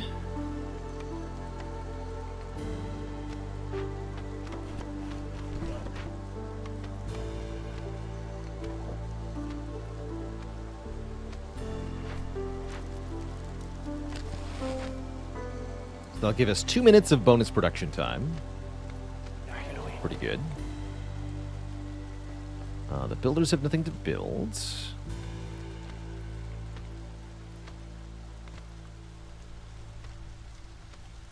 More woodcutters then. Oops. There we go. Yeah, more woodcutters.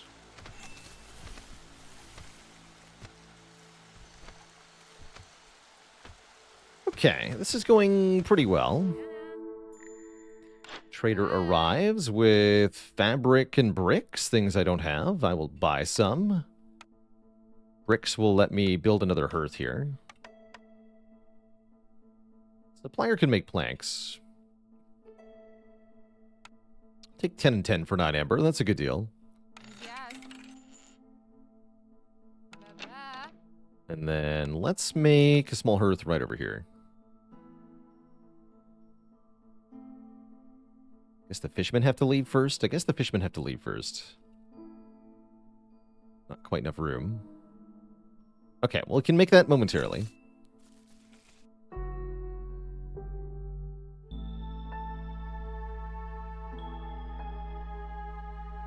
Cool.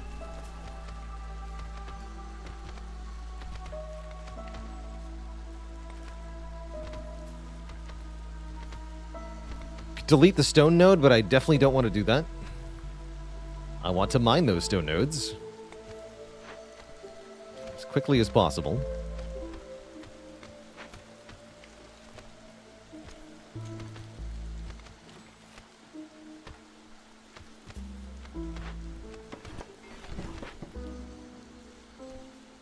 You can delete nodes? Yes, you can delete resource nodes that are in your way. You will not get any resources from them if you do that. So it's not typically considered a smart move, but it is an option. I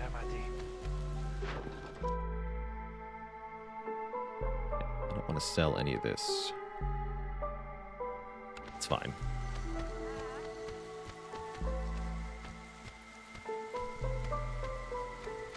But yes, you can delete nodes. So, for example, I can... Actually, not copper veins, but I could delete the mushrooms, for example. Are you sure? This action will permanently destroy the node and not refund any resources. But yeah, if you really need the build space, it's an option. All right, how we doing here? 8 minutes left on the threat timer. That means these need to be chased away shortly, and we're almost ready. Yeah, we have most of the stone required. Okay. Let's get our 2 fox workers on the case here.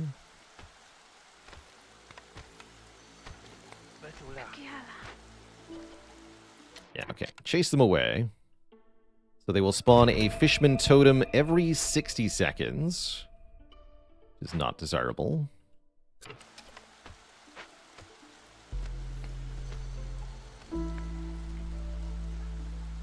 That will spike our hostility, including during the storm, which is not good, but we don't really get a choice in the matter here.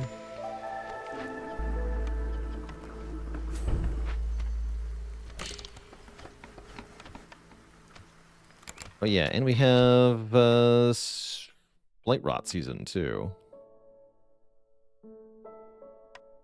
Get a blight post up.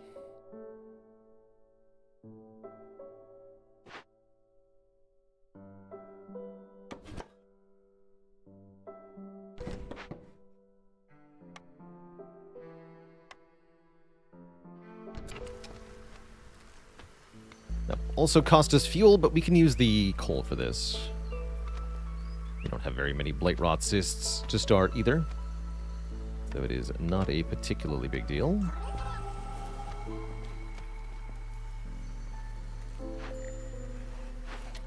There's our first fishman totem. We need to deal with these ASAP here.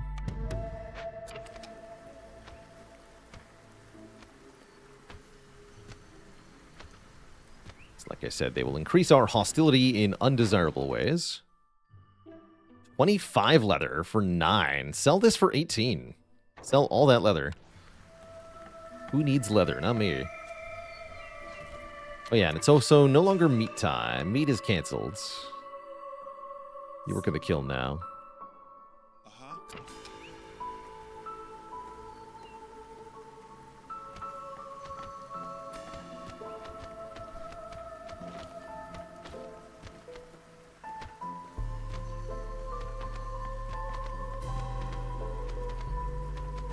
Looks like meat's off the menu? It is. Yeah, it's off the menu.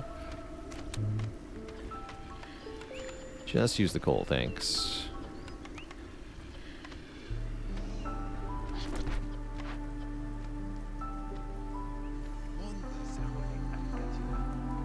Start.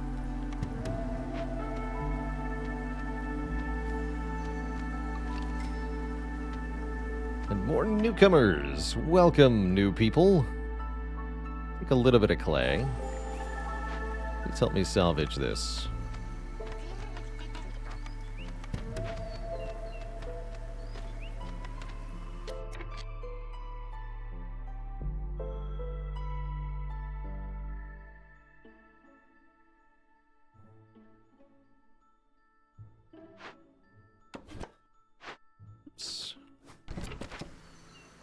We want to cut towards that forbidden glade, right? That's what I said. I don't know how true that is. Uh-oh.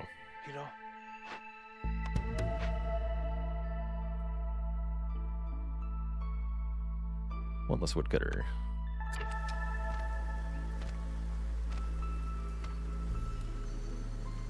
I don't want to free up the favoring button.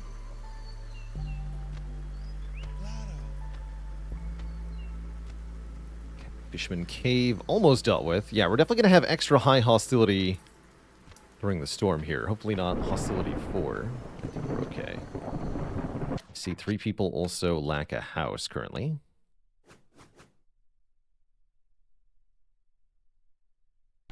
Let's just build right there.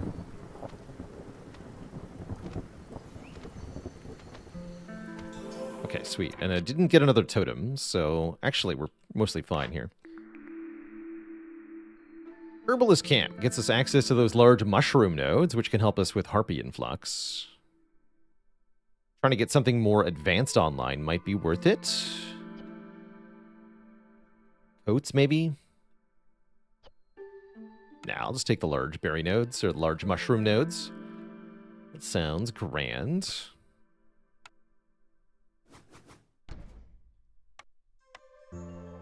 way more food for us, meaning we can continue to do whatever we want. Whenever we want. However we want. And it's great. Also, there was a ton of money in that fish cave, apparently. Who knew?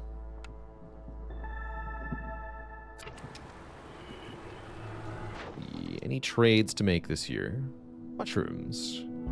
It's a pretty good deal for mushrooms. Can I level up Glademeyer? Let's do that.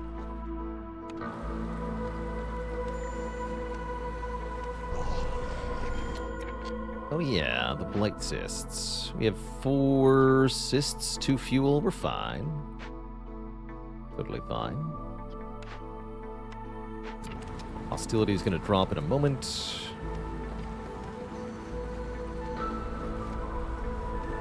Okay, things are mostly fine.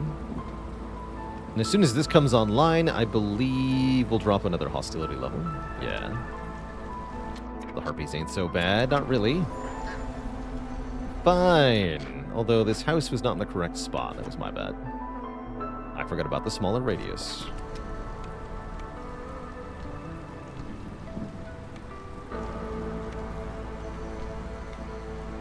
We need wood.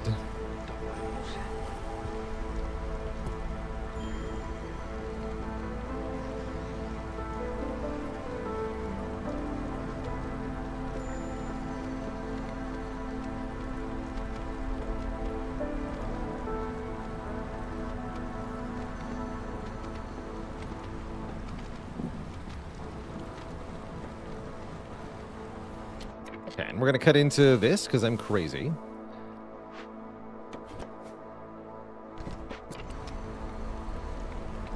And hopefully we can eat whatever's inside.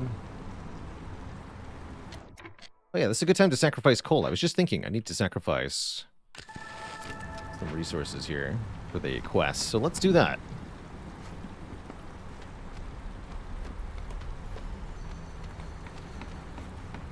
Is there some form of meta progression with multiple villages on the world map? Yes. That's the sort of normal game mode. In the permadeath game mode, that still is the case, but you're only playing through one cycle on the world map, whereas normally you get to keep upgrades between those. In the permadeath mode, if we lose any one settlement, then we have to start the whole thing over from the very beginning. There's no progression you get to keep.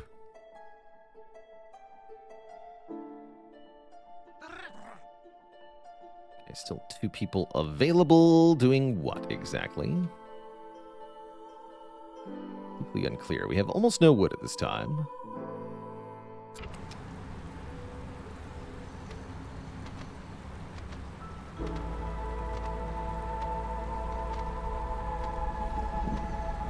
Spooky. Oh yeah, and we're sacrificing our coal. So actually, we're going to run out of fuel entirely if I keep this up. Stop this.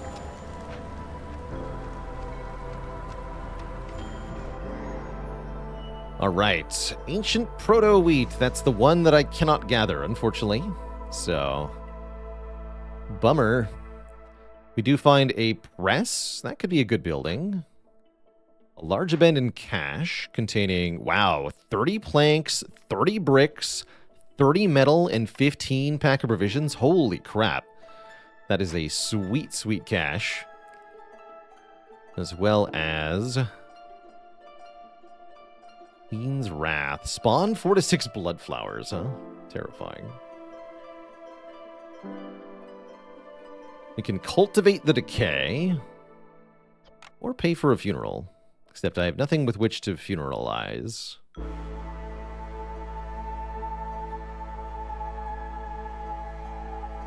We might be doing the Queen's Wrath here.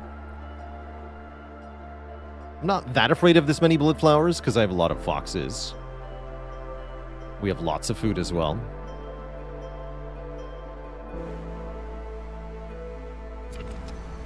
Let's see what the merchant has.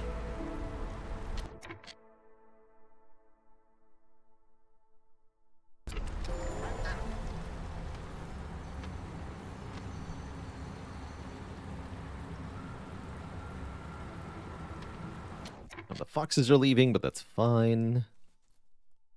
Yeah, I really want what's in this abandoned cache. We can also use the bricks to make the pack of building materials that we need. So we're getting rocks right now. Good work.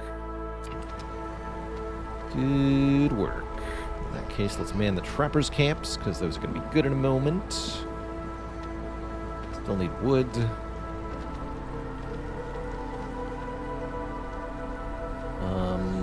Who's fired? Light post guy's fired. Okay, trappers' camp. All right, end of season. As usual, many things happen. Current trade route available. Sell parts for 6 amber. Wow.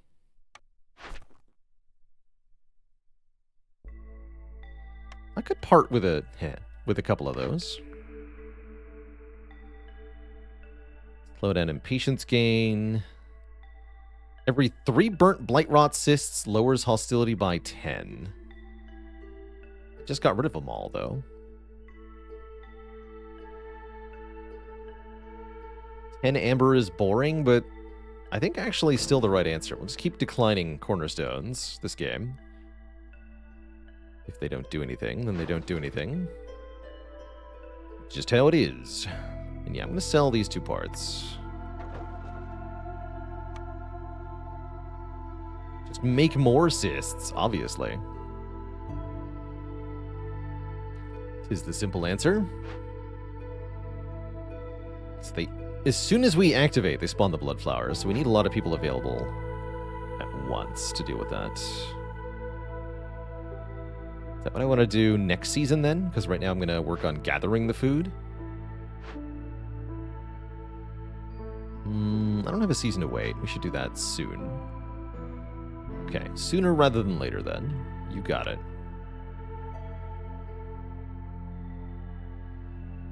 You got it.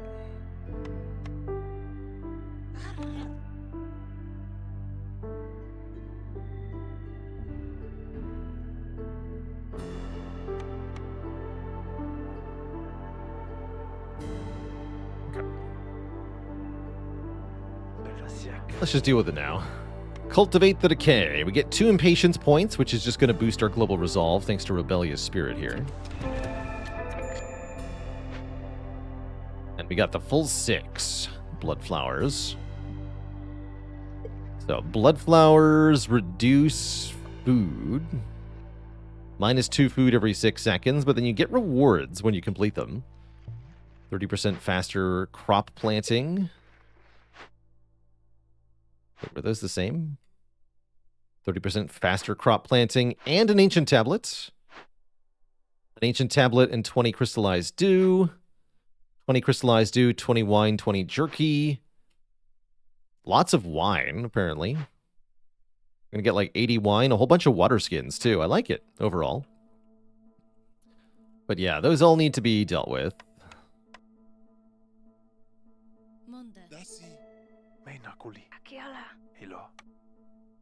Actually, some of them can wait, right? Yeah, some of these can wait.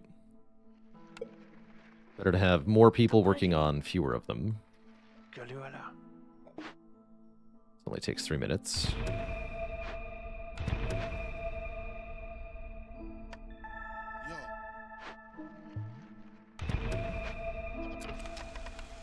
Okay, so that'll sap our food pretty fast, but that's okay. We have tons of food.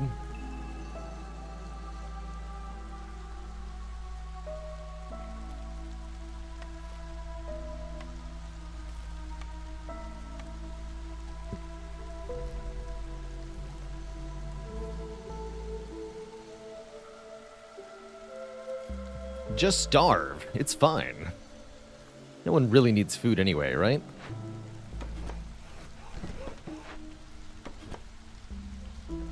Wood that's easier to get.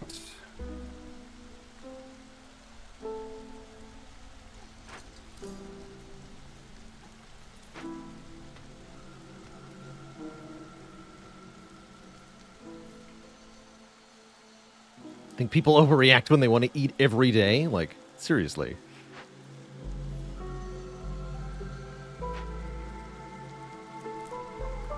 And what do we get out at the end here? We do get some food back, including pack of provisions, which is nice. Yeah, look how fast food is going down.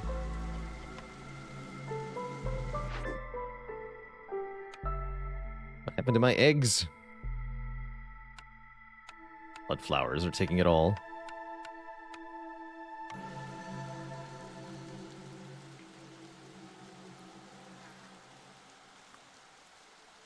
All this for a giant wheat that I can't even use. The bummer.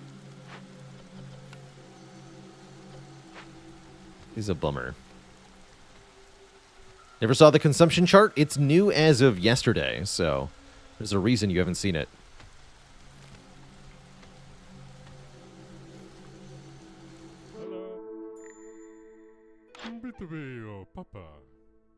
Aha. You've got more bricks. I somehow have 88 amber. I'm not even going to ask how that happened. I'm just going to buy the point of reputation and be done with it. I would also like 10 more bricks, 10 more planks. There's no fabric here.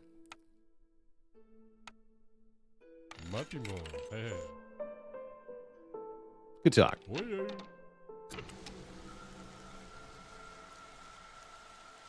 Oh, there was supposed to be a warehouse over here. Don't have any parts, though.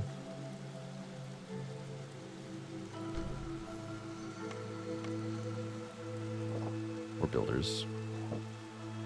For that matter. Oh, we used up the trapper's camp, though. Alright, next season. Speaking of, we can delete one of these now.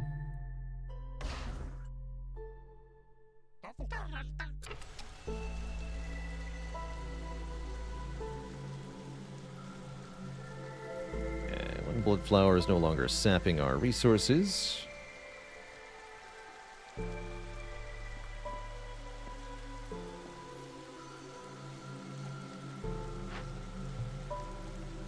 I have to deal with the next 3 shortly, or they'll spread. That's right, they duplicate themselves, the blood flowers. It's not good.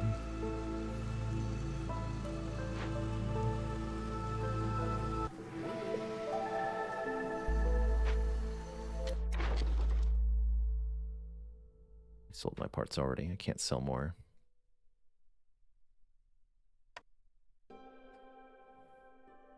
Bloody flowers. Those dang dirty flowers. How dare they? Okay, this one has been solved. We can stop gathering from it for a moment if we want to.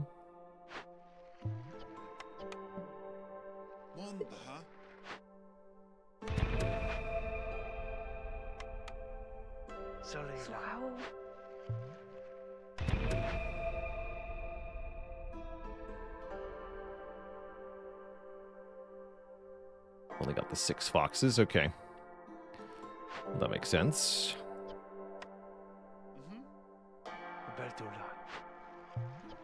Oops, not that one. This one. Alright, good luck. Oh, but now I need more builders. Bring them on.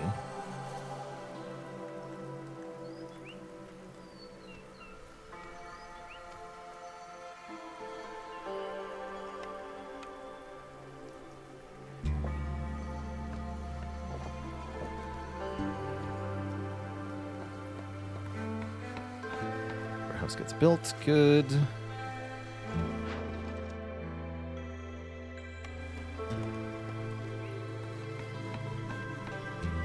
Food is critically low. I'm sure it's fine.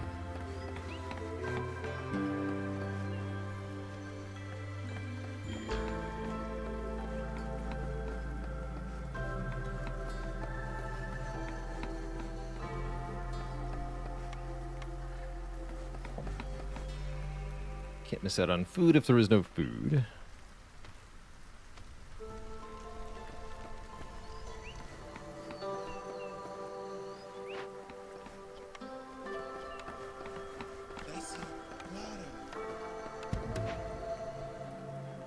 You even destroy the proto-wheat. It does have a limited number of charges. 1,000 charges is a lot, but it's not unlimited.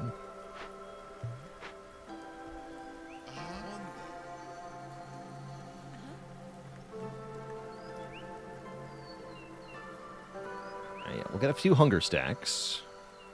Not the worst thing in the world. And then we'll have to recover our food stocks from there.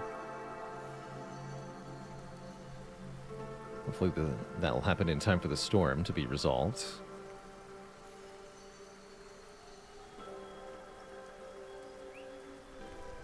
We have some unemployed people. Get them cutting stone. Thank you.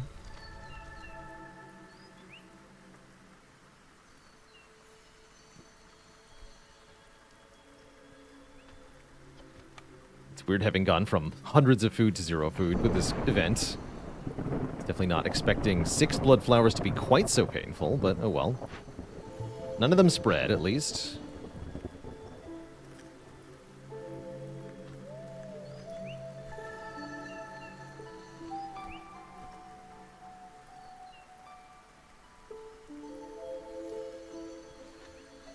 Okay, now we get to keep everything that's left. Lovely. Hopefully so, anyway. Don't have a whole lot of wood. We have no coal. We have no coal. Let's see.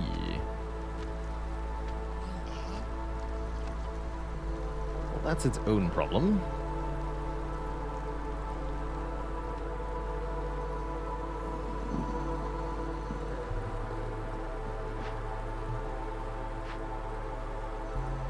Some jerky at least.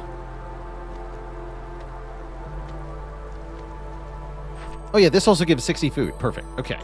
That'll solve the immediate food problems. Let's pick some new orders. 12 trade routes of any kind to get more export specialization. Market. I don't have the blueprint for market. 20 aesthetics decorations. That one's easy.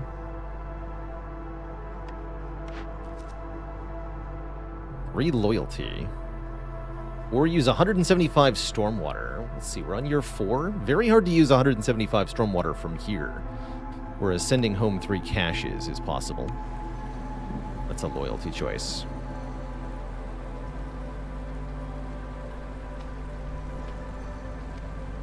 Okay. Think of building materials.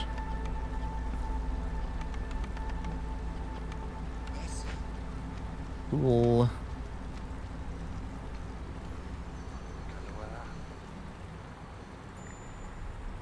The blueprints. Can make a lot of fox houses. It's kind of cool. Advanced food is not something I've managed to make. Although we do have flour production, technically.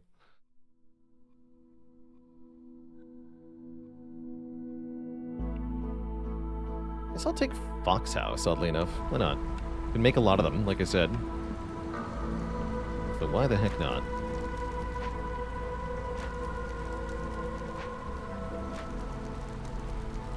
Wait, I can level up Hearth to level 2? I don't even think I noticed that I could do that. That's awesome news.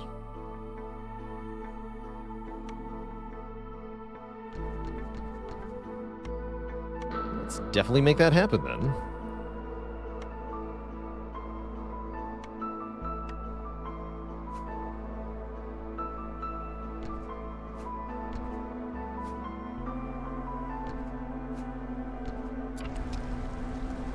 Make a Fox House Quartet.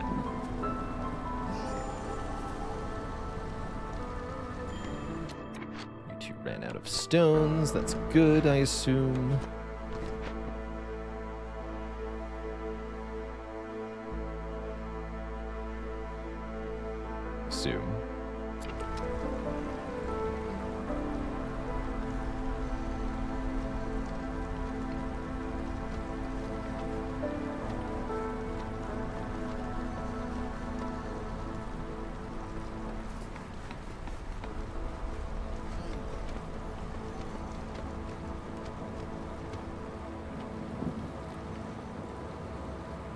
Settlement is not doing all that well, I'm going to be honest. Been quite a struggle.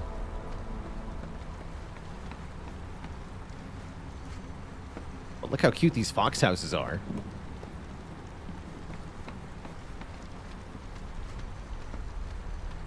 Perfectly tessellated. As all things should be. Yeah, I love it.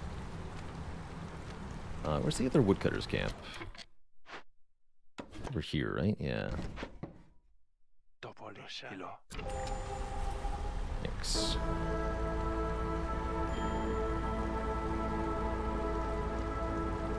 Okay. Back to trapping. It's doing better now.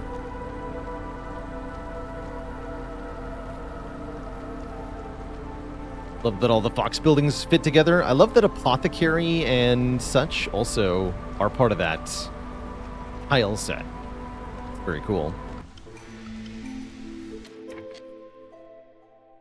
Did I consider the sweet spot for Prestige 4 because of the new Blight Post upgrade? I didn't consider it for that reason. I actually meant to check if we could upgrade it. No, we totally can't.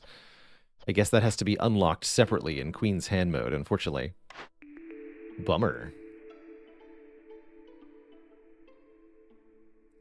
-10 for loyalty choices. I am going to do 3 more of these, so this is more hostility reduction.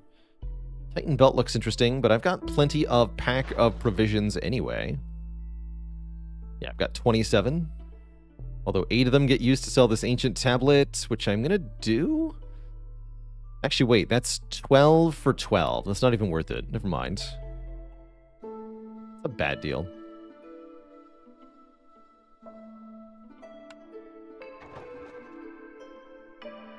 An unfortunately bad deal.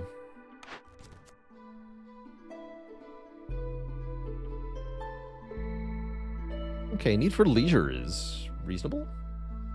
Although it's simultaneously need for leisure. Yeah, no, never mind. Okay, so when an order says have 22 villagers with a leisure need fulfilled for 30 seconds, that means we need to have 22 villagers that have the leisure need. Which specifically means we need to have 22 humans, which we're not going to ever have. Currently we have 8. So this is never possible to be done. Expensive delivery is also ridiculous, but at least we might be able to do it. Versus completely impossible.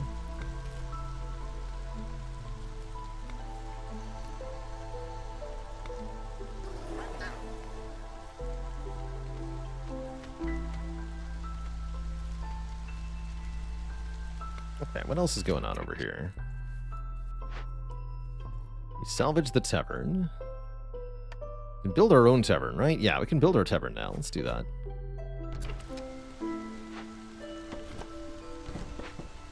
Although I probably won't allow leisure immediately. Pole seems to be doing okay. Another blueprint here. Explorer's Lodge. I like that one quite a bit.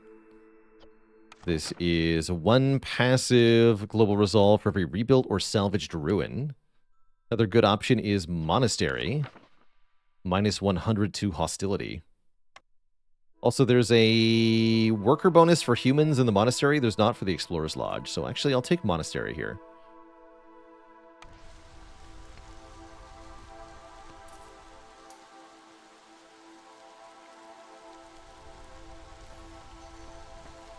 We should maybe think about a 3rd hearth as well, although fuel is a struggle currently. Oh, that's right. That was what we needed to do sacrificing for, was for more fuel efficiency.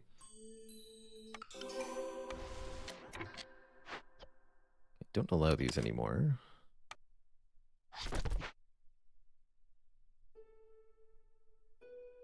Yeah, we need to sacrifice more stuff.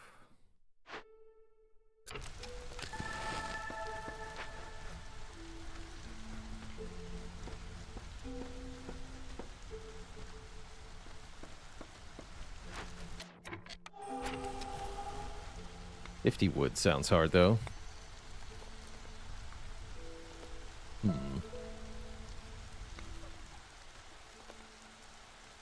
I'm not in love with how we're doing currently. Arleth will be here at the change of seasons. That's fine.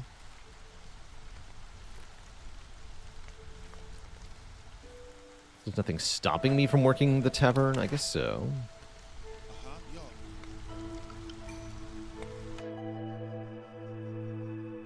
Tools are good. Wanda.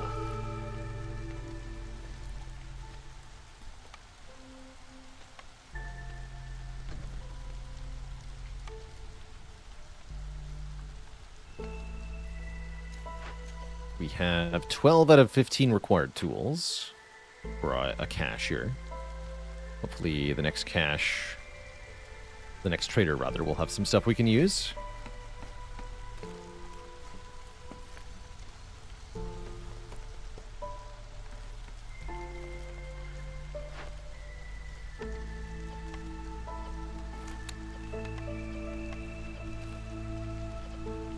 But I have 32 bricks. Cool. I don't know where 32 bricks came from, but I'm happy about it.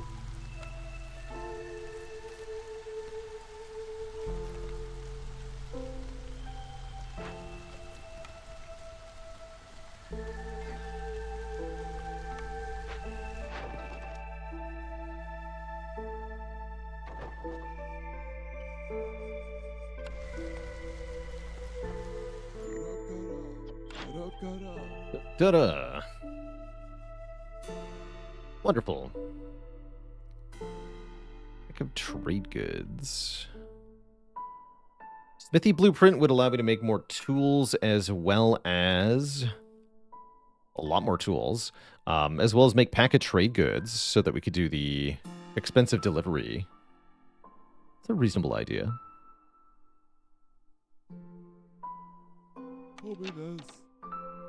Like I said, we can make a lot of tools. Although, that would require wood. Wood.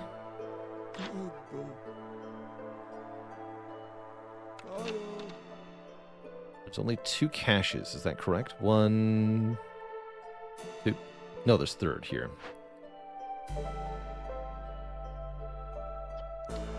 Cool. So we need 15 plus 15 plus 24. Well, he doesn't have that many. Much for 18 then. Not that much. Cool.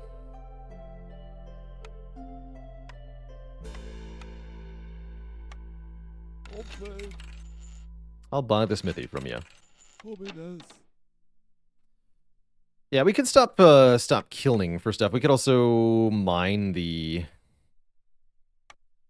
coal here. I think that's reasonable. Smithy can go right here.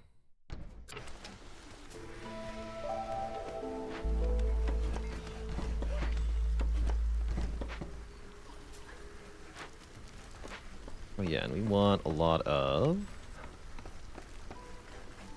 aesthetics decorations.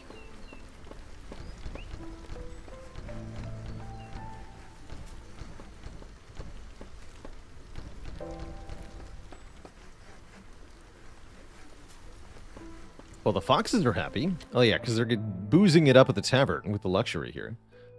I guess that's probably for the best. Although we could make pack of trade goods instead. I don't think that's what I want.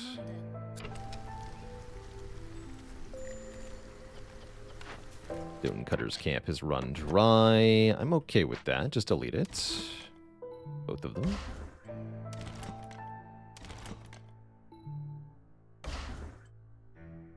Cool. Oh, this is another pipes building. How many pipes do I have? 2 pipes, please. Good. So tools will be wooden planks. Or planks and metal, rather. Yeah. I could trade goods made out of water skins. I can make 30 pack of trade goods with what I have currently. That's great, actually. Yeah, use the water skins.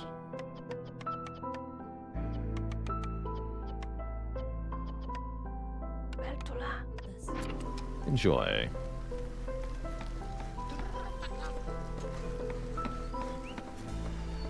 Now I don't have enough planks. That's what the supplier is for. We'll make planks. You have nothing else I can use? That's correct. But get the people on the caches. Thanks.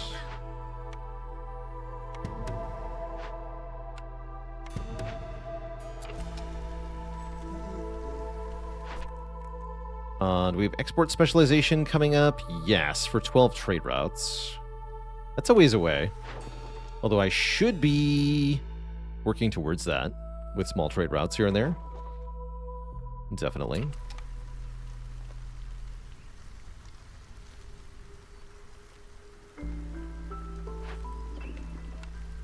Oh, I see. They used all the planks. 'Cause it is better, right? Yeah, 5 becomes 3. Okay, that's fine. Just prioritize the packet trade goods for now. Seems to be fine. Yeah, and we should genuinely sacrifice the wood sooner rather than later, as again, that'll earn us fuel consumption efficiency.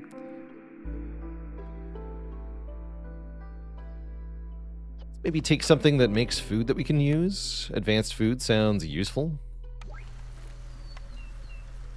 Sounds good.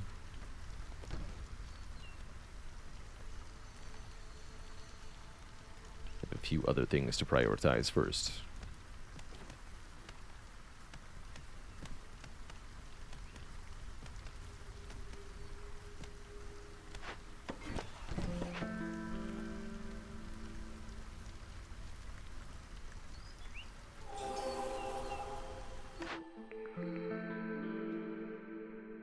Three-star flour, 3-star skewers, 3-star jerky. Jerky takes fuel, so not that.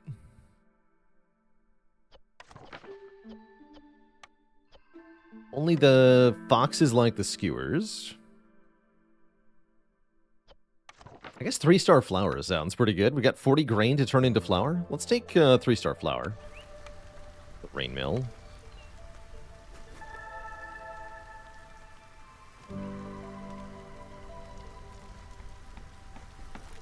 Go right here, I guess.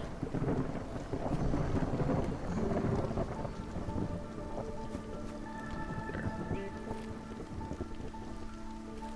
Okay, storm is coming. That's a little spooky.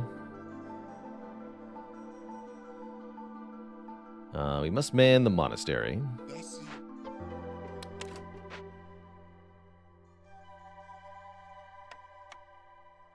I'll keep people safer.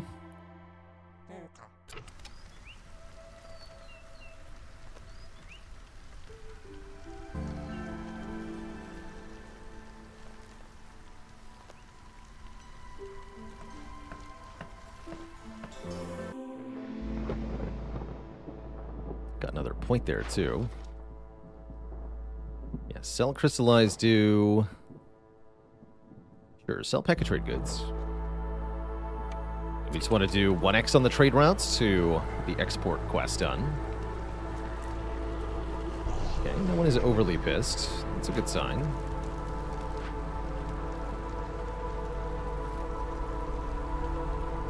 Looks like we want to keep some of those decorations, too. 2 level 2 hearths. I like that.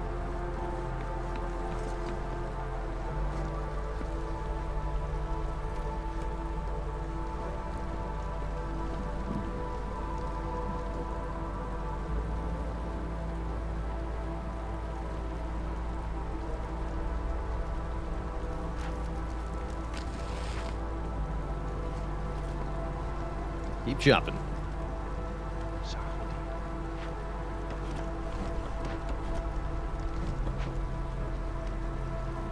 Okay, I got 20 aesthetics decorations. That gives me 20 amber and 30 more crystallized dew. We now have 68 crystallized dew, because of course we do. Manufactory can make training gear. It's kind of interesting.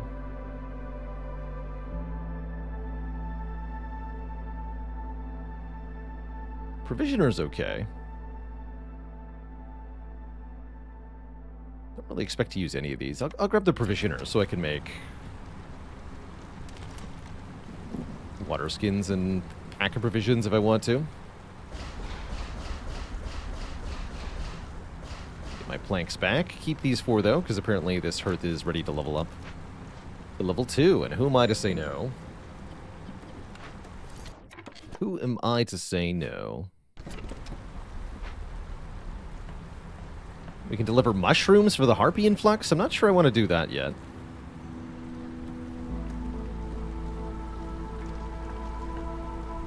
Okay, there's Cookhouse. Skewers made of mushrooms. Oops.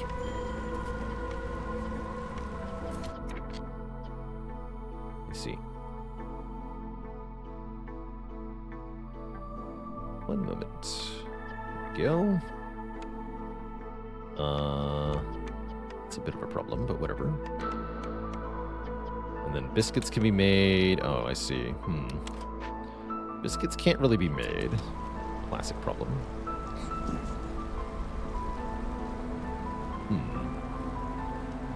Concerning.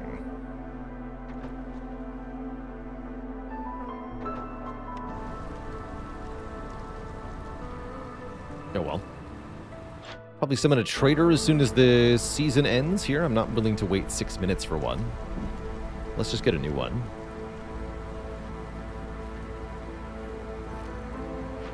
Got one big mushroom node left. That's fine. So have to sacrifice one more wood. There we go. Now, slower fuel consumption is excellent. And even more metal. We have so many copper bars. It's absurd. Somehow I managed 37 pack of trade goods because I cannot count. Oh, no, because of the doubled production yields. That's right, from the water. Okay. It's like, how the hell did that not add up to what I thought it was going to add up to? No, that makes sense, actually.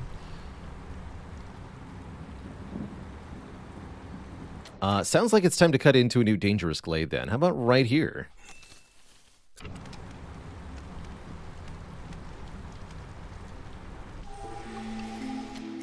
The makeshift post packet building materials being made. It's year 6. Usually we're trying to win during year 6. Not so sure about that here.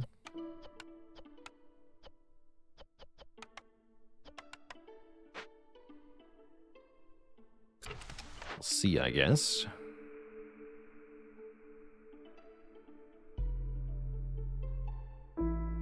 Global Resolve is boosted by +5 for 180 seconds every time a new glade is discovered. But woodcutting is slower until we open at least 2 glades. That's perfect, actually. We're about to open glades right now. And the Resolve bonus will help us win quickly. Let's see here. Summon the Trader. Please and thank you.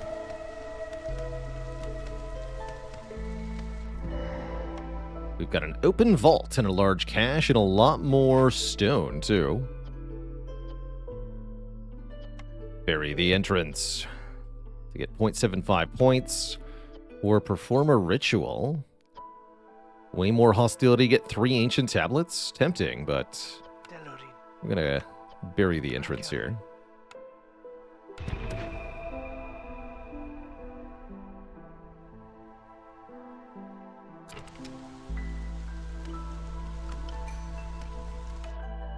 Sure, I want more newcomers at this exact moment. Good question. If I open 2 glades, does it stack duration or magnitude? I think it's duration. I'm not 100% sure on that. Admittedly.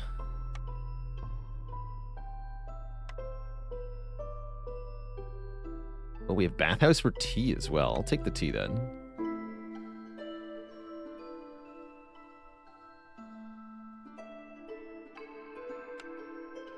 Give me all of the service goods.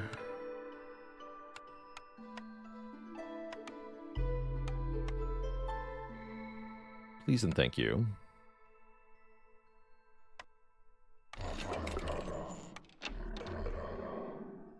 Cool. That'll make people very happy. Guess we'll allow leisure.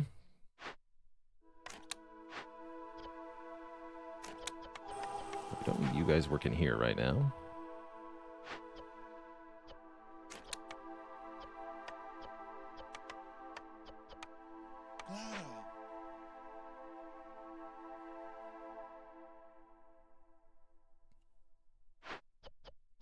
Oh yeah, no one's actually working here. Oh yeah, because I don't want to use my planks yet. Okay. Seems fine then. Last time you picked that cornerstone, it stacked to +6. Well, let's see if we can get an answer then. Let's cut into a small glade right now.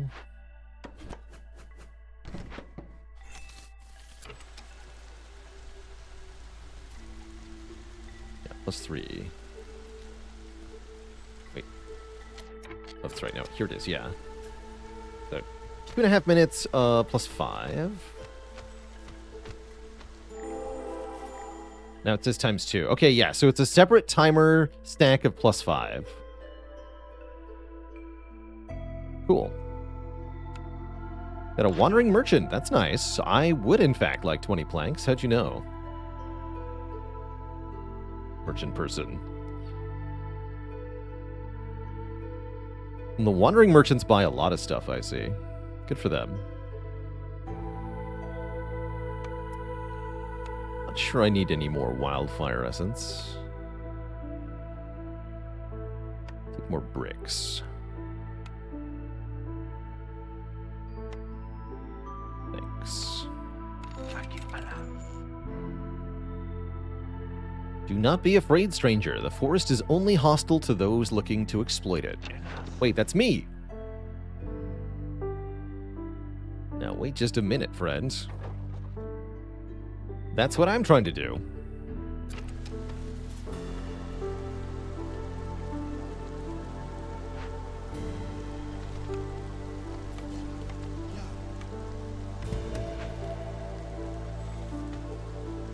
I need the bathhouse. Need 8 fabric for that. You have fabric.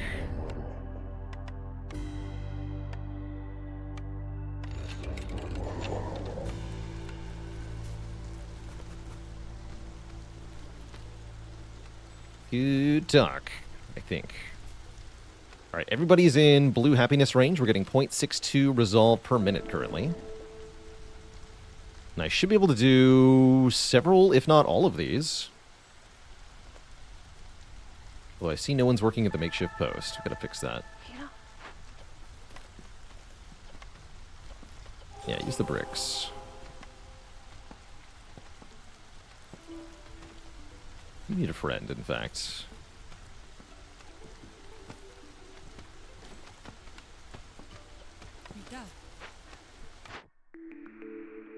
There's markets. River. Are we the baddies? Yes.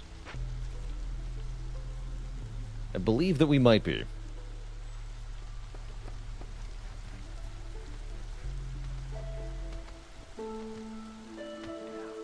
Seems likely, in fact.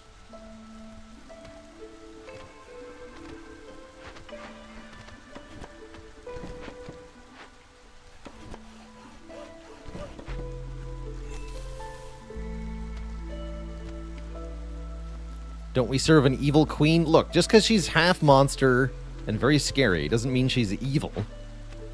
She has glowing red eyes.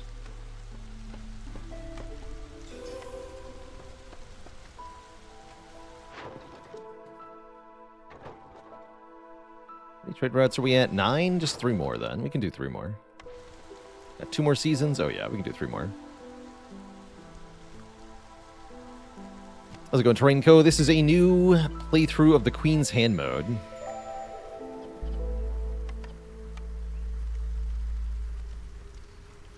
The extra tough permadeath mode. Get your meat. All right, there we go. 3 loyalty decisions done. Don't think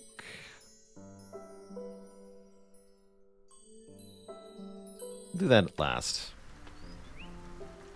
We'll do that last.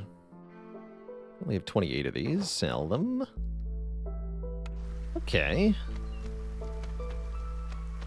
The pack of building materials coming. They're coming along. That's what they're doing. They are coming along. Ganador, thanks for the Prime sub and the full year of support.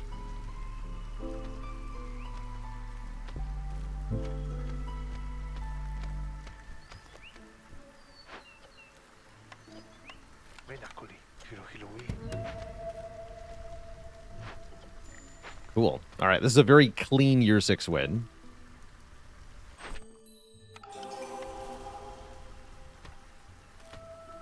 Very much so. Didn't even get to do the trade route quest. Bummer.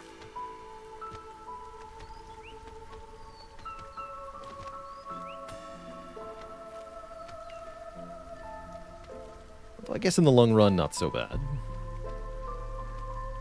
Excited to see what gets revealed on the world map here.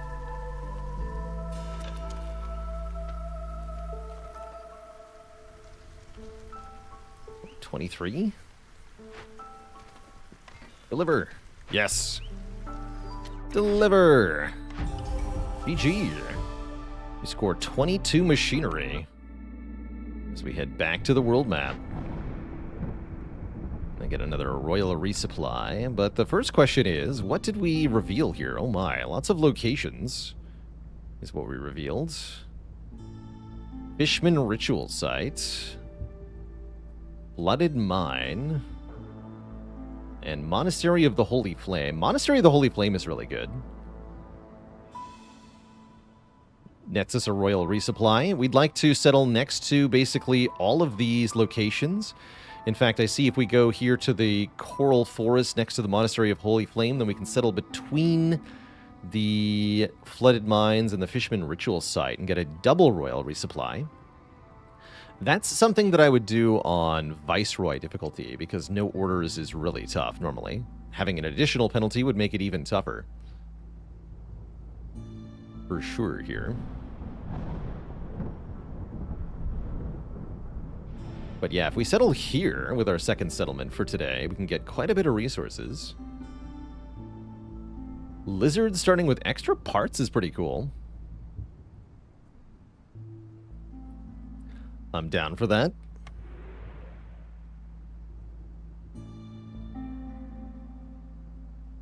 How many times do you need to pick fragments from rewards in Queen's Hand mode? Lots. So far, my successful attempts have taken 8 to 10 seal fragment rewards. It's been pretty tough. At what point in the trial do I start to raise the difficulty? Mainly when the trial requires it.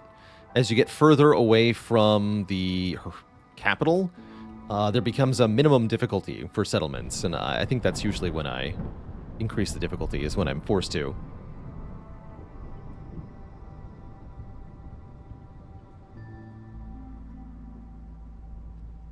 So next up, we are going to settle here in the Coral Forest. First, let's see if we can get any upgrades at Smoldering City. No, I need 10 artifacts. So artifacts are what we need next, and we just revealed some locations that are going to get that for us. Good. Especially this location. In fact, all of these give artifacts. So we'll have plenty of artifacts, and presumably enough machinery, too. I like it. Okay, so yes, this will be our next settlement, the Monastery of the Holy Flame. We're going to do that right away. But first, it's break time, my Twitch chat. So for a couple minutes, I'm going to refill the legs and stretch the water. When I return, I'm going to do one more settlement. Be right back.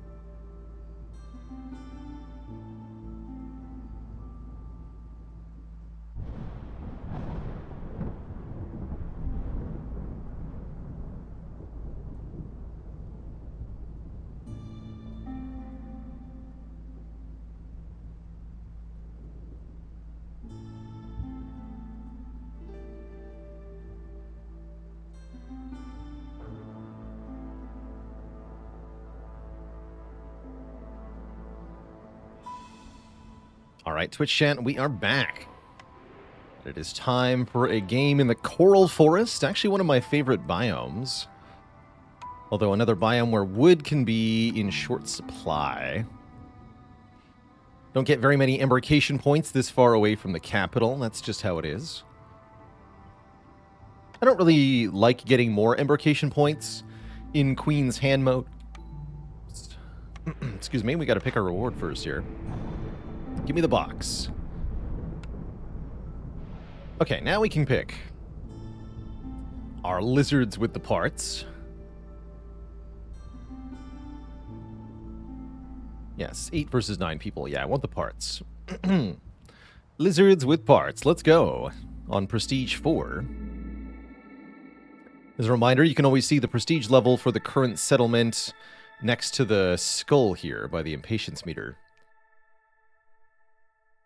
Plus 10 resolve for geyser pump operators during the drizzle. Interesting forest modifier. We've got lizards, beavers, harpies. Interesting mixture. Ooh, don't get to hostility 4. Bad times. Wow, that is a generous starting glade. I think that's the most resources I've seen in the starting glade yet. 6 food nodes and 3 stone nodes. Cool. Lots of dangerous glades to pick from. This one's huge. I'm going to go for that one first. Like this biome because you get lots of free resources from the trees. There's 3 different tree types in this biome. Each one has different secondary resources. The green ones give plant fiber, the red ones give rocks and incense, and the blue ones give meat and metal. Metal being particularly valuable. Let's start with Harpy Earthkeeper.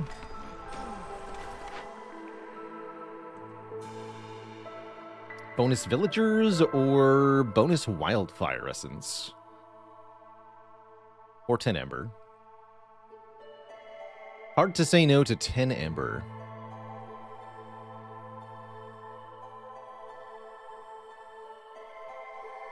I don't open enough glades that Lost in the Wilds feels very good to me. I'm going to just take 10 ember here.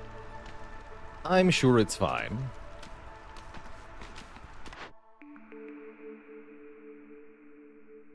We need to know what's in the first glade before this is worthwhile. Got punished for picking Tavern early last time. See if we can avoid having that happen again.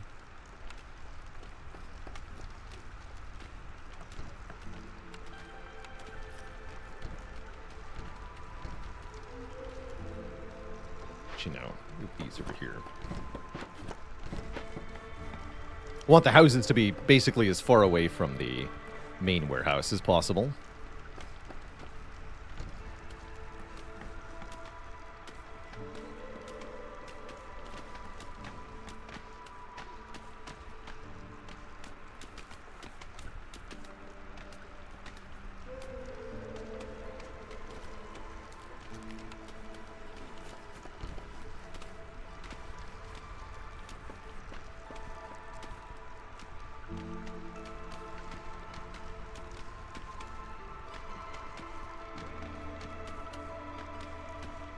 Seems like a solid enough start. We won't have a really good idea of how things are going, though, until we cut open the first glade. Soon enough. Soon enough.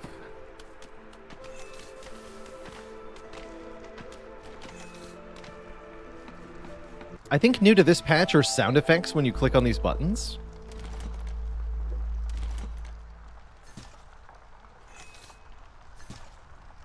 Yeah, those are definitely new. Cool.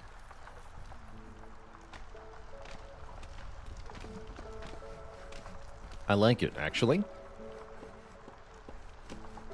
And that should still... Oh no, it's only if you press the button, not if you press the hotkey. Interesting. Okay. Mysterious.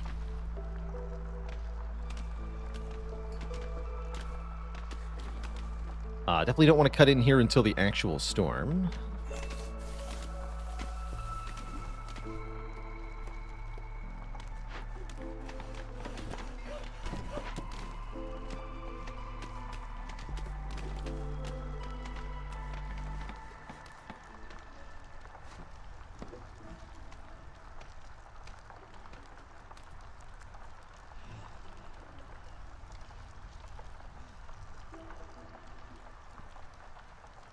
Schmuckster says, I've seen a cool optimization where you effectively remove the Firekeeper in order to get him to build stuff, and only add him when you get the warning for the fire going out to restock. That is an option. My understanding is that you don't gain the species bonus for the main Hearthkeeper as long as there's no one here, though. So oftentimes you do want that passive effect. Remember, each species has a different bonus as the central Hearthkeeper. Harpies increase our carrying capacity by 5. Beavers slow down fuel consumption. Lizards give a bonus to global resolve. Humans slow down impatience. And foxes lower hostility. For the humans and foxes in particular, I could see it being worthwhile to micro them away. There are a number of little advantages you can get for microing your villagers excessively in this game. I tend to avoid doing that in general, even if it could help me a bit more. If I could win with fewer inputs, I'd prefer to.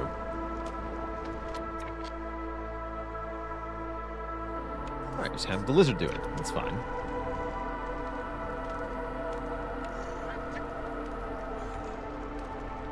Time for some food.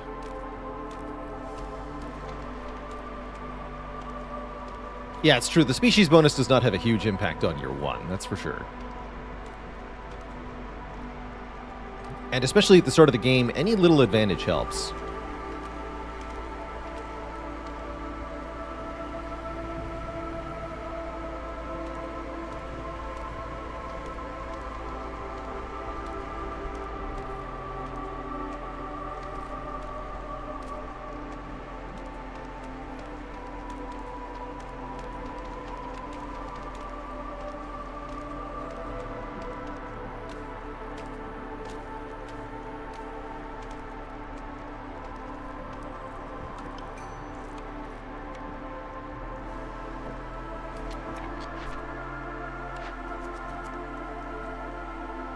Ooh, +1 to purging fire production is kind of cool.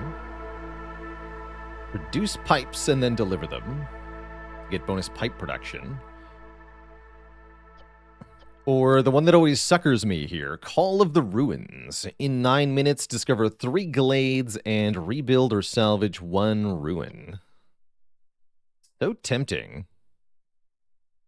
So hard to do. Cis cultivation, meanwhile, is effectively free.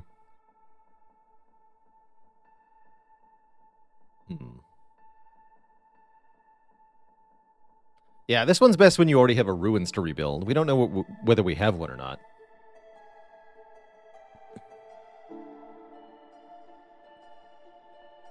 But it's so dang rewarding. I'll try it. I'll try it today. Might not be smart, but I'll try it. We don't have the blueprints for these, so problem solver it is. Do 3 glade events. And get 1 relic. Easy peasy. Alright, let's cut into this glade. Please and thank you. We'll cut into this one as well in a moment.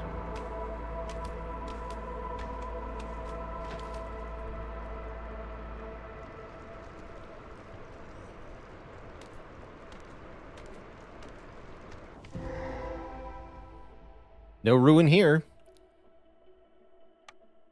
Just a hidden trader cemetery, which can be burned down with our coal to get survivor bonding and 5 ancient tablets. Okay. That's awesome. That's extremely awesome. That'll give us hostility over time, but who cares? I may need to cut into another dangerous glade shortly, though.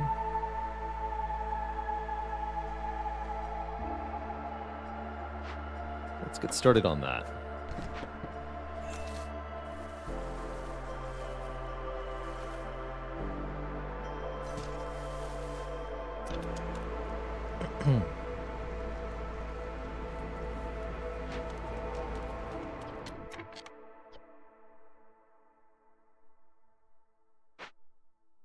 That's true. We should cut into the dangerous glade first. There can be ruins in a small glade. It's just really, really unlikely. I'm not going to open a third dangerous glade. We're going to, if there's not a ruin in here, we'll just fail the event, as always. So, that's fine.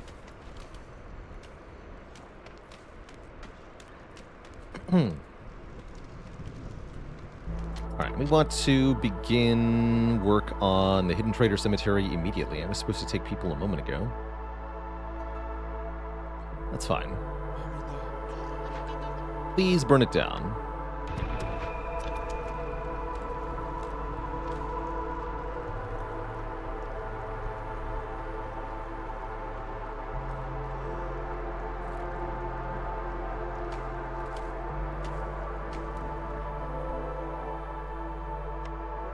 Rainpunk Drill can be disassembled or fixed. It counts as a glade event.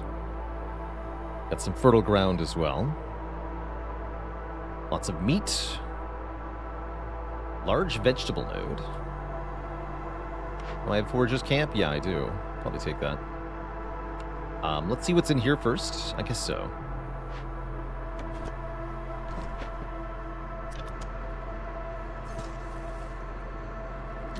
Yeah, I guess so.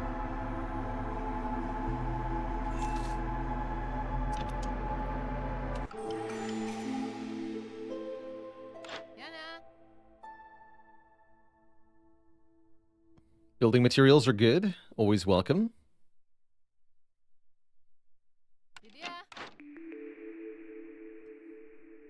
Back to nature? I don't think so. Well, actually, hold on.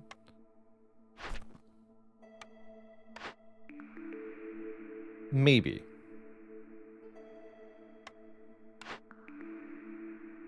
Safe Haven is really good. Probably just take Safe Haven.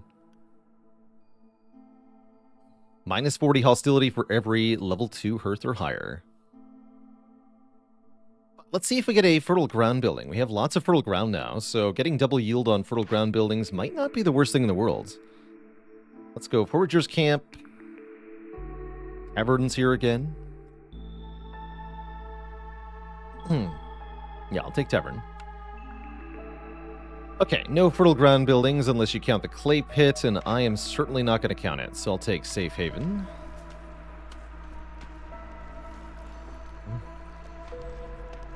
Trader Cemetery already being dealt with. Can we get into this glade before the Sahilda leaves, is my question.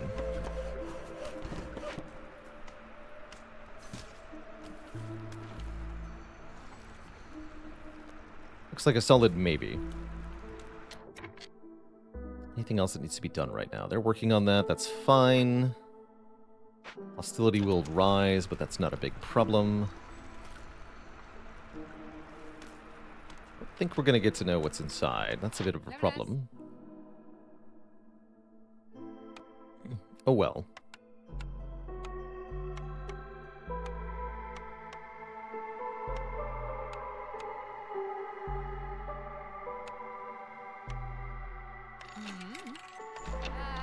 Thanks for the stuff. No, not quite.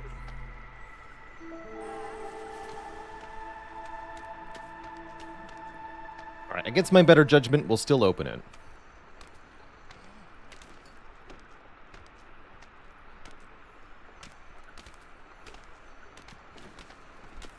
Do you get level 2 Hearth upgrade unlocked it by default in Queen's Hand mode, or does it have to be chosen? We picked it. Alright, no ruins. To the surprise of nobody, there's nothing here. Great. More fertile ground, though. Classic. I gotta stop clicking on that. It's a scam every time.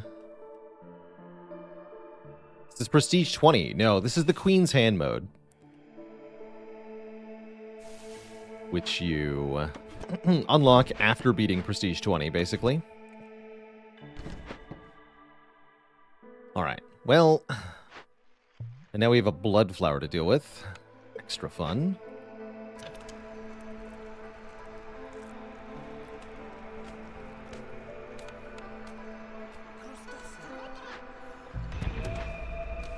Get rid of it immediately, then. Guess I'll take lumber mill.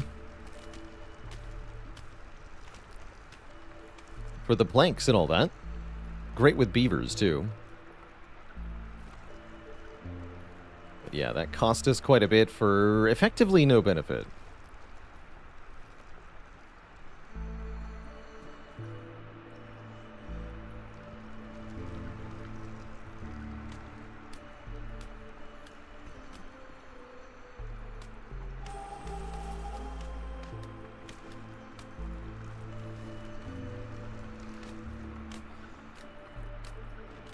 Gonna end up at 0 food for a little bit.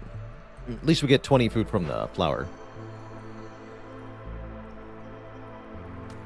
And we do have the ability to mine the large vegetables, as we said. So let's get that started here.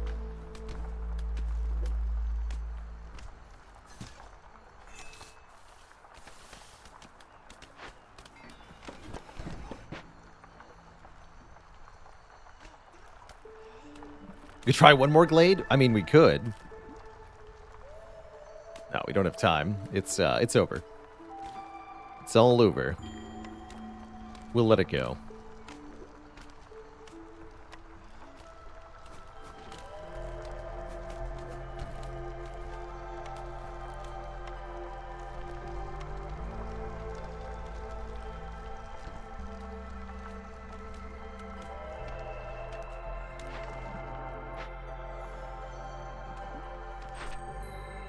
Although this gives food, actually. So we can get back to normal food as soon as the blood flower is over.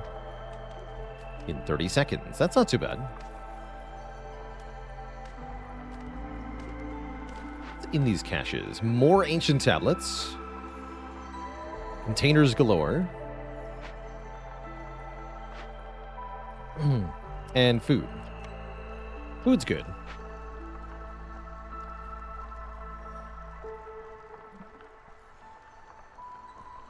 That's right, we're in too deep. We have to keep opening.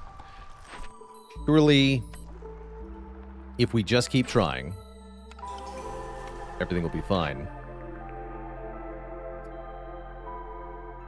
Small farm can use fertile ground to make food. We have lots of fertile ground. And I have lots of planks, so I'm going to make lots of food.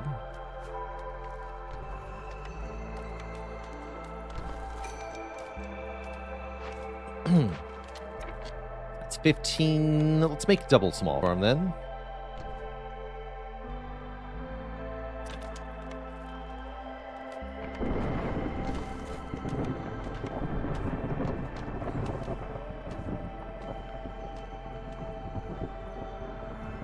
Classic investing strategy, the sunken cost law.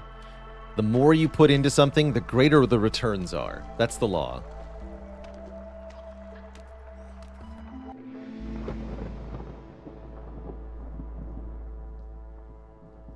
It just works.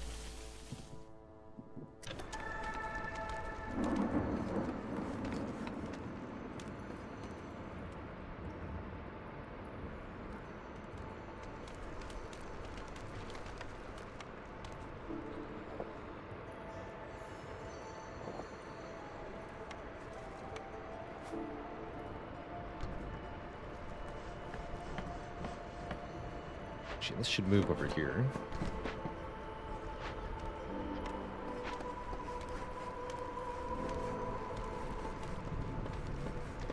Alright, with this lumber mill, we can turn wood into planks extremely efficiently. Can make some other stuff, too.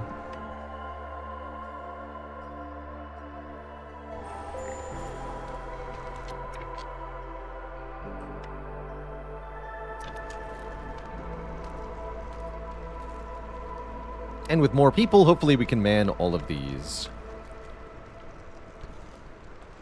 farms.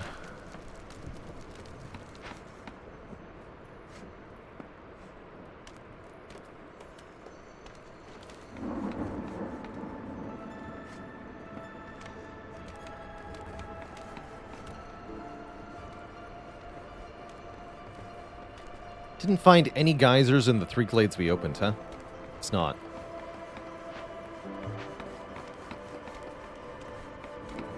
I suppose that's fine.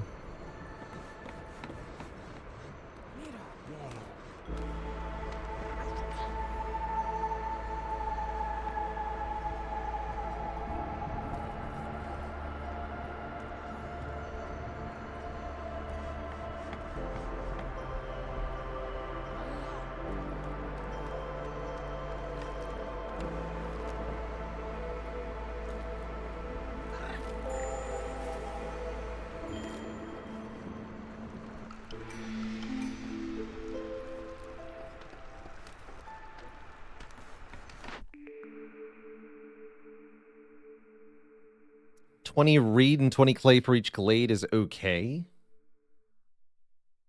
Oil for flour? Is that the small farm makes grain? Yeah, oil for flour is pretty good. Because we can make a lot of flour. Let's take small press here.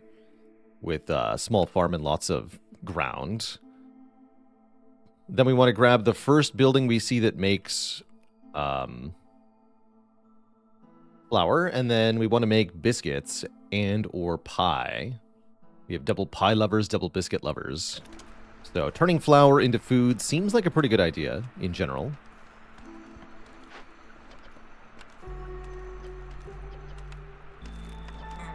Get some money.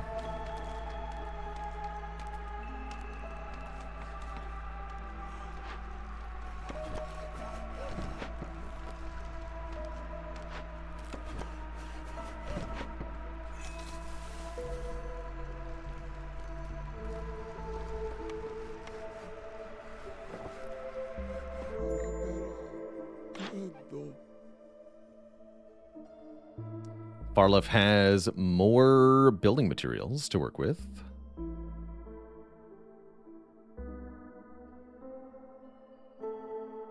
I could sell a lot of this crystallized too. Or some of these ancient tablets. Let's sell one of these ancient tablets.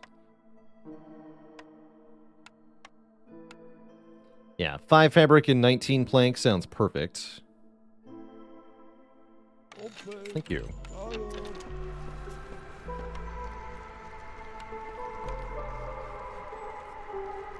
I guess I didn't need to buy planks. We were already making them pretty well. Maybe thought that through a little better. Could have bought more bricks then. That's fine. We can make tavern very early. That's a good sign. Want a little bit more fabric for that? Give me 5 more fabric at least. Just 5.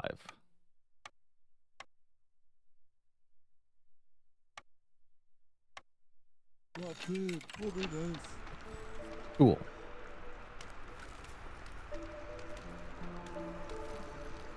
Do foxes and humans have the vision bonus for fields and geysers? Their starting bonuses? Starting bonus for each species has to be unlocked with a pick from one of 3. It's like the upgraded hearths. So you don't start with that.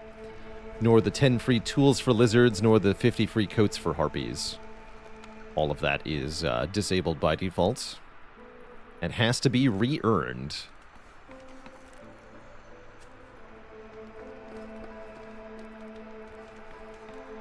Alright, we're in year 3. I was definitely supposed to pick these a while ago, actually. Aid the flock. 5 pack of building materials, 5 pack of crops to get 3 harpy resolve permanently. That's pretty good. Or get a bunch of meat stuff. Not going to happen. And 12 pack of luxury goods or use 180 rainwater. These are both very hard. I guess I'll take the one that I could do eventually, maybe. But with no geysers, rainwater is not going to happen. No way.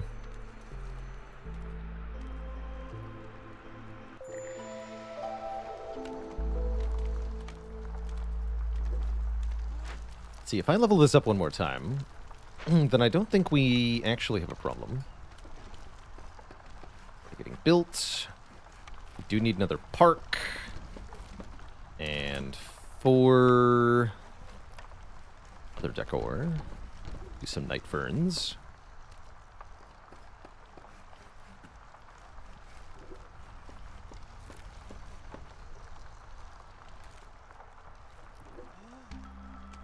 Yeah, they'll be good.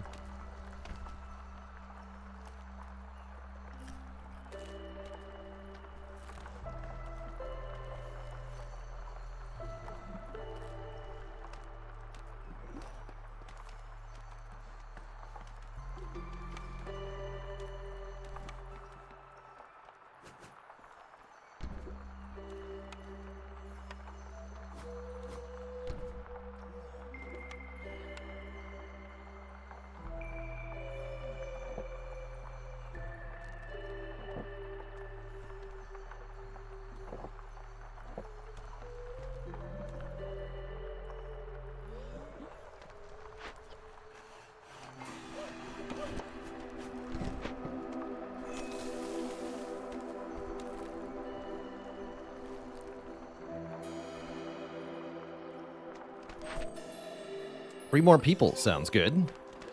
Just thinking I don't have enough workers.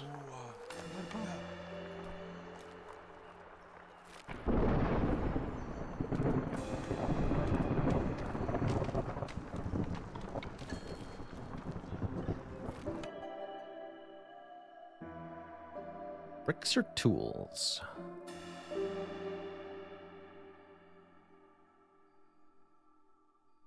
Take the 2 beavers and the bricks.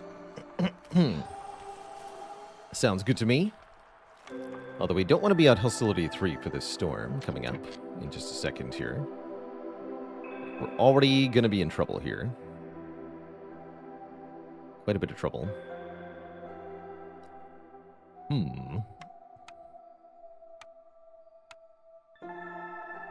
That's a bit better.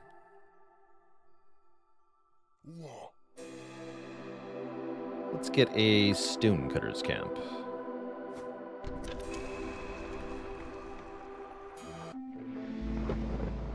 We also have 4 unhoused individuals. Somewhat unacceptable.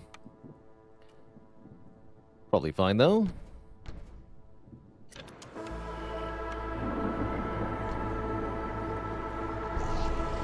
So corruption rate is only 88% now that we leveled up the Hearth to level 2. And that also reduced hostility substantially, actually. So we have more woodcutters. Thanks to the Safe Haven perk. Giving minus 40 hostility right now.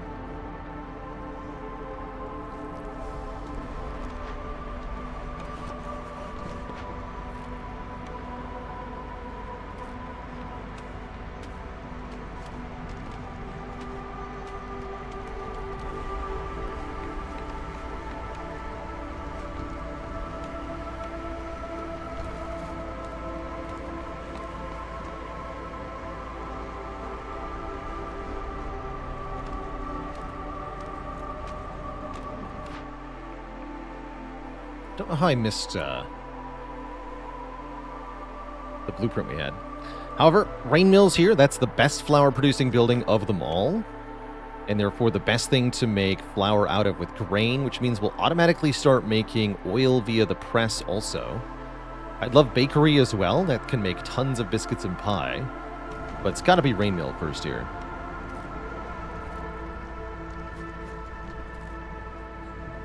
Just has to be.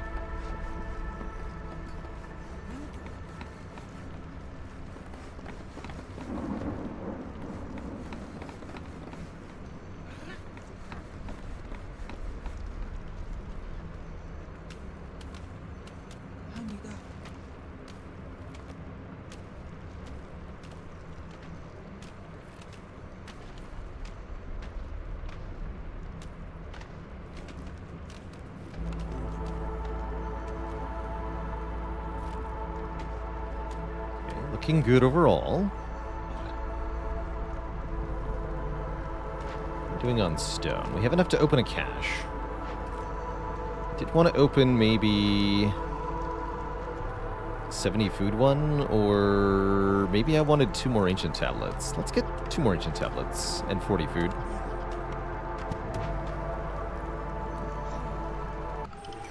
Sounds good. All right, you need some help. It's time to pick new orders. Failed my butt. Wow, standing level 2 with 3 settlements is very rewarding. Basic packages. 20 pack of crops, 20 pack of provisions, 10 pack of trade goods to get 15 tools and the bakery. Oh, snap. Bakery. That said, we have 0, 0, 0. This would be very hard to do in 6 minutes. I don't think so. Don't think so. Let's take good friends. Thirsty trader. To get 4 copper bars per minute, we have to sell 45 amber worth of goods, which gives us 35 amber back. That's absurd. Do I have any way to gain wine?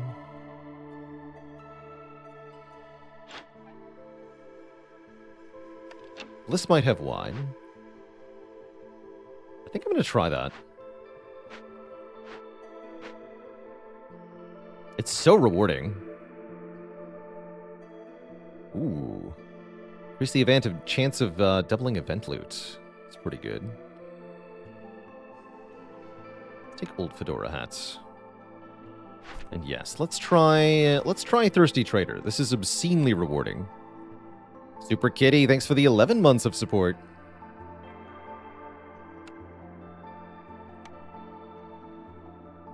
Schmuckster said, I've started appreciating rain collectors more. You don't spend all your pipes on them, and you don't depend on geysers. You know, that's actually a good point. That they do not cost your initial pipes.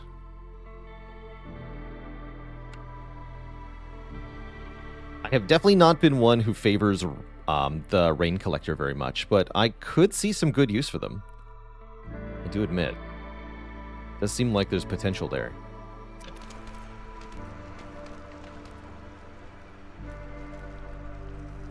Alright, so we're just going to keep summoning traders until we find someone with wine, hopefully. Hopefully.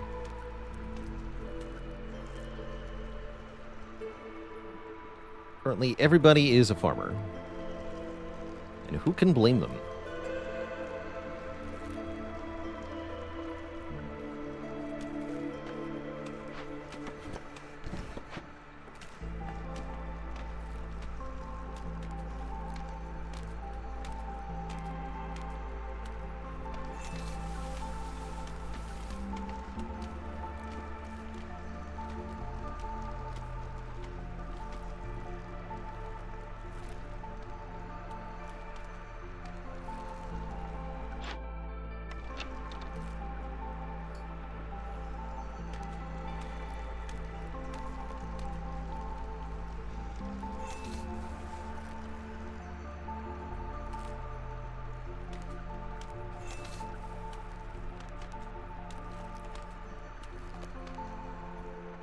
Get those crops planted. Or else. Hello. I was hoping you'd have wine. All right. Satisfy your own thirst, lady.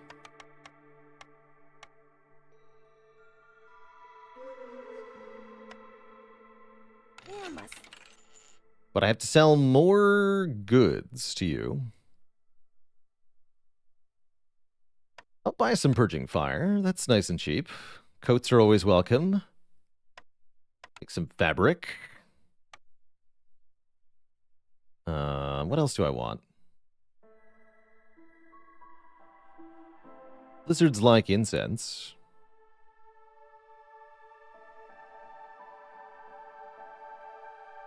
And brawling. Harpies like tea, and I think brawling.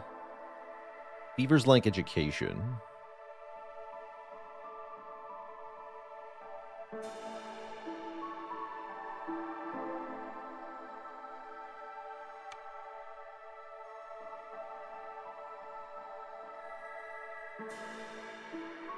Scrolls are cheap.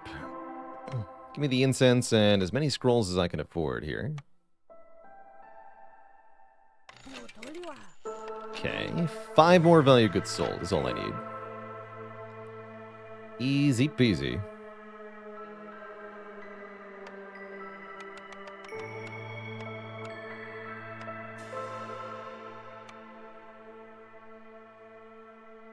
There we go. Thirsty Trader complete. We get 4 copper bars per minute. 40 more metal right away, and 35 amber right away. Those are obscene rewards. Kind of unfair, actually.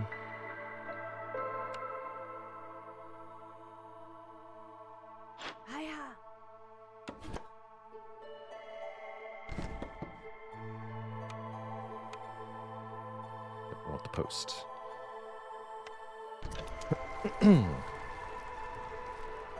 Okay, I'd say things are going very well now.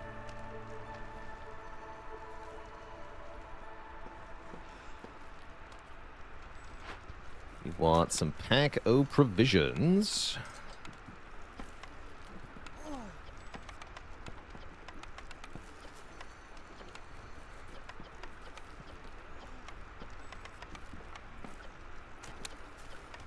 Those two. And then Beavers like working the rain mill. Please make flour. Limit 100. Only use the gray. Oh yeah, I can make pack of building materials here. That's good to know. We can do them out of planks. Enable that too. Cool.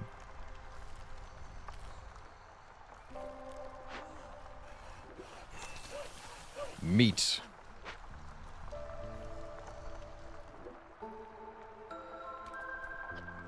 I appreciate that the farms are giving our workers something to do without depleting all of the resource nodes around town. We still have lots of resources and therefore don't have an urgent need to cut into new glades. We want to level up our reputation with the villages, because the rewards for this are insane. We have new people waiting. Heck yeah, 2 tools and 2 parts. Get in here.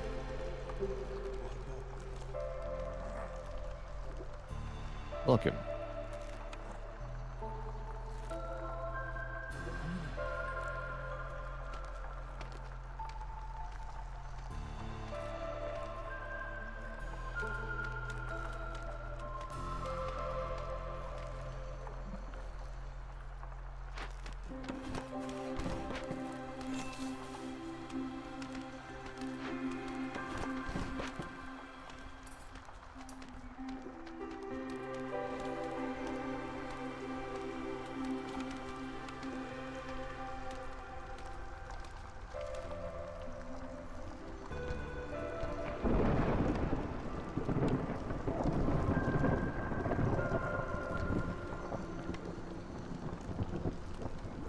Love lamp.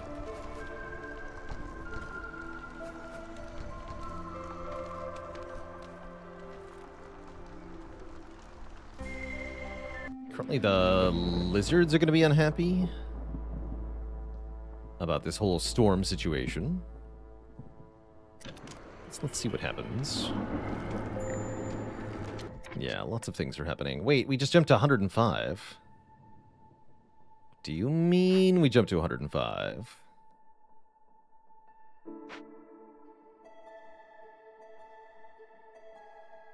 Don't think I follow.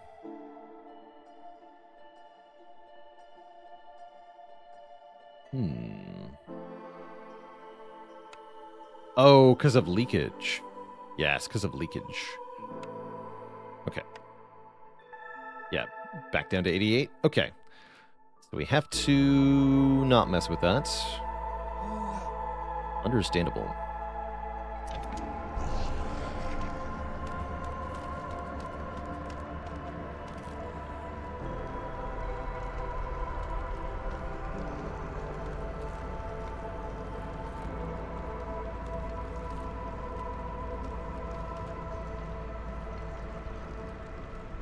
Curious about the coat's purchase? Yeah, it's just to help with the next storm, basically. I could use the... Actually, no. Normally, I would be able to use consumption control. We're playing with Monastery of the Holy Flame, though, which means I actually cannot tell people to save the coats for later. Didn't think about that. But it is what it is. All right, and we got some really good trade routes here. Let's level up Queen's Step by getting 15 amber there. 13 for 2 or 8 for 3? What the heck? Why is this deal so much worse than this deal? Whatever. Take 15 here as well. Guess we need to get standing level, and that requires trading a lot of stuff. Happy Harpies. Welcome. Okay, no more pack of building materials, and no more pack of crops. Thank you.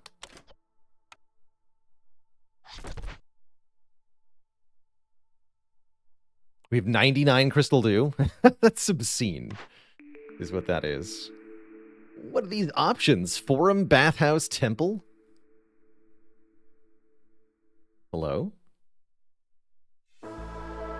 Let's see. Forum is the 15% double yield chance, whereas bathhouse is the 25% production speed.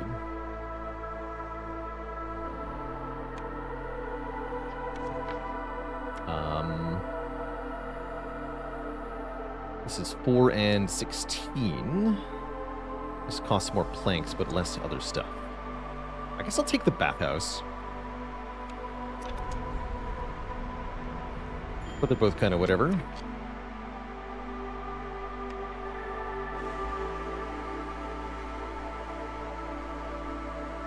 Okay, we need a blight post. Before this gets out of control. Here. Looks like we need planks first. So make these some planks.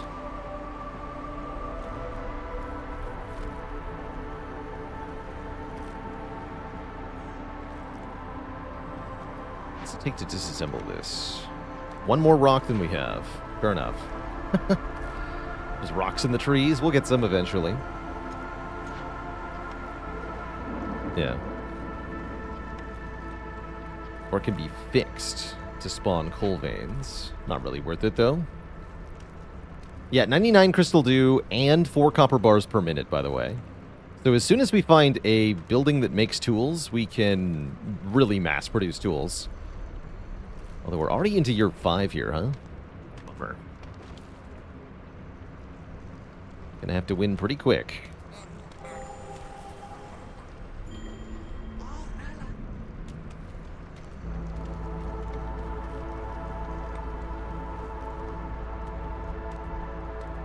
Dragon Over, thanks for the 7 months of support.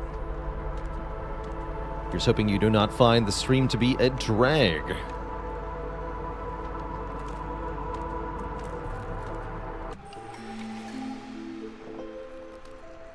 Alright, last orders. Pick these now.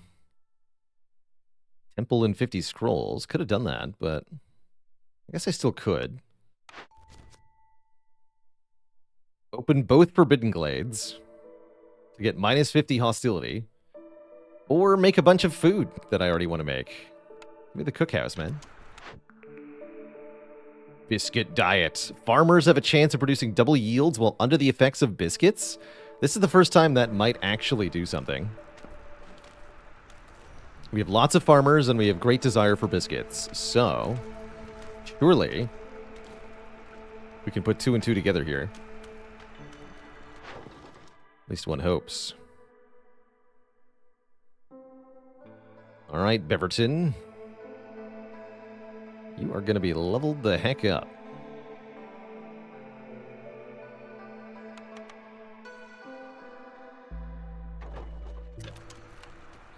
Wait, that's 10 minutes long? Dang it. Oh well.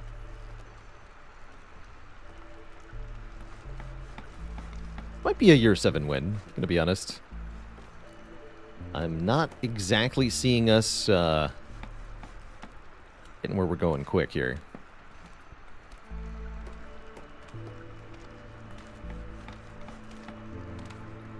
You guys are fired, I guess. You already fired. Must have so many planks. And we have no wood. Oh, I see. Okay. Well, that's a different problem.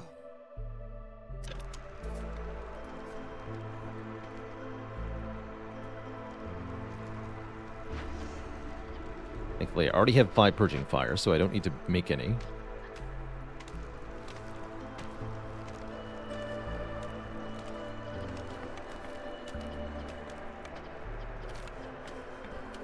$80 grain, 106 crystallized dew, 44 copper bars.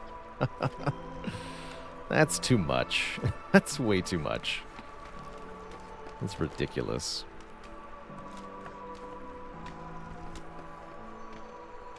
But can I actually turn that into something helpful? I'm not 100% sure that I can.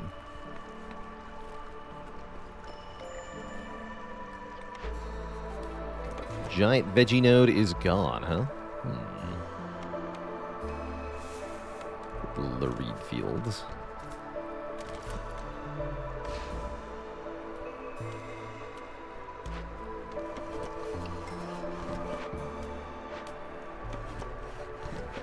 Doing over here?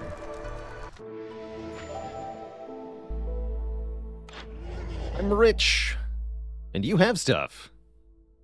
Dillahan, I might buy your big mystery box. Currently, I have 120 flowers somehow. That's too much. Can I turn that into pack of trade goods? Hold on. Oh, hell yes, I can. Wait a second. Oh my, make these and make many of them. Oh yes. Oh yes. Alright, what do you got? More copper bars, just what I needed. We also get 15 tools, 40 coats, 40 pie, 30 meat every time somebody dies, and builders can carry more stuff. I like it. I like it just fine. Thank you for the stuff. What are your blueprints? No, that's right. There's no blueprints here. New blueprints for us. Okay. Rain Mill is definitely done making that stuff for now. You guys are fired. What do we need now? Make the tavern. Somewhere. This moves for free, right? Yeah.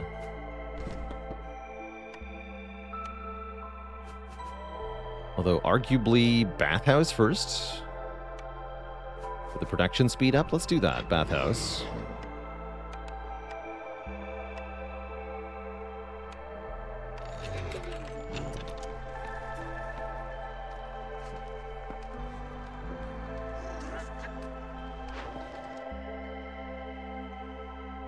So it's Queen's Step we want to level up next. Don't have enough fiber. But every bit counts, I suppose. Okay, this is looking decent. Have way more stone now. Let's disassemble that, get even more crystallized dew, because obviously I don't have enough crystallized dew.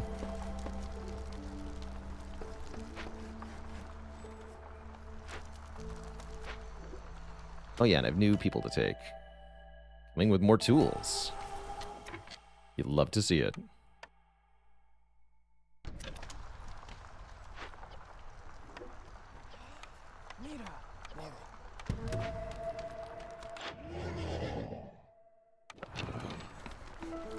Bye, Dillahan.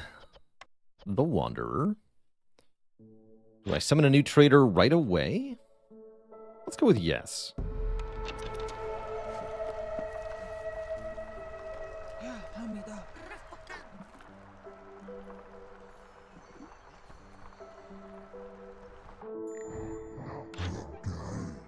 Sir Renwald Redmane. Oh wow, you can just buy this? It's pretty cool, actually. Faster traders seems okay, given I 200 units of metal now. Mr. Gregor, thanks for the 7 months of support, by the way. Mucho appreciated. Okay, but what if I just bought biscuits? Is that cheating?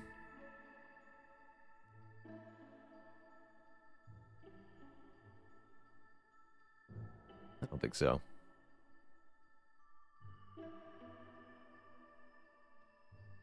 Anything else I want beyond biscuits? Pie for the Need for Pie Fulfilled quest? Yes, just buy it.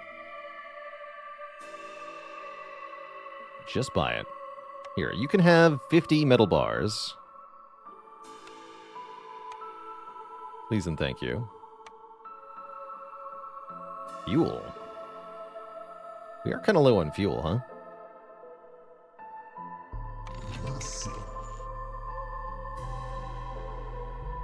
How's it going, HS Revive? I think this game is quite replayable and quite different.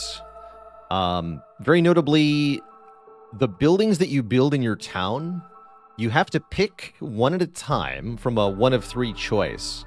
You don't get to just choose to build whatever building you want. You have to unlock them each play session. And that definitely heavily features the roguelite mechanic, because you're never sure what you're going to be forced to use in your settlement. You'll also get different perks each year. Also a choice of 3, and that also makes the game feel very random, very replayable. So thus far, I have found the game to be very consistently entertaining. Pretty good time. And yes, the roguelite mechanics are definitely felt. Okay, so we're leveling up... What's this? Beverton? Okay, so we want to level up Beverton some more. In fact, can I... Wait a minute until these are finished.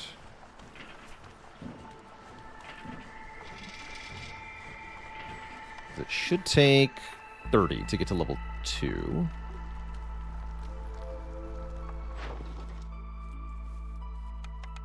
Yeah, so if there's already 20 coming, then another 10 will get to level 3. Or level 2, rather. From level 1. Excellent. Excellent. Should see more hostility reduction once this gets to level 2.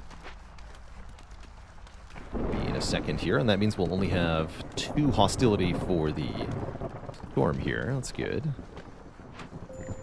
Woodcutters' camps are doing their best. They're trying.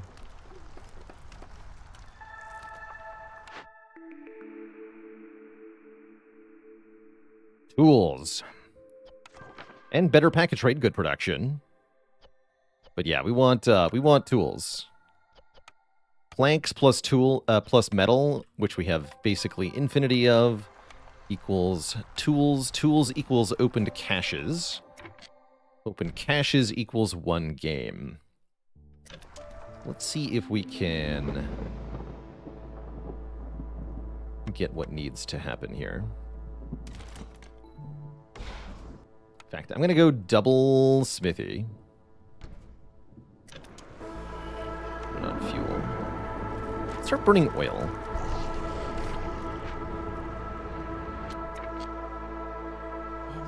Get those out.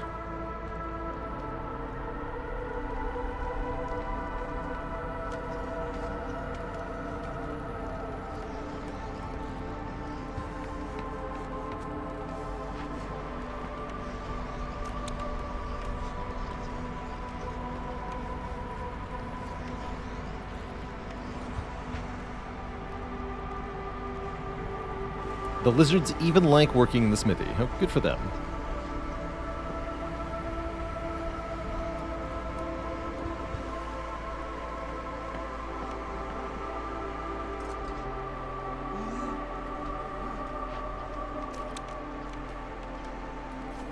All right. So, mass production of tools is now online. Queen's Step needs to be leveled up. Still.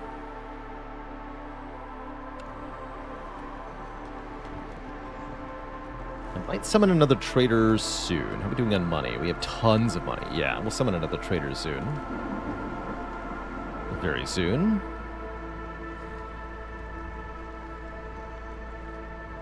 But yeah, I'd say almost all of my settlements end up having a different core strategy, which makes the game really entertaining for me to replay. because I'm never quite sure what I'm going to be tasked with doing, or whether the plan is going to work out. Here, for example, we wanted to mass produce biscuits, but never got a building that can make biscuits. And now it's a little bit late, so oh well.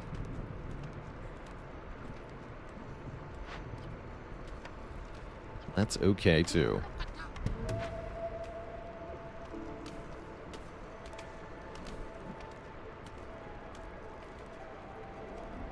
Guess we no longer need farmers, huh?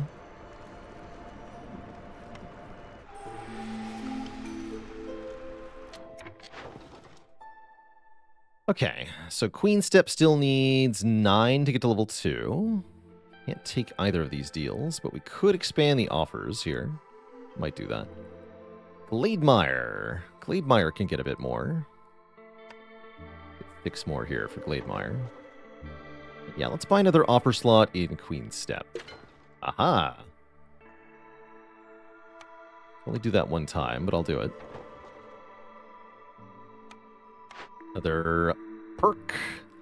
+5 to Global Resolve, but chance to consume more food. That's perfect here at the very end. Let's increase the Global Resolve for everybody and gain us more reputation over time. And...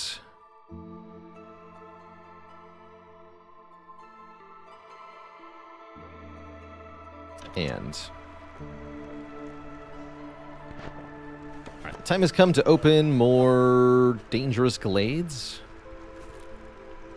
As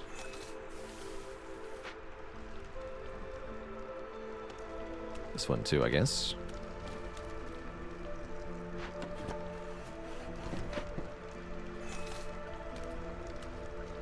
We're a bit away from a W yet, huh?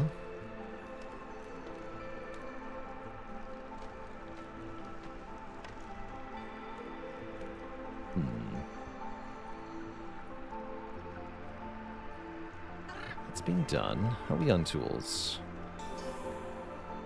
The only cash that remains. Okay. Tools are being mass produced. Absolutely enormous amounts of tools. Oil seems to be going up as well, even though we're now burning it for fuel. Jankoviak, here's to 17 months of awesome times. Thank you, thank you. Biscuit.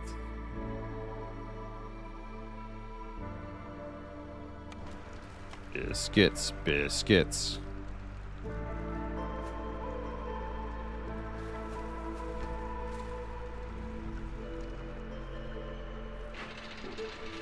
Oh, I see they're making pack of trade goods rather than planks, so that'll stop the tool production. That sounds like I need a second lumber mill then. 31 people. Trade will be here in 3 minutes. Oh, wait. Oh, wait.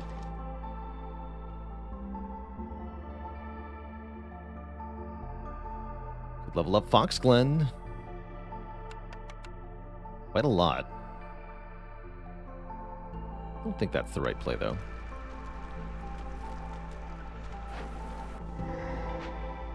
Okay.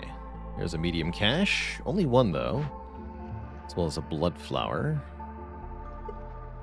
Might leave that alone. I've already got 26 tools, so let's get on it.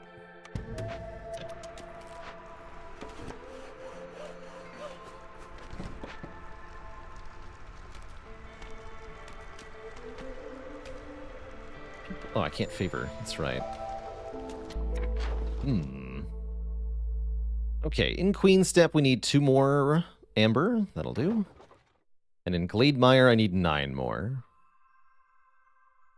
So I either need ale or I need more pack of crops. This pack of crops are easy enough to make.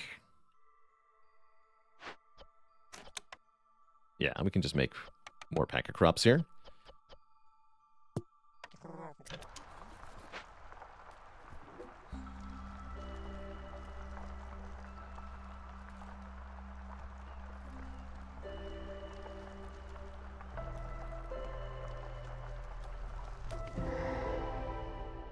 only one more cache. I was really hoping we'd see a little bit more. It's okay. This we can just report.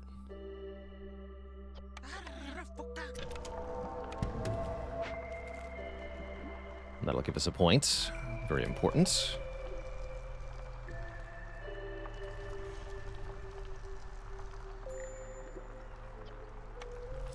Okay, delete that. Actually, no, just move that.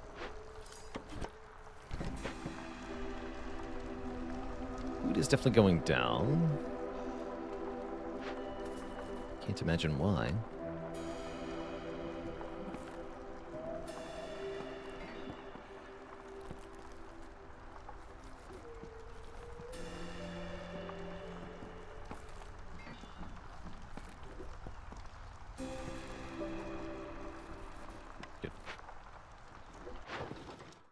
Okay, so now we have, 9 pack of crops, so we can do 8. No, I don't have enough pack of provisions just yet. That'll sort itself out in a moment as well.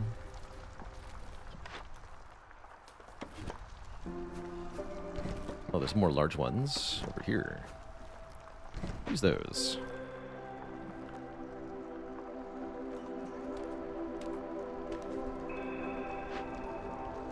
The pack of provisions are going here. This might not make enough. Greetings, Sother the Ancient. I'd like to buy your planks. And your ale, and your incense. And bricks. All the coats. All the wine. That sounds good. Apparently I have 36 pack of trade goods.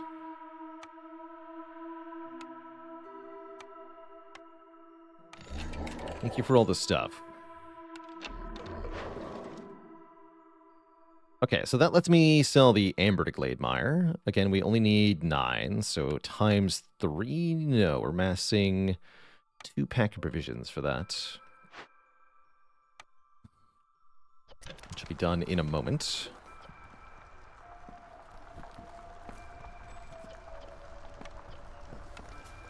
Oh, you can't summon a new trader. Foolish. Yeah, this is going to be your 7 win. There's no way I can win this year. This is definitely not happening. Not sure how we ended up with such a slow settlement, but oh well.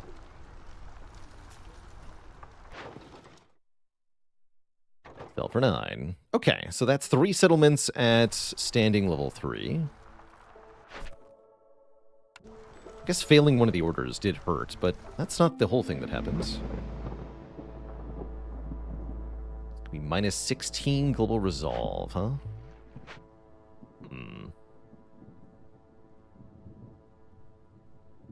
Bummer. I guess I can make a tavern, though, right?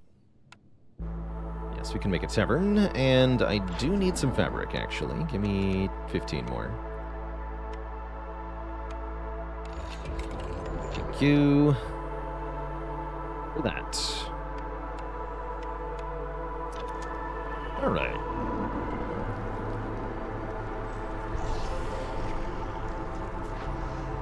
No fuel, okay.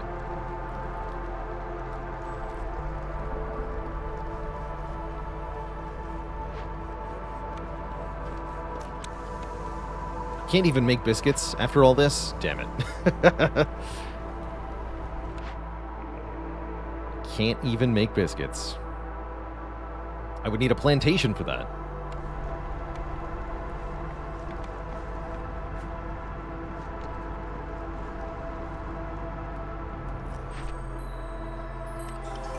Alright, we get lots of tools at least. I have 65 tools. Oh, God. This has all gone so wrong. Okay, we need to cut into more glades yesterday. All right, get to that forbidden glade, I guess.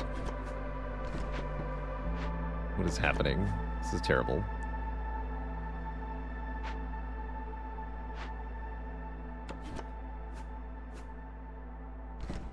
Go.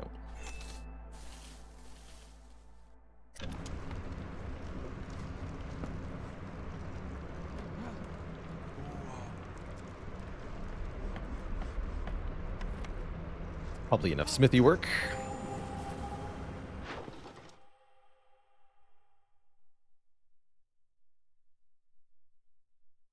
I still have 89 copper bars. I guess we can sell some, right? Stupid. It's so dumb.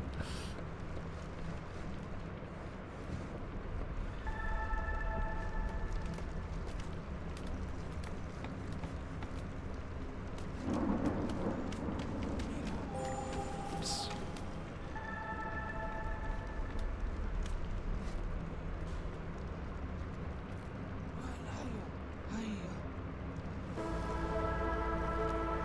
All right.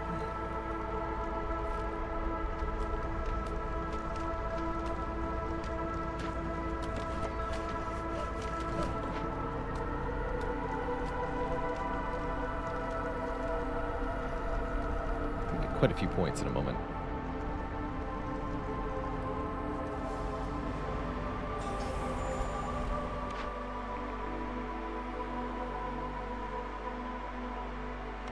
So I'll take cellar. I don't think I can make wine, can I? Oh yeah, we totally can. Good. Absolutely make wine.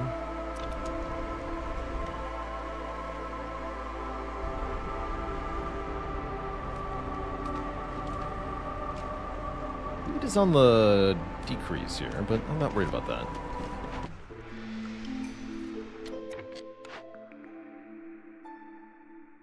Traders will arrive faster. Yeah, I'll just take 10 ember. We're gonna summon the traders anyway. Who cares how long they take to get here?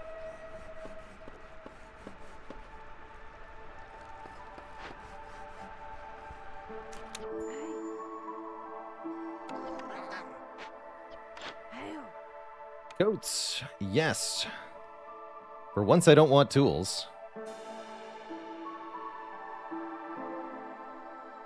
I have 190 amber? What the unholy heck is happening here?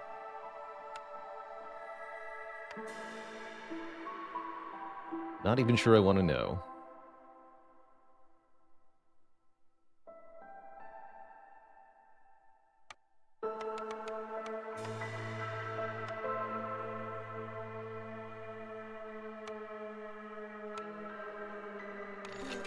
+3 to plank production? Sure.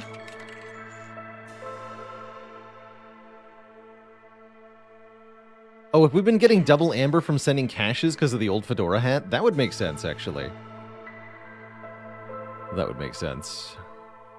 That seems OP. Is what that seems to be. Anything else that you have that I want? Not really. I was hoping you'd have food. Maybe the next person will have food.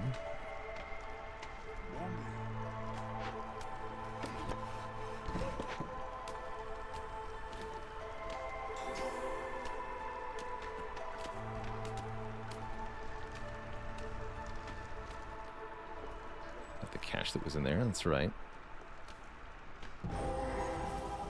I have a powerful economy, not a balanced one, but a powerful one. Return the child. Fuel will disappear at a rate of 5 items every 15 seconds. Sure, I'll return the child. We've got the wildfire essence. Gives me a point. Large abandoned cache gives me a point.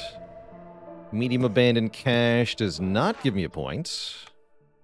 Gives me most of a point, though. And we need to cut to the next dangerous... Oh, there's another Forbidden Glade over here. Let's go do that.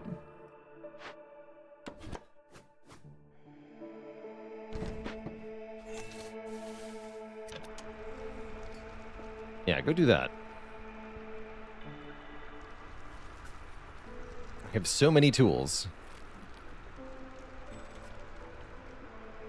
So Forbidden Glades, this is a Forbidden Glade. They have more powerful events and more resources inside them compared to a dangerous glade.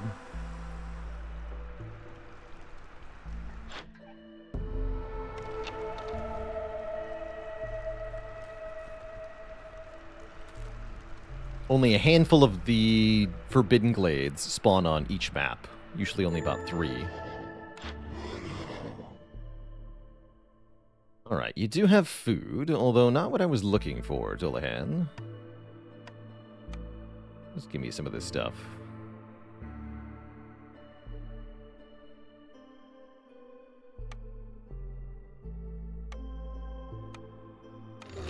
What's this? 10 pack of crops, 40 tea, more metal. Oh, thanks for the metal. Faster traders. Wait, what? Scientific agreement. I've never seen this. You signed a very strange deal with the smuggler. You can choose one blueprint from all unlocked blueprints every time 12 villagers die. How often do you think that's happening, game? What do you mean every time 12 villagers die? Ridiculous. Just ridiculous.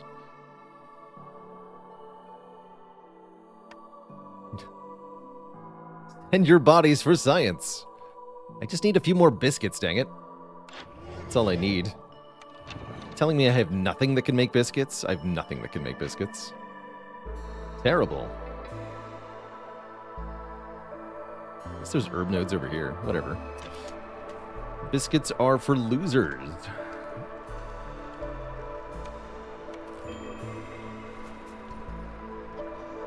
Bloodflower threats. So that's giving -3 global resolve to everybody, unfortunately. That's just how it is. Buy the other chest, there might be food there. You know what? You're right. Buy it all. +3 co-production and a bunch of garbage. Food, including berries. And scouts can open chests 40% faster. Chests? You mean caches or something else? Chests? I don't think I follow. No, don't unman the bathhouse. Do unman this. This. Okay. Oh yeah, don't use berries in this. Thanks.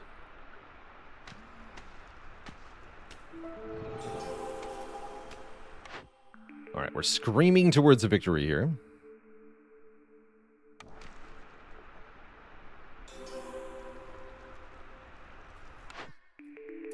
Didn't I just... Yeah, I did. Double blueprints there, back to back.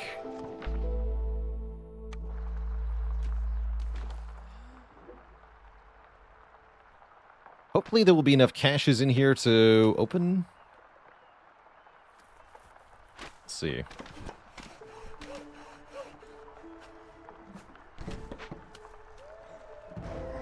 There we go. Oh, it's this one. I was going to say, I once saw a Forbidden Glade with 5 caches inside it. And guess what? That's exactly what we found. The 5 cache Forbidden Glade. Although we only have 31 tools, apparently. I got to get back on tool production here. Smithy is still hard at work.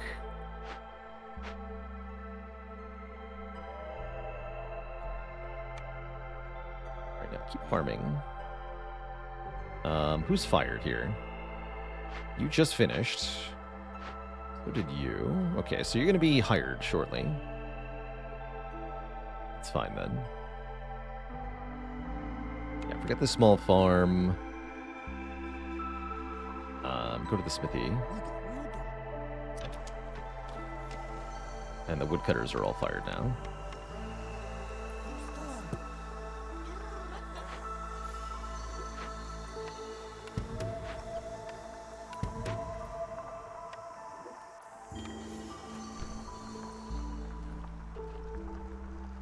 Wait.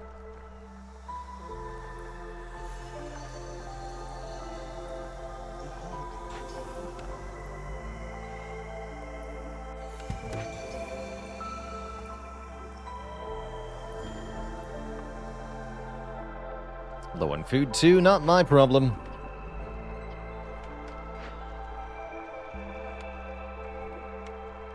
Them some tools. So the hope is that we win before the end of the year. I think that's very reasonable.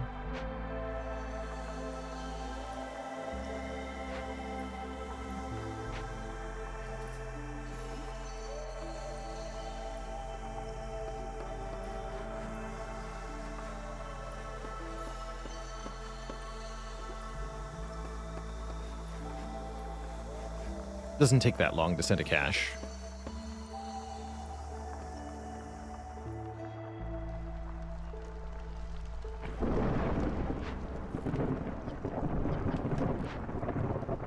Perfect. Oh, and the pastries have been done. Excellent. Okay, yeah, we super got this. As soon as this is finished. What a year. Cannot believe we made so much metal in this settlement. 100+ metal of both kinds. I've never seen that before. And before the storm can even kick in proper, we win. GG. Settlement complete. Grr. The parting grr. That was great. Okay, so not the fastest settlement in the world, but excellently located. And we did find not one, but 2 map events here, which is very important. I don't think I want the bonus imbrication range. What do we got here? Followers of the Forsaken Gods. Lose 2 villagers from every settlement to gain 4 seal fragments and 4 reserve imbrication points. That's not worth it. Or join the ritual, playing a game. You win before year 8 wins with 10 dead villagers to get 25 mushrooms and 5 reserve imbrication points. Don't think that one's very good. What about this one? Hanged Viceroy. Win with no one leaving to get just 2 more villagers in every settlement. That's not too bad. I don't think I'm going to do that. I don't think so. Our next settlement, I believe, will be here in the Scarlet Orchard. We are, as I said, not going to play this one on Prestige. We're going to be playing it on... Oh, normally I would play on Veteran. We have to play on Viceroy, though. So I guess we'll be playing it on Viceroy.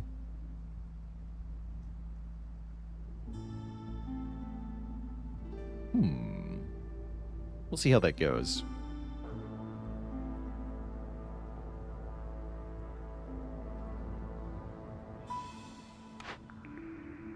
Buy more seal fragments. That might be the last time we have to take seal fragments. We'll see. Not the greatest start to a Queen's Hand playthrough. I was hoping we'd find more events that could give us some passive bonuses from year to year or from settlement to settlement, but we haven't found that. Oh well. We can unlock some stuff here, though. We got lots of machinery. Lots of artifacts. Not quite enough artifacts to get 2 of these. I would like another cornerstone pool increase, so that's what I'm going to get here. Let's get the 4th cornerstone choice. And then we should, with all this accumulated food, be able to blitz through these pretty quick.